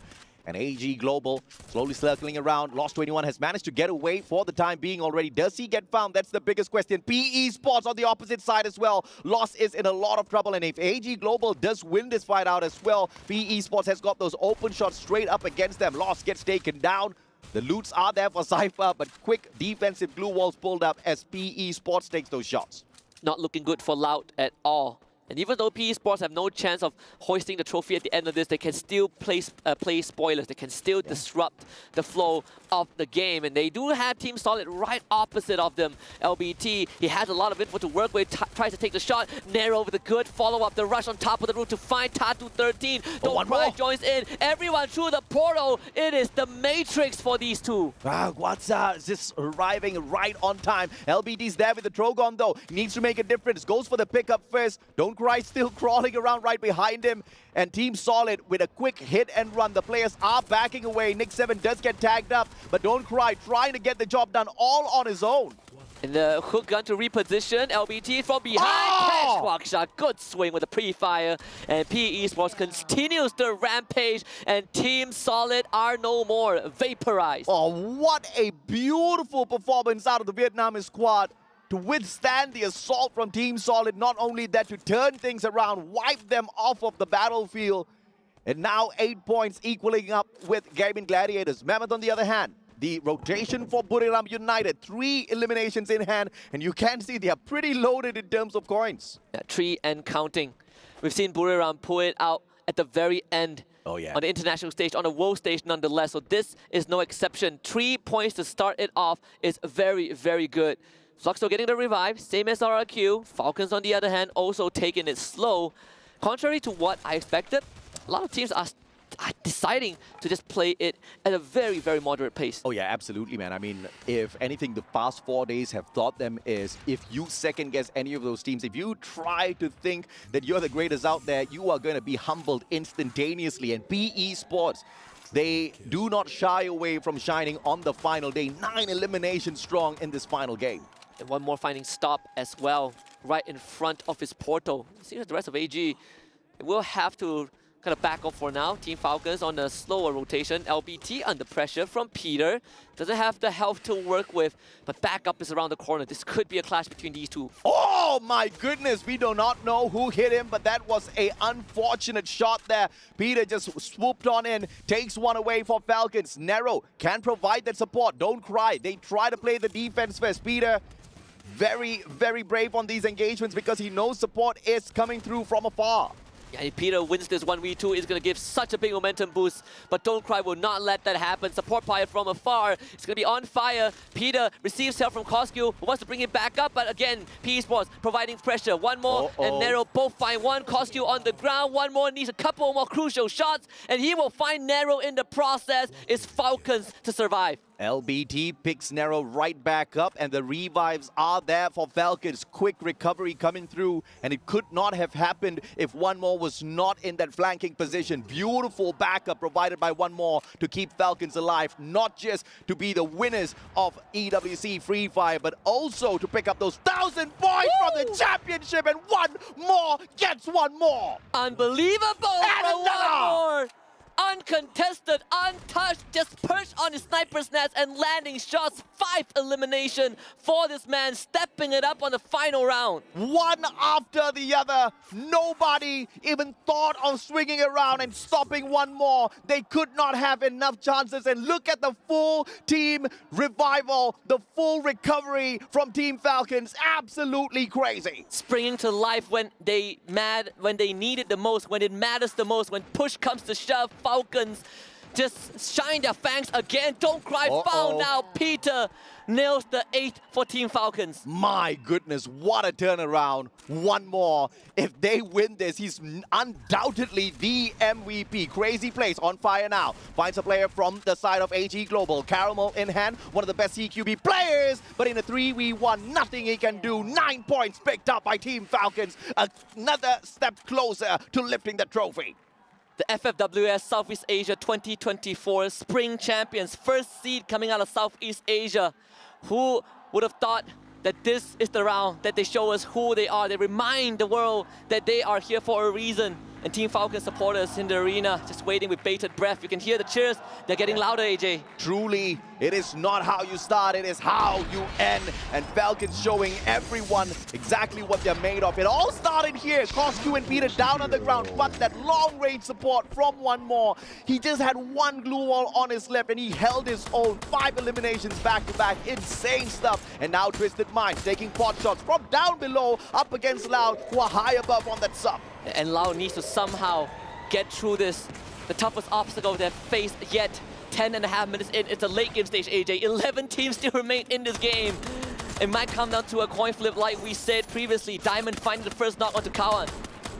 Buriram looking for the circle, whereas Twisted Minds still trying to find points for themselves. The portal goal will help him up, but it is a fantastic snipe from Samik. Back-to-back, 2 players get taken down. Nameless just trying to recover a little bit for the squad as Samik gets knocked down onto the ground. But Yago trying to make a lot of noise on the opposite side. Exposy denying him that opportunity, and Loud out in 11. The Brazilian squad silenced in this round. First is Solid that was vaporized, and then Lau right now not being able to make a single sound. The round ends here. The run concluded with a nightmarish ending. 10 more teams remain. Zarakill finds a revive onto Dudes. And with Team Falcon so ahead, it spells disaster for BRU. Oh yeah. Because BRU needs a whole lot more to catch up. Let's see if they can, man. We've seen BRU pull off miracles when it was impossible, but Falcons just making that look absolutely impossible. How do you snuff out the fire in these players? How do you snuff out the fire in One More? I want to see a 1v1 battle, that sniper showdown between Moshi and One More to perhaps call it a day. I mean, you can't count Evo's Divine out just yet. They're still in the game, but it's P Esports that's leading the pack. 12th elimination so far with Huang Ang and Nero stepping out big time. Team Falcons right behind them at the maze. 13 points needed for PE Esports to catch up with Gaming Gladiators. And of course, Gaming Gladiators still alive and kicking to pick up more points to make the journey a tad bit more difficult. Netshoes Miners still in the game, hurting the players of AG one after the other. View the final player, but he's got no driving skills. Backs away and gets blown up. Bye-bye AG Global, says Nando. Unbelievable. The top 5 teams that are racing for the trophy are still in the game, AG. Well, AG just got destroyed, but 4 more remain, right? EVOS, BRU, and Falcons. As close as it gets. The battle of Indonesia now. EVOS Divine. Glue wall melters up the watchtower first. A double glue wall melter for good measure. Does it get followed up with a couple of frag grenades? We'll have to wait and see. Ice grenades response from Gaming Gladiators. Esports Divine can't do anything about that except patch themselves right back up. Will get tagged up by the A124 as well, which slows down their attack, and Esports Divine just needs to bide their time for the next 30 seconds. I need to reposition though. This container is not the best spot to be in. As Nando 9 already found Raz, that's another number added to the list, added to the tally of Netshoe miners. Team Falcons, they're moving into PE Sports territory. This could make or break it. Esports Divine is inside this next zone here, so they don't really need to do anything, so they can continuously barricade themselves inside of that container. Off-screen Saming, they spot out the Flying Diamond as well. One more shot needed, round one. Has the aim! The Nando 9 with a perfect follow-up. Oh my! Netshoe's miners absolutely crushing the players of Twisted Minds. 9 eliminations strong right now. Twisted Minds, nothing is working for them right now. They are absolutely collapsing. Raul still finds another more to add under the belt. He's not done just yet. The snipe shooting down. That is just absolutely lethal. 6 plays from Netshoe's Miners Gaming. This is the way you can go if you want to lift the trophy. Perhaps a back-to-back-to-back booyah for them. Falcons still in the race as RRQ gets kicked out. PE Sports the next one on the menu. Let's see if or not the Predators can sweep them out. 7 teams left, but 4 of them have a chance to lift the trophy as close as it gets. Fluxo in the way of the path of destruction led by BRU, but Fluxo on the high ground. They have to deal with PE Sports first. Nobody thought Netshoe's Miners would be able to get this close to lifting the trophy, but here they are, 12 eliminations. They've got one of the best positions out there on the battlefield, but the circle slowly closing in. They are in a very sticky situation, and they have to take on the players of Diamond Gladiators, who do have a good defensive spot. But if the circle catches up with them as well, that's going to be trouble. And as I say that, portal goal for Netshoe straight into the next thing, so what a play! And Esports Divine, they see all of this happening. Maybe they can take advantage of this situation and stop the dreams of Netshoe's miners. Riptide Rhythm out as well. Netshoe miners taking a lot of damage from afar, but no confirmed knocks just yet. Esports Divine, they take their own portal just to avoid the Riptide Raider. Apex somehow finds a shot on the Koju in the process as NMG now forced to fight. Yeah, PE Sports still alive and kicking as Fluxo gets taken out in 7th. Netshoe's Miners, everybody's aiming for them, but they still stand strong. Now picking away at Gaming Gladiators. 18 Deer, the Wonder Child out. Nando 9 down on the ground, no Riptide Rhythm kicking them out just yet, so therefore they can pick him right back up. But the shots are aimed at them. The first ones into the circle are being tormented. Falcons off screen. Now they quickly overtake, shutting down PE. This is so close, AJ. Top 4 teams have a chance at the champion. They can touch the trophy. They can touch the sky. Nando 9 goes down. NMG, is this where the fairy tale ends? Falcons with 14. Jonah getting shot by on fire. Falcons tearing up the storm. NMG out. BRU out. It's between Falcons and Esports Divine. But Falcons are just way too strong. The winds guiding them to victory. Apex finds one more. There's no way Falcons drop the ball right now. Execution, get out of my lobby, baby. We're going up to the top. Buriram out in 3rd. And it's now all up to Apex. Esports Divine 1v4. You cannot do it. Team Falcons destroy the competition. The golden road for Team Falcons remains alive and kicking. History rewritten. Euphoric moment. Started strong, 40 points, setting a record on the Esports World Cup stage and ending it strong with the booyah. Exactly what they needed, exactly what the fans asked for. What a final circle. Oh man, any booyah could have been a championship moment. We have seen this team grow over the years, continuously underestimated, continuously counted out. And even at the FFWSC spring, nobody would have thought that they could get this. When Team Falcons stepped in to sponsor CGGG, their performance took a severe dip. But then came the final week, then came the play-ins for the Point Rush as well as the Grand Finals. They came up as champions and they may have done it once again. I don't know if you can math, but my math tells me nothing can touch them now. Absolutely. Heartbreak for EVOS. Came all so close. Oh yeah. This was the closest Indonesia has ever gotten to a Covenant title, and they fell short. Nonetheless, in the wake of a Thai team, but at least this time, it's not BRU, it's a new representative, Team Falcons, really soaring beyond the clouds and into the stratosphere. Can only imagine the relief they feel So much pressure. I heard that after Point Rush yesterday, they got a harsh pep talk from the coach. Oh yeah, coach was like, what the hell are you guys doing? And look at this. But that's classic Team Falcons. That's classic Team Falcons to show that we are not a great threat, but to show up on the final day. Those tears, we understand those tears. But ladies and gentlemen, boys and girls, that's it from Husky and I. We'll throw you back to our analysts. Let them break down the matchup for you. Ladies and gentlemen, it has taken us days to get here to our grand final, our trophy, and our $1 million prize pool. The numbers have been tallied. We have our winners. So please, give it up for Team Falcons!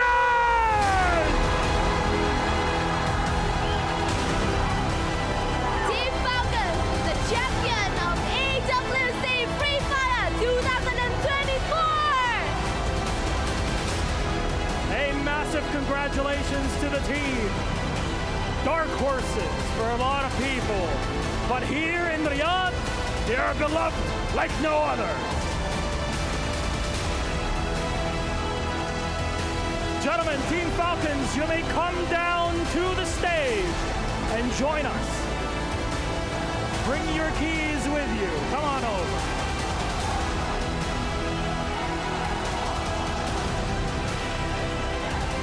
Of course, here at EWC, for every winner, our key master is joining us on stage. Please, come on over to the key master. The shards will be taken out of the key. One piece will stand at the totem in the center of our arena, where all of the EWC victors will be laid to rest. Of course, one piece, the shard itself, will sit here in the trophy.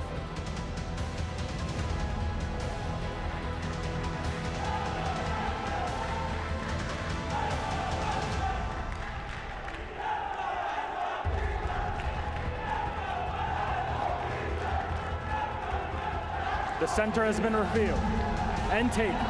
Please insert the key into the trophy.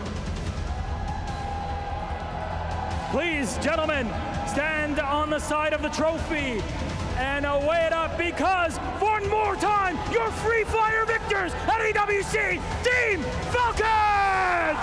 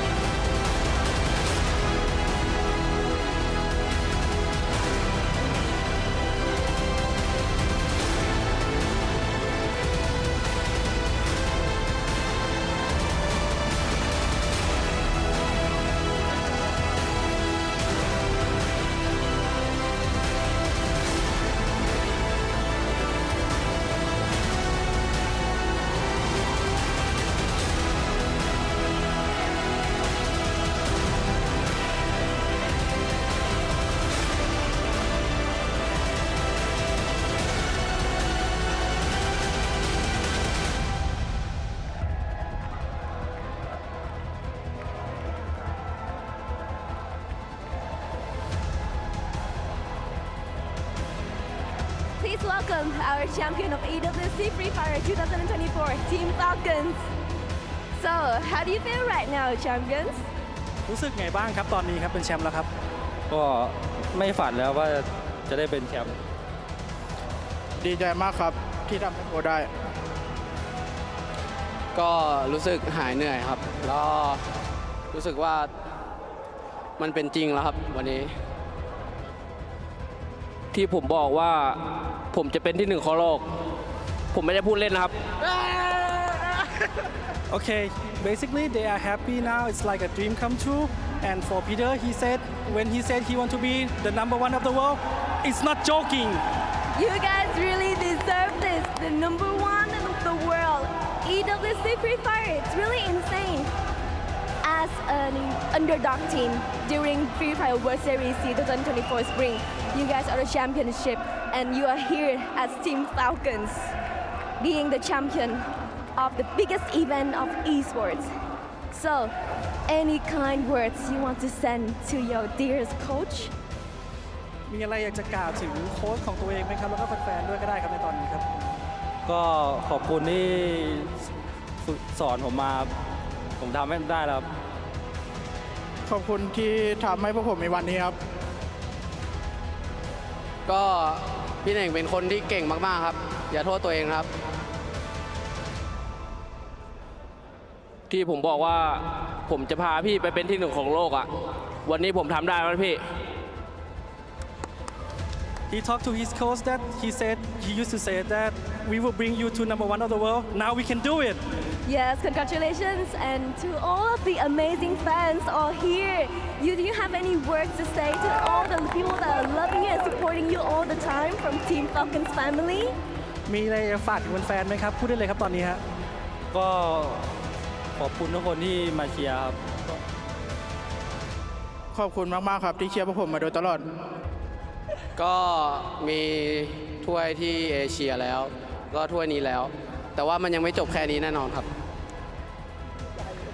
ก็ขอบคุณแฟนคลับชาวซาอุดิอาระเบียด้วยครับที่มาเชียร์พวกเราในวันนี้มาให้กำลังใจพวกเราตั้งแต่เกมแรกจนจบพวกเรามอบถ้วยรางวัลนี้ให้พวกคุณเลยครับ Thank you for all the fans around the world and especially a Saudis fan for cheering us since the first match.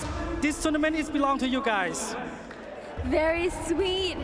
As a person who has followed them since their really little journey from Free Fire World Series C 2024 spring and until now, I'm really proud of them and happy as well. So, once again, you are the champion of EWC Free Fire 2024, Team Falcons!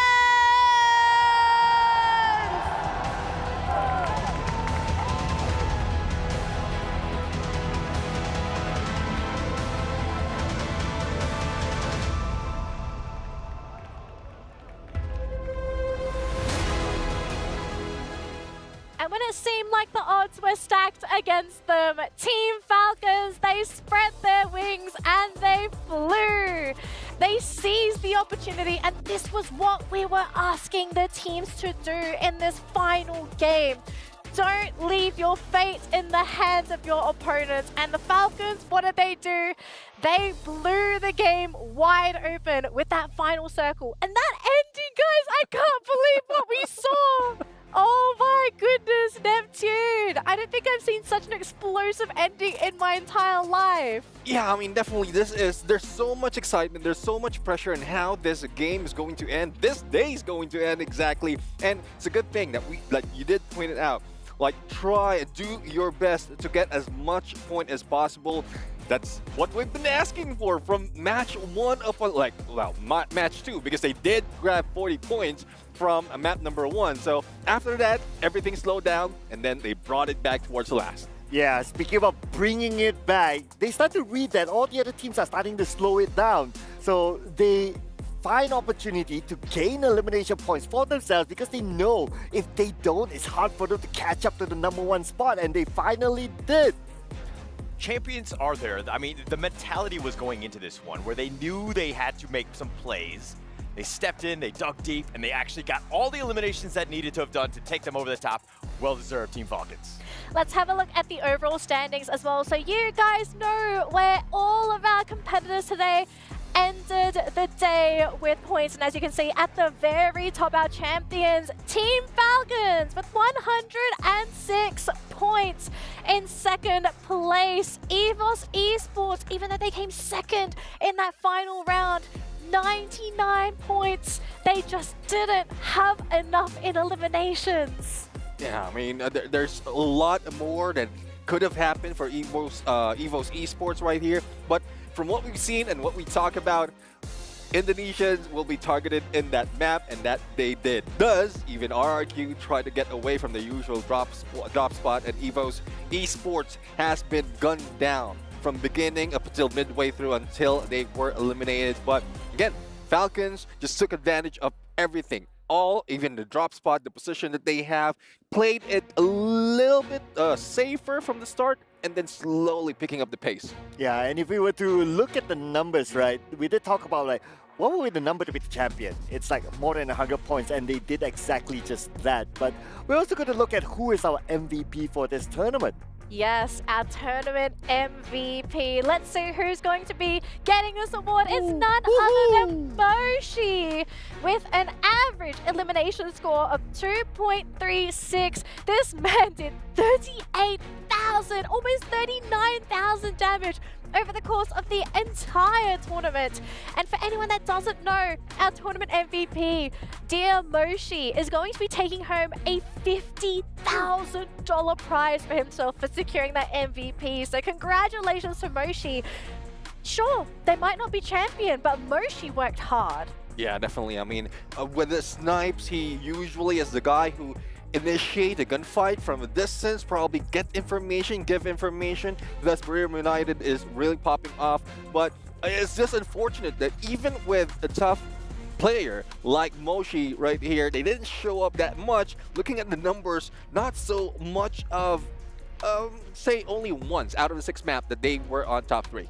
Yeah, I would say that overall, you gotta think about it, Buriram, they are a MVP team. I mean, you have Wasana being the MVP of FWSC, and now you got Moshi.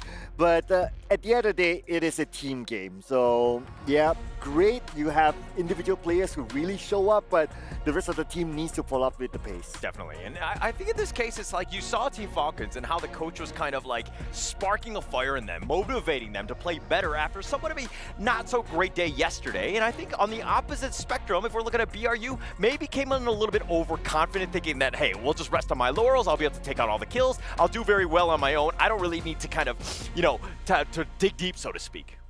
It kind of makes you wonder, you know, what was the thought process for these teams coming into the tournament? But I do want to sort of shift our focus over to our player bounty. Our player bounty for the tournament is going to be awarded to none other than Peter. Peter, this man, I feel he didn't carry Team Falcons. I think Team Falcons overall, very balanced team. They can rely on one another. But I think if there was one player on the team that really stood out, it really felt like Peter. Every time the team needed him most, he was able to put in 150% in and carry things through for the squad. Yeah, this is one good turnaround for Peter, because I remember one time or at one point in the qualifiers or in FFWSC, wherein Peter's mostly the guy who always being taken down. I mean, the revives, he's getting that, not quite sure if it's an award, but the most revive in the game. But now, getting this award for the biggest esports event for Free Fire, oh wow. Yeah, I guess that's a U-turn for him individually as a player, as an athlete as well.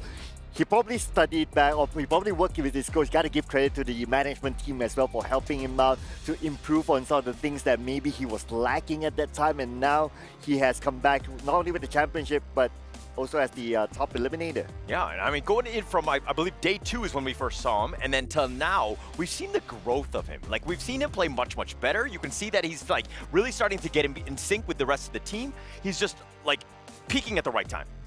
I mean, you peaked in the grand finals. I think it doesn't get better than that, Hauler. So, what is next for our teams? Well, this tournament might be over, but of course, the World Series is the next thing for these teams. Who will be the champion for 2024? We are going to be finding out later this year, but I think for our competitors that did participate in the tournament here, this was a very big learning curve for them. They learned a lot that's going to help move forward, especially in a LAN environment, right? Playing online is a much completely different animal compared to playing at home, on the couch, in bed, over comms with your friends. There are external factors. Being able to prepare yourself mentally.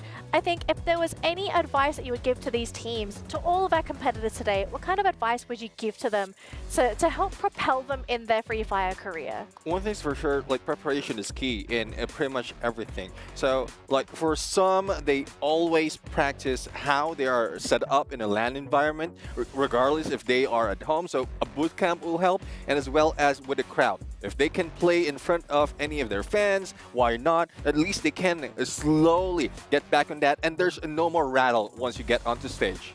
Everyone has great mechanics, everyone has great shooting skills, but then again, what would differentiate these teams from each other would be mentality. So having a strong, good mentality, able to overcome dips in performances to make that comeback up, just like what we saw with our champions Falcons, that is something that every team needs to work on. Yeah, definitely. And it's also the teams really need to kind of play their play style. I think there are times where they were kind of shaken up. They weren't really sure what the other teams were going to bring. But it's like, hey, this is what got you here. Play to your strengths, so to speak. Play to your strengths. And I think if I had some advice for these teams, find a coach that fits you. What do you need as a team to improve on? Because I think Falcons, they're a great example of a team that they are mechanically gifted, but to have the support of a coach that provides you an alternative perspective and is able to help build upon things that maybe you feel you're not confident enough to build upon yourself, it really brings the team together. And I think it's going to be an exciting time for us seeing Falcons, you know. They've won here. How much higher is this team going to fly? I mean, another point, though, is also get a good support. Because if a support network. Yeah, I mean, if you remember how, like, before they were Team Falcons, they haven't taken this #1 spot.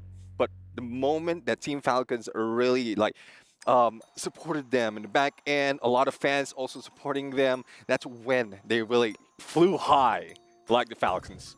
Yeah, the home ground buff is real, ladies and gentlemen. Yep, and just like what, down the road is the Falcons' Nest. That is where all the energy is there. I mean, even as a competitor, right? So when you walk past by there, you see this building, these monuments and all that, you would feel like, intimidated. Oh, yeah.